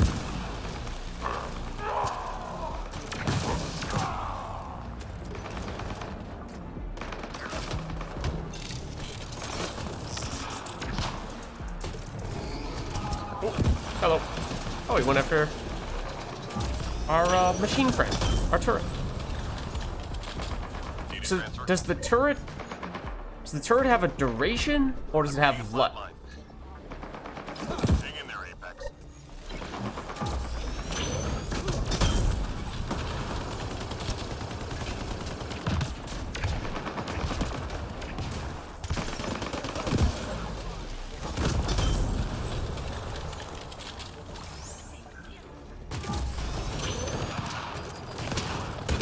Look complete. Well done, team.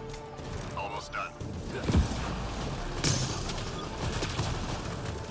Yeah, that guy's definitely, he's not bugging. He's definitely making a point of hovering. Might have even been some passive skills that give you extra damage when hovering, right? That might be a thing. Relay. Go get him.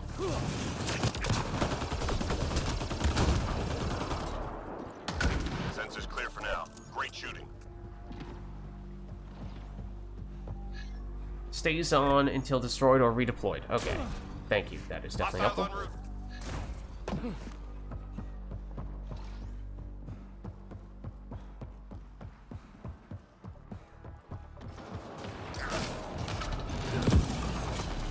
Okay, so you will not get frozen until your shields are down.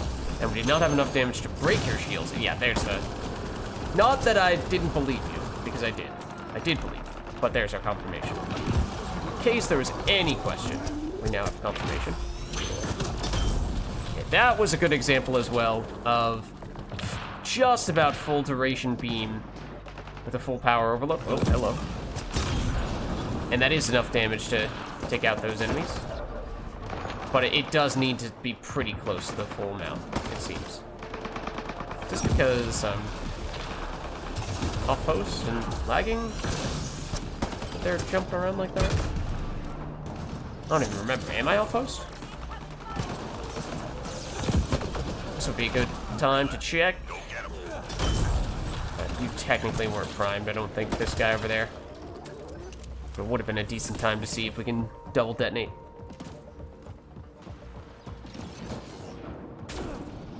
If we hang out next to Flamer Dude, Sensors clear for now. Great shooting. between our cryo beam and their Flamer, it should be enough priming that hopefully we can confirm one way or the other.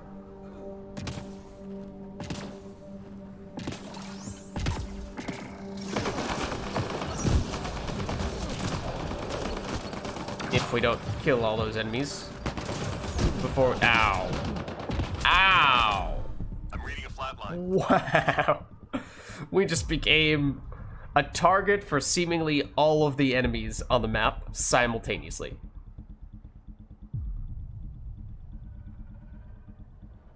Oh, I'll be honest, I also did not see the person who was reviving us with his cloak.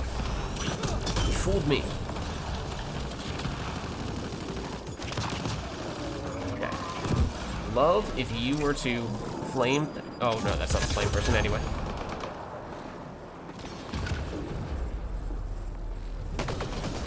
Want to see if we can confirm.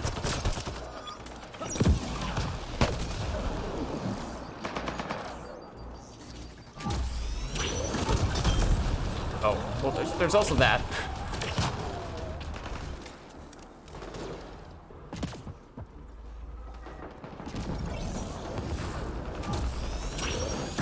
Three more to go.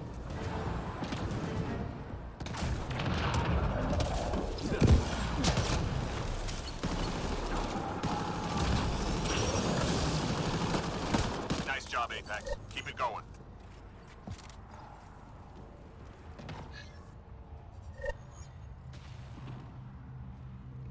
Turrets and Remnant VI are also much tankier. Sources That's say key probably a data good thing, is because I was scattered never around the really a city. huge fan. Never really a huge fan of those abilities in ME3. In part for that reason.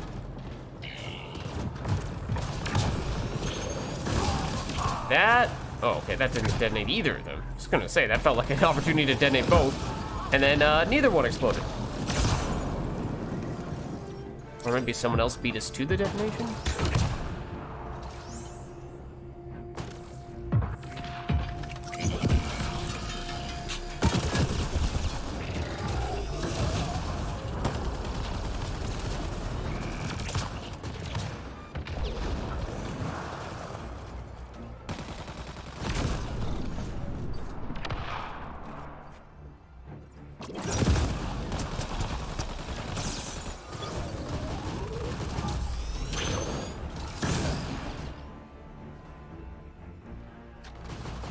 Data received. Loud and clear. Ah, this would be a good time. Ah, well, I guess still only one primed enemy. Multiple primed enemies.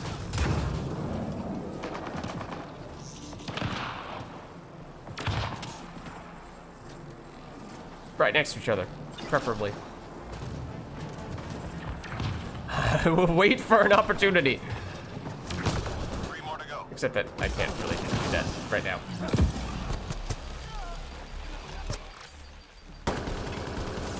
All enemies clear. Keep it up. I see ya.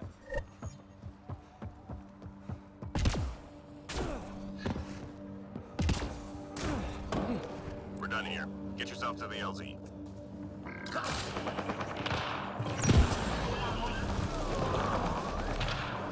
That was not a very good beam. I missed a lot of that, and so much that I didn't even prime you. Okay. So that's where just having more damage definitely be useful. Thank you, turret. Again, no priming because you had the shield.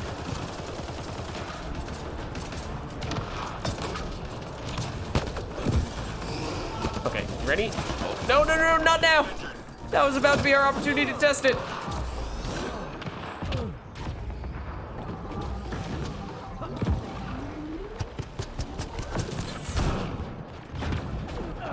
These enemies just do not want us to see if we can double prime. Teammate injured. Or rather, double detonate.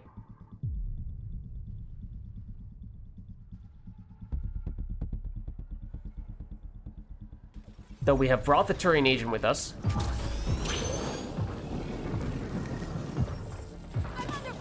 No! Prime two enemies simultaneously! Preferably who are right next to each other, like right now. No!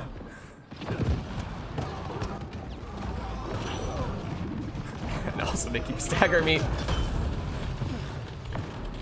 Before I can get it off. Okay, we got possibly 2 kills from that, but I think that was still only 1 detonation. Oh, hello. Not actually sure if multiple enemies got primed or if there were still just a few of them close by. Oh, that's... Oh.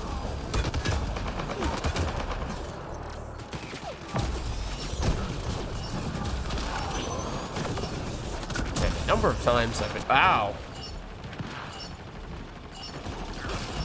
Staggered out That's how Apex of gets the it done. charge up on overload. So, okay, maybe it does seem convenient to charge it up and just walk around with it. You can't run with it. I don't think you can jump. You might be able to jump with it. Obviously, you can't use any other skills when you're doing it. You can't shoot when you're doing it. But if you get staggered, then you will lose it. At least it doesn't take your cooldown in that case, but it does take a little bit to charge up.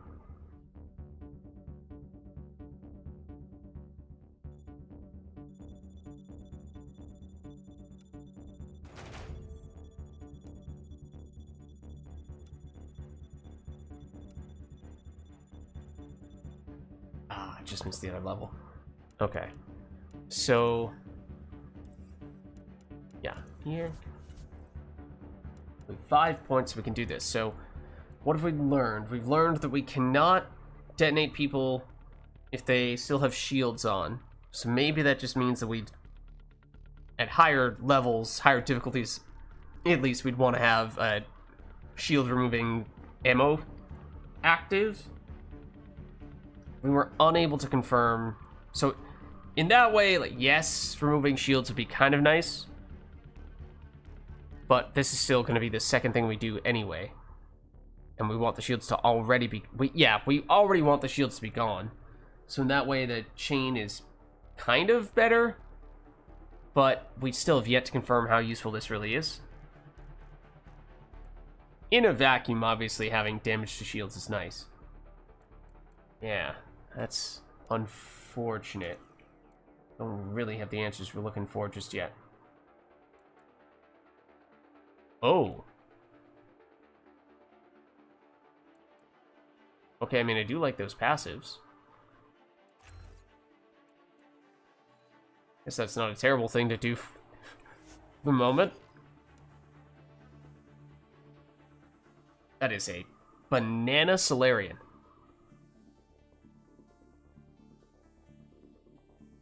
Alright, and this might end up being my last one for the night. Got a little bit of a chance to test out this character and see how the combos work. I think we can make this happen with just the three of us.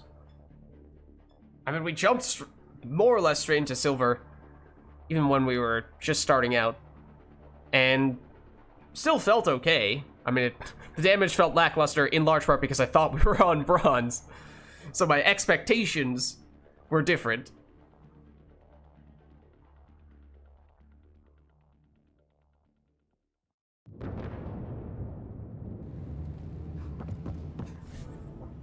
Okay, so Remnant I would think would be difficult for the cryo beam. There's a lot of enemies are gonna have shields, right? Secure this position and stay sharp. Great for overload, of course. But more so, what are those overload in a vacuum situations?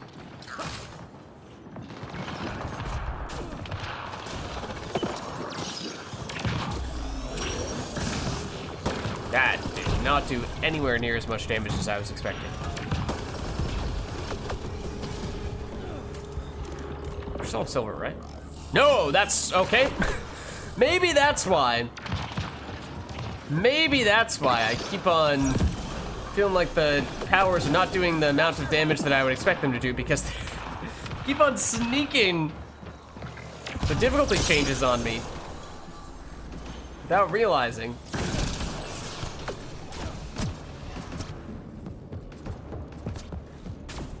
Context does matter.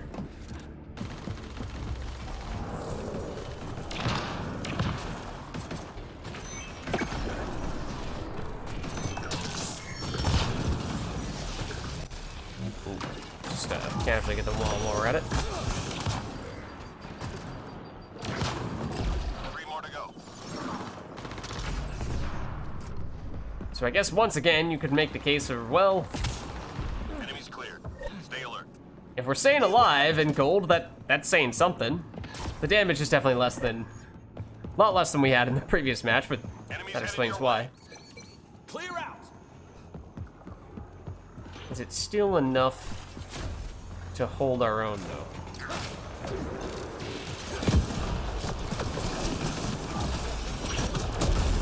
Tech combo. That's probably someone else who's doing the priming then. That thing is going to throw me off a lot. I am going to think that is an enemy, because I've already thought that was an enemy on several occasions. Okay, I see them. I'm kind of waiting to throw our drone in, or turret in there, but that is taking a lot longer than I thought it would to come back off cooldown.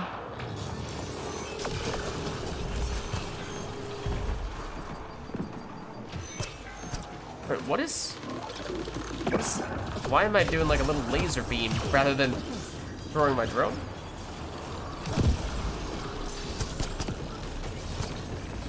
Also, that was not exactly a great cryo beam. Ow. My shield.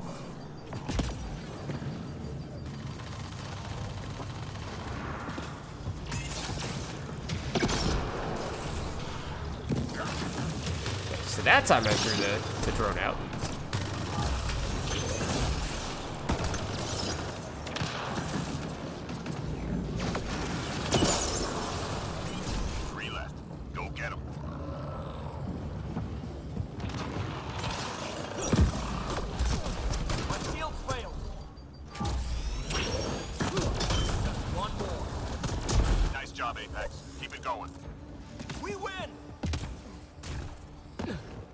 Cryo beam also has a debuff, right? It also has that big armor effectiveness reduction, right? We detected mission critical data.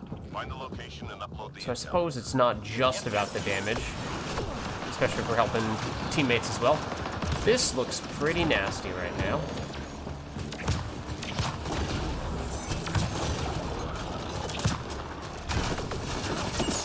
Oh, that's because that's a destroyer.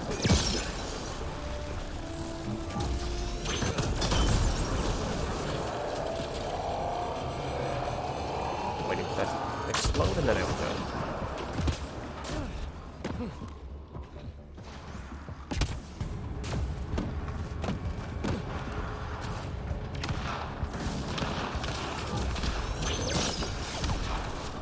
Data transfer complete.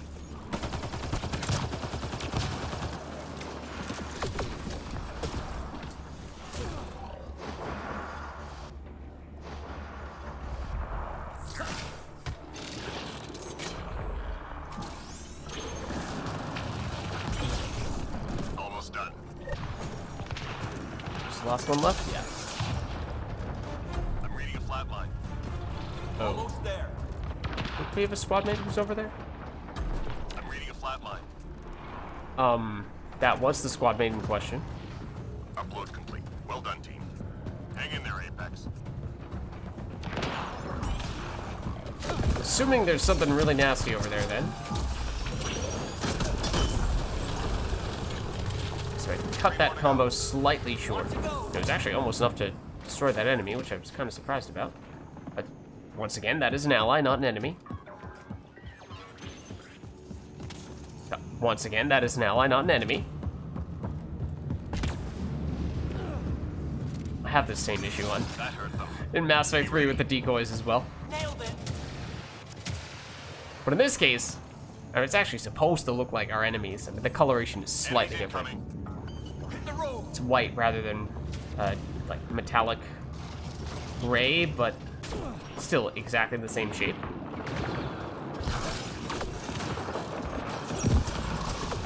Find cover. Not sure if that primed you or not. Well, apparently it did. Can our turret prime stuff? I mean, we haven't upgraded it at all. Maybe once we do upgrade it. But at level 1, I would be surprised if it does. That seemed like a ton of damage. What if we might have beamed that guy and given him a damage debuff? Or an armor debuff? Defenses debuff? However you want to phrase it. Or maybe someone else was shooting at it simultaneously and doing the vast majority of that damage. Oh. Yeah, like, what is that little brief little laser beam? Is that like a recalling? That right there? Is that recalling the drone?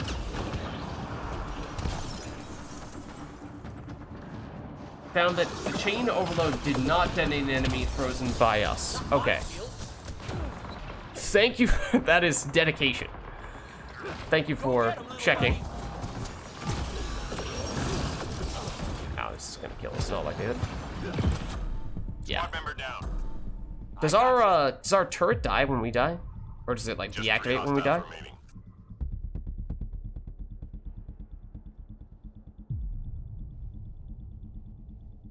So if the chain does not detonate additional times, that really feels like we should be taking. Doesn't that mean every sign is pointing toward us taking the shield damage?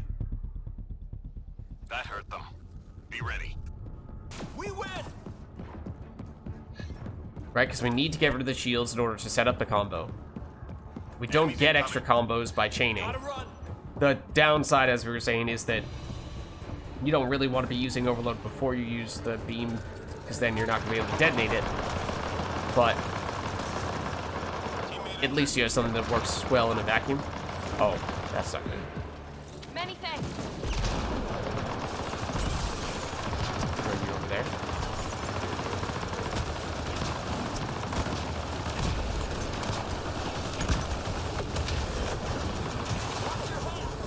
Ow. Is that another destroyer? Yes, it is.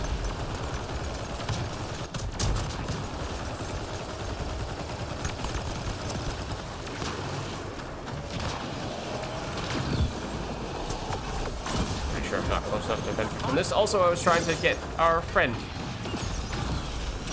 observer once again.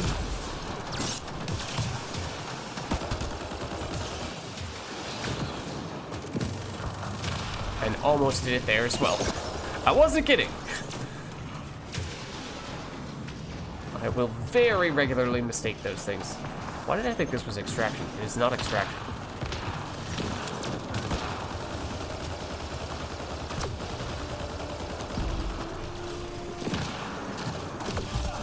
Oh, that's not good.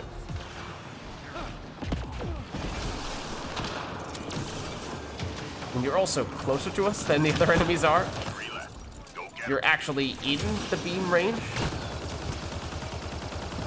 Might be another reason why I just really want to beam it. One more. That's probably not coincidence, though. Good. Stay sharp. Let's do it again.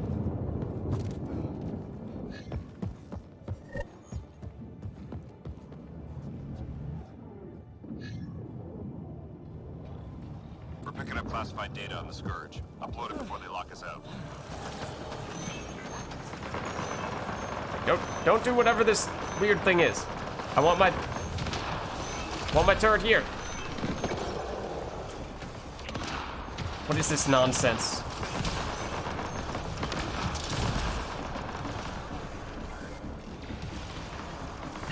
No worries. Squad member down. Okay, now the enemies are starting to pay attention to us. What? Now this comes back out. We did get our upload. Oh, the nullifier was making a barrier for the destroyer, wasn't it?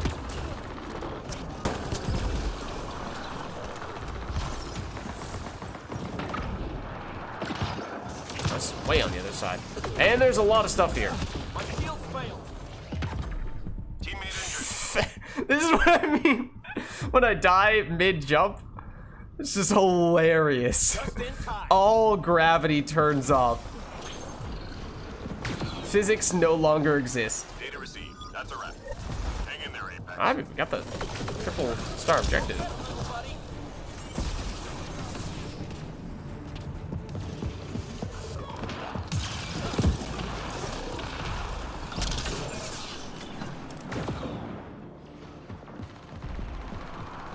Three left. Go get them. Watch your hand. Oh, right. I was acting as if that was going to be an overload. That hurt them. And it Be wasn't. ready. Nailed it.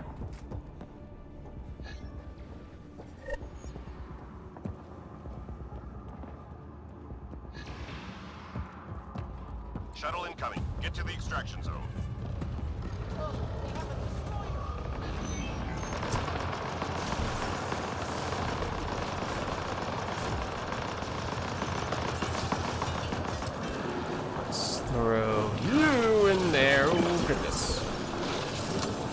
one's not friendly.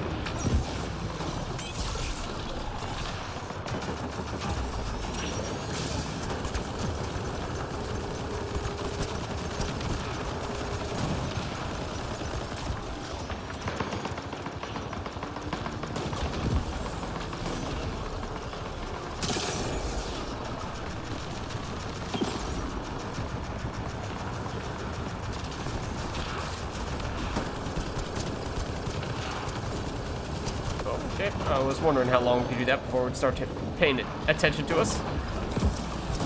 Oh, yeah, maybe don't stand there right when it starts to do that.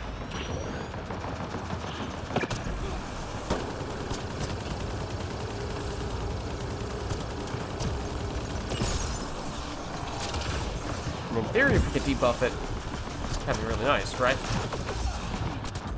If we don't die in the process, of course. Yes, I don't really make much point of doing. I know that it exists, but I almost never consciously think of it. I almost never remember to actually make use of it.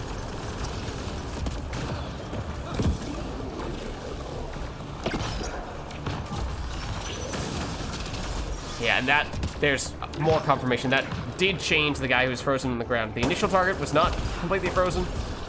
The one that chain 2 was, and it did not detonate.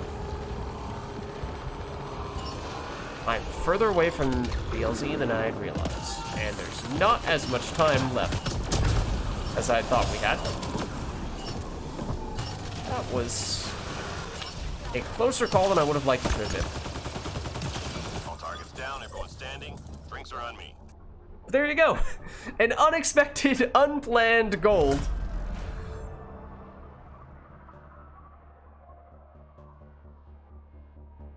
What's up, Bricks? How's it going?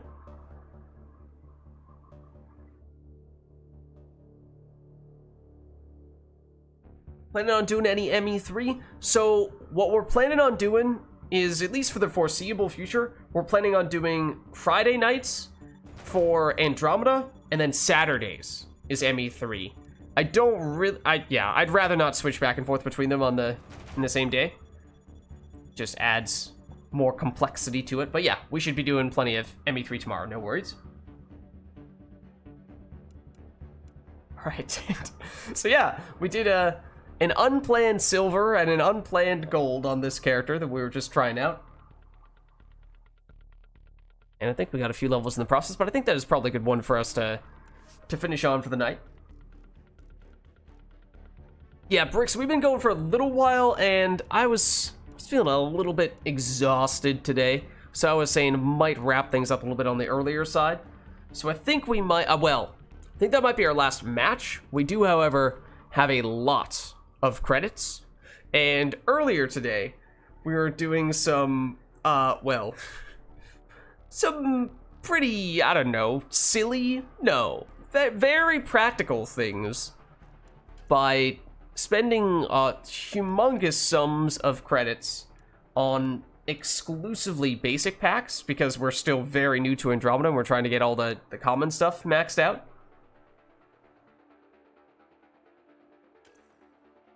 So, I mean, at this point, we can almost afford 200 of them, and we already opened over 100 earlier today. So, I don't know if we're about to do that many. But, I mean, we could. And we've now established that by having the higher level characters, that means that you start out, or that higher number of characters, means you start out with more skill points, even if you haven't played those characters before, which is convenient because there are a lot of characters that I have not played yet, including the one that, well, including, as of an hour ago, the character that we just started using, right there. And getting the extra, well, it's like 22 skill points, something like that. Okay, we're gonna keep on getting this guy, apparently. But yeah, getting an extra 20 plus skill points on a character at level 1, so that you aren't starting with basically nothing, is very useful. As we saw, getting thrown in unexpectedly to silver and even gold matches when still quite a low level. I mean, obviously we weren't carrying the team by any stretch of the imagination, but it was working reasonably well. But okay, so people were saying that there are some mods and just in general some things that you just can't even get with the basic packs. So what I'm wondering is, are we maybe getting close to the point where we've actually maxed out the things that we can get from the basic packs, and although there are still some commons that we've yet to receive, we actually need to open up a different type of pack to do that? I mean, as we just saw, we're not yet there, but we might be getting close.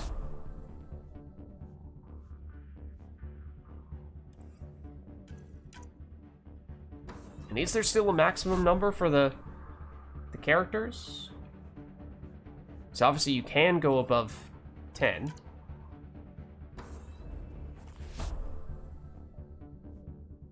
No, keep on getting the depth. I mean, I wonder if that's because basically there's only so many characters at this point that we've not reached the limit on. Like, is 20 the limit? I don't know. Maybe. 20 is the level cap, so that might make sense. We got a few of the maximum capacity increases for consumables.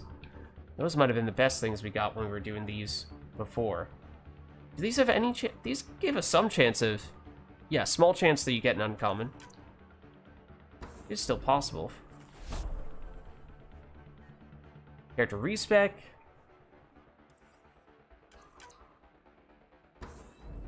$20 is the limit? Okay.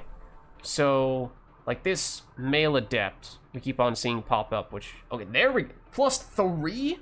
Oh, wait, no, that's not like this single one is giving us 3 additional revive packs. That's like, we've already gotten 2 of these, and this is the 3rd, is what that's saying, right? I mean, either way, that's really useful, for sure.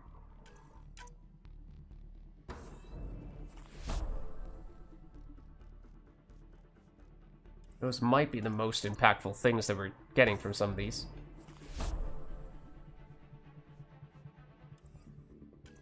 In addition to just humongous quantities of the low-level consumables, which may not be a huge, or like the boosters, I should say. The consumables, absolutely, I'll take them. Okay, so now that is maxed out. So I don't know if we're totally maxed out on the weapon mods, because we might be. And in that case, does that just mean we're going to get more and more, or higher and higher percentage of these things being the consumables? No, AR scope. Oh, it can go above 5. Okay. Apparently, I don't know what the max level for any of these things are. Because at least in Mass Effect 3 multiplayer, the weapons max out. Now I'm getting old. Now it's messing with my head.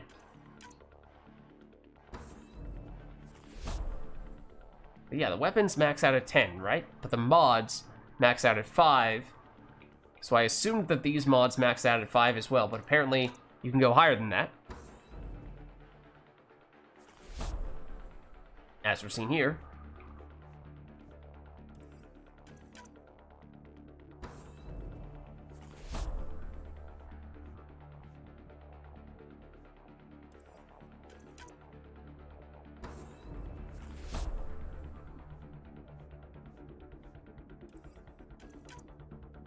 And are the capacity increases, I guess they're all showing up under that blue consumable tier. It's not as if they're necessarily at a higher rarity. This, I feel like, is the first uncommon we've seen in this set of however many basic packs we've opened after doing all those matches.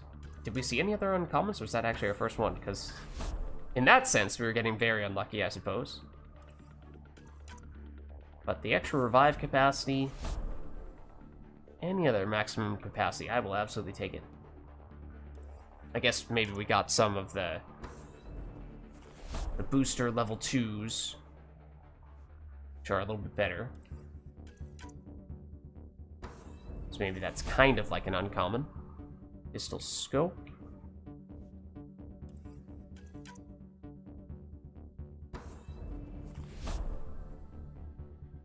There we go. Ammo capacity increase. Yeah, I think that was the one that we had the least additional charges of. And that is useful for that human soldier we were playing before that has the grenades and the concussive shot that uses the grenade capacity as well. So that's not a bad pickup either.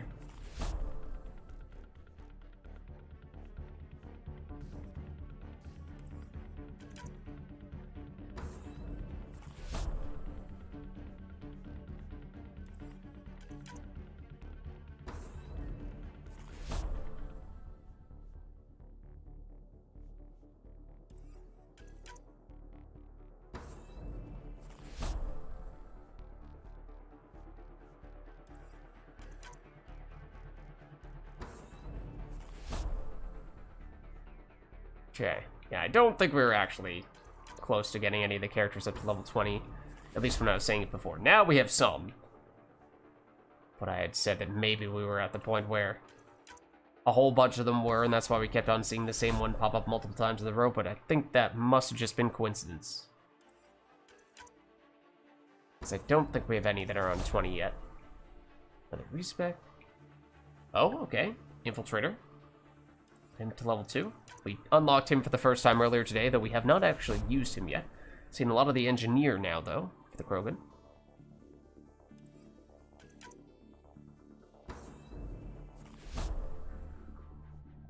Ooh, Cyclonic 2. Nice.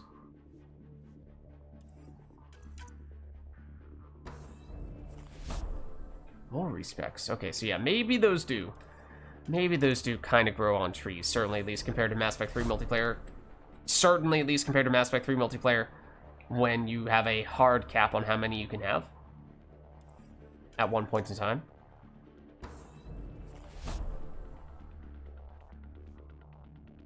Smart choke, that's... I mean, a lot of these ones we've seen... Yeah, I guess we've gotten a lot of scope upgrades, but usually not that. Ooh, Zalkin, nice. Weapon. Smart choke, yes. That, to me at least, especially since I've been using mostly shotguns, since our best weapons right now are all shotguns. And oh, another ammo capacity increase. But yes, the smart choke is definitely the most impactful at the moment of all the accuracy increasing mods. And might be even in a vacuum as well.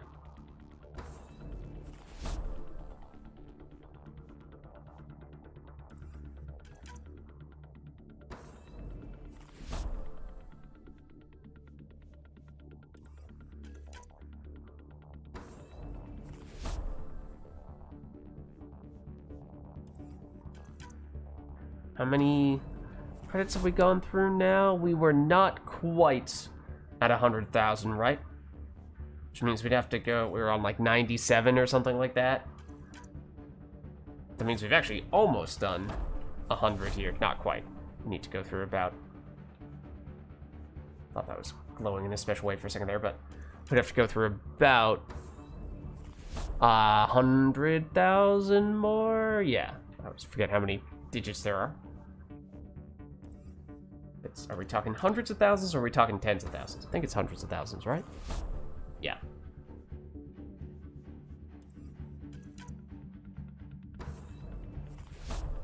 So if we do that, then how many? Another smart choke, great. How many did we end up doing earlier? It was a little more than 100. So I guess at this point we're probably at about 200 in that case. Close to it. Pistol melee optimizer, that might be the...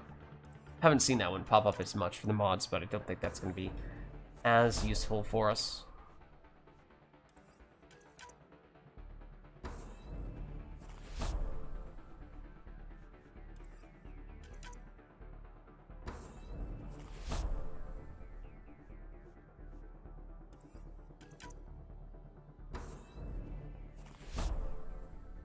There we go, that might be our first 20. Human female adept. So theoretically that's the cap. And theoretically that means that we will now not see that show up anymore. And therefore we will start to focus in ever so slightly more on just the things that we still need. So that's the idea behind loading up on all these basic packs early, is to do that for as many things as you can, to lock yourself out of getting any of the low value stuff, so that when you are using bigger packs, spending more credits for them,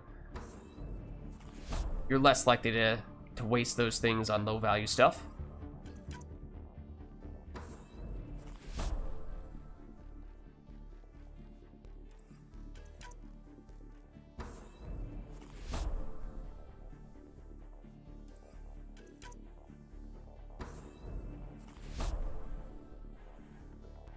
AR scope?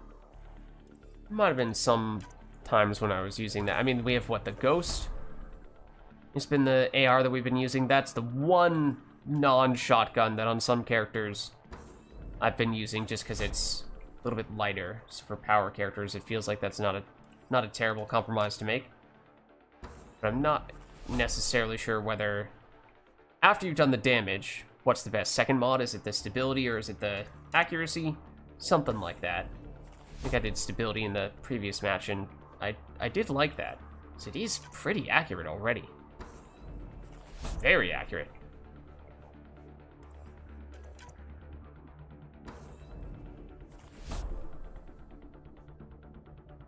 Soroscope.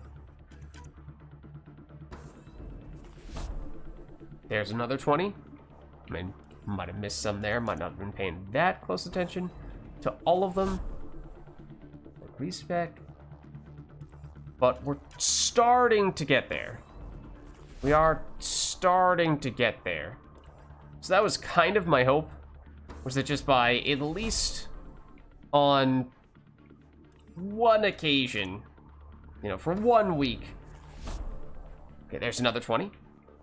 Or thereabouts. You make a very concerted effort to save up the credits and commit them to the basic packs to try to rank up your low-level stuff.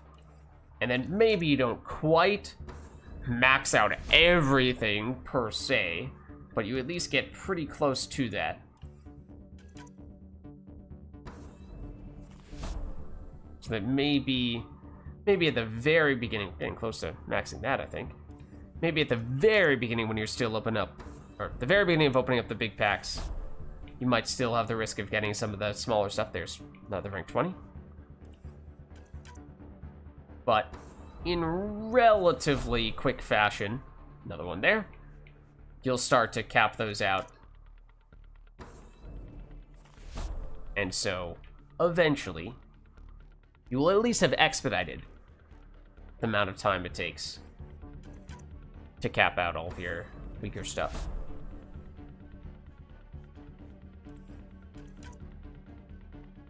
So yeah, goodness. I mean, there are a lot of common rarity characters. But man. Okay, I guess we're making a little bit of progress in some of the uncommons as well. But just imagining having to get this quantity for higher rarity stuff is, yeah, that's a little bit of a scary thought.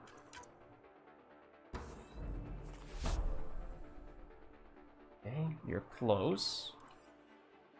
We are now definitely past the point where we've done 200. In fact, we should be well past it now.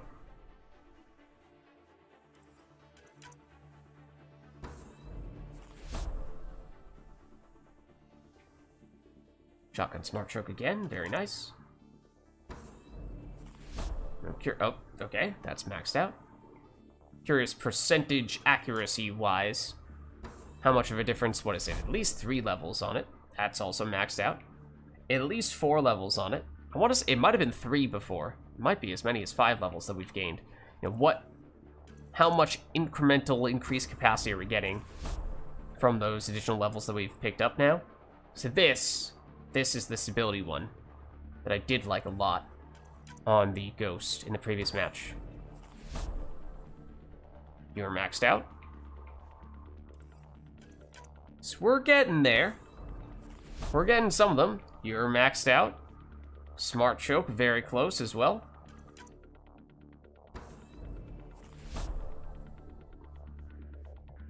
Smart choke, there we go. And AR scope. Both, I think, now maxed out, assuming that 10 is the highest you can go on that. So now what should happen is at this point, the total number of possibilities is going down, and therefore we should have a much higher probability that whatever does pop up is one of the few things that we still need to max out. So, should see potentially some repeats here, and a lot of things now getting that last 1 or 2 levels that they needed. Roman Vanguard.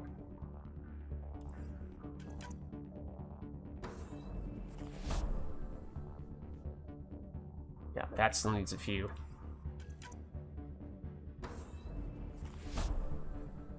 Oh, shotgun melee optimizer. A lot of ground to make up on that. I mean, that's not really one that I'm likely to use all that often. So of all the ones to be falling behind, that's maybe not a terrible thing. AR stock, very close as well.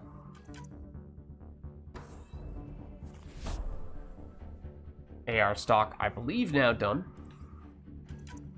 I don't think we've seen any of the mods go up to 11 thus far. Yeah, so we're going to see the melee optimizer pop up a lot now. Probably this as well.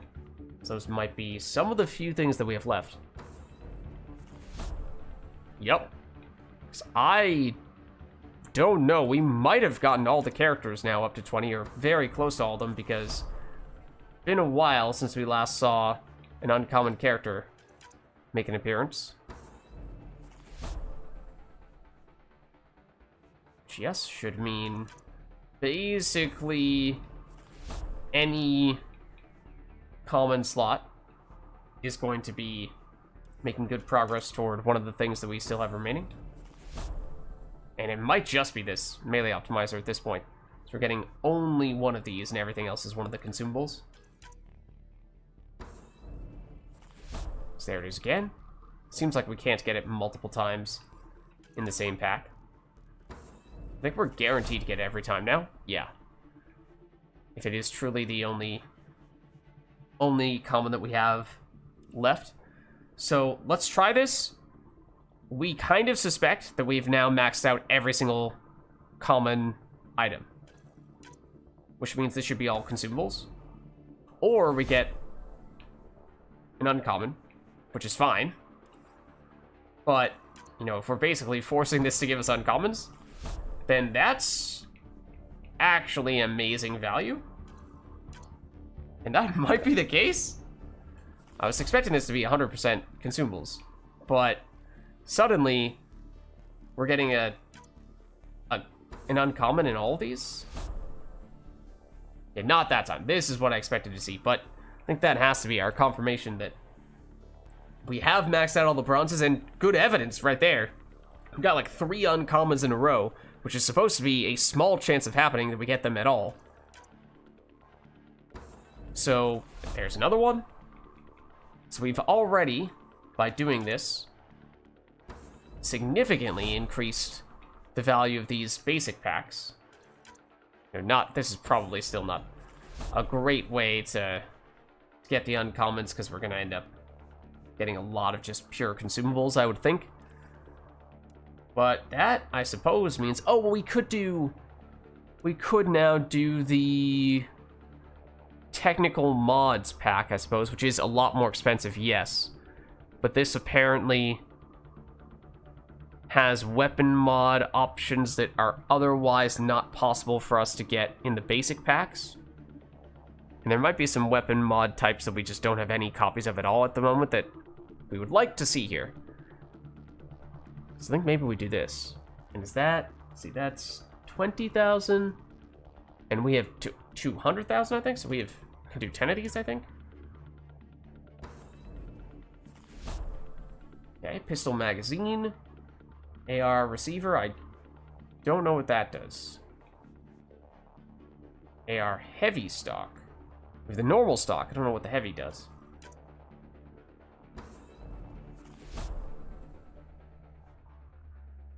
Oh, are these the piercing ones in some cases? So yeah, definitely would love to see us have the option for piercing. That's a rare, isn't it? Because that's a level 3.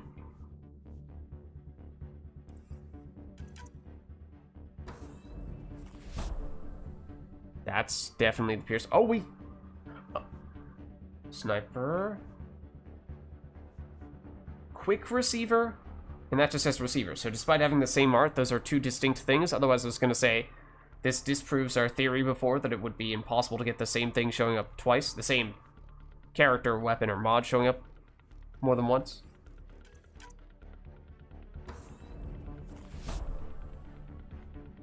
Shotgun receiver. That's a rare. AR long barrel. Don't know what that does, but... So we can get rares in this. I mean, it is significantly more expensive than what we got previously, but we're getting... I was about to say, more mods and less consumables, and then we got a fair number of consumables in that pack. Okay, we can... no, we can still afford this. Whoa, wait, this is already level 4? Huh. Alright. So yeah, despite this being more expensive, we are getting some higher level stuff. We are getting a higher quantity of the things that we really want, which is the mods, rather than the consumables, because we should be good for those for quite some time now, you'd think.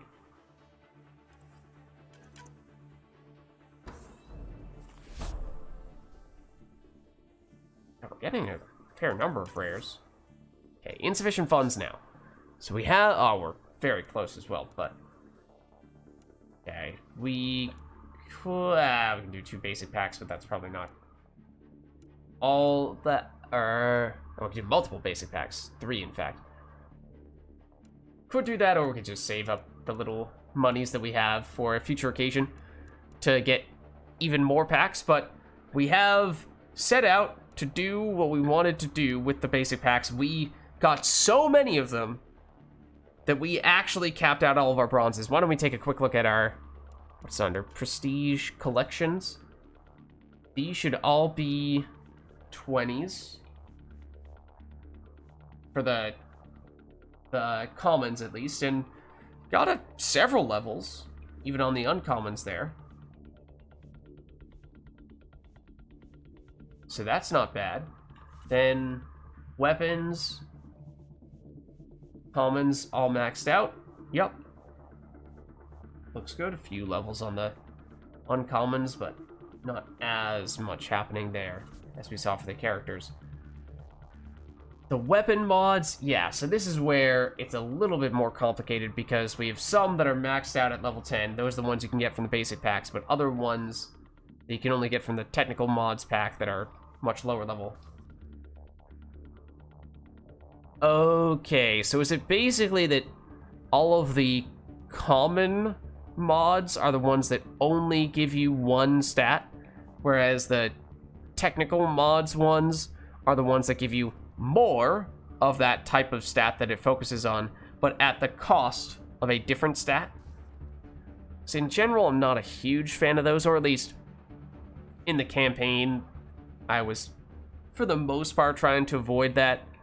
I wasn't really playing a weapons-based character all that much, so it didn't matter too much. I was mostly trying to keep it simple, but that's not to say that there aren't times when, if you are deliberately designing a character in a certain way, you could really benefit from one of the positive factors. Maybe whatever the downside is not a huge deal. Depending on the character, depending on the weapon you're using the mods with, all that stuff. Okay. And out of curiosity, yeah, we're now loading up on a lot of these. I mean, I wasn't really using these much at all. Lots of consumables. Oh, and these are the plates that apparently we have a few of. The nameplate things. And they're organized bronze, silver, gold. So yeah, we have the Apex rating bronze. We have the Remnant Master bronze. I mean, I like the way that one looks better. So I guess we'll do that. Alright. Well, in that case, we not only started doing gold matches today. Sure, maybe we weren't contributing that much to them, but it's a start. And in doing so, got a whole bunch of experience and a whole bunch of credits from those as well. And with all those credits, we got a ridiculous amount of basic packs, so much so that we actually did max out at least all of the common items that you can get from the basic packs. And we still have a whole bunch of mission funds as well. We were waiting to use those until we have an option to purchase ultra rare weapons. So basically, we load up on all the common stuff with the basic packs, and now we'll move on to, the weapon mods packs. And then, although that does give us really leveled low rarity things, we can use that automatic ultra rare stuff to hopefully still give ourselves some higher rarity stuff that in many cases, as I think we've seen thus far, level 1 Piranha or Crusader may still be a lot better than a level 10 Avenger or whatever other common weapon it might be, but we'll see. So with that being said, I think we made a lot of progress, and that's really all you can ask for.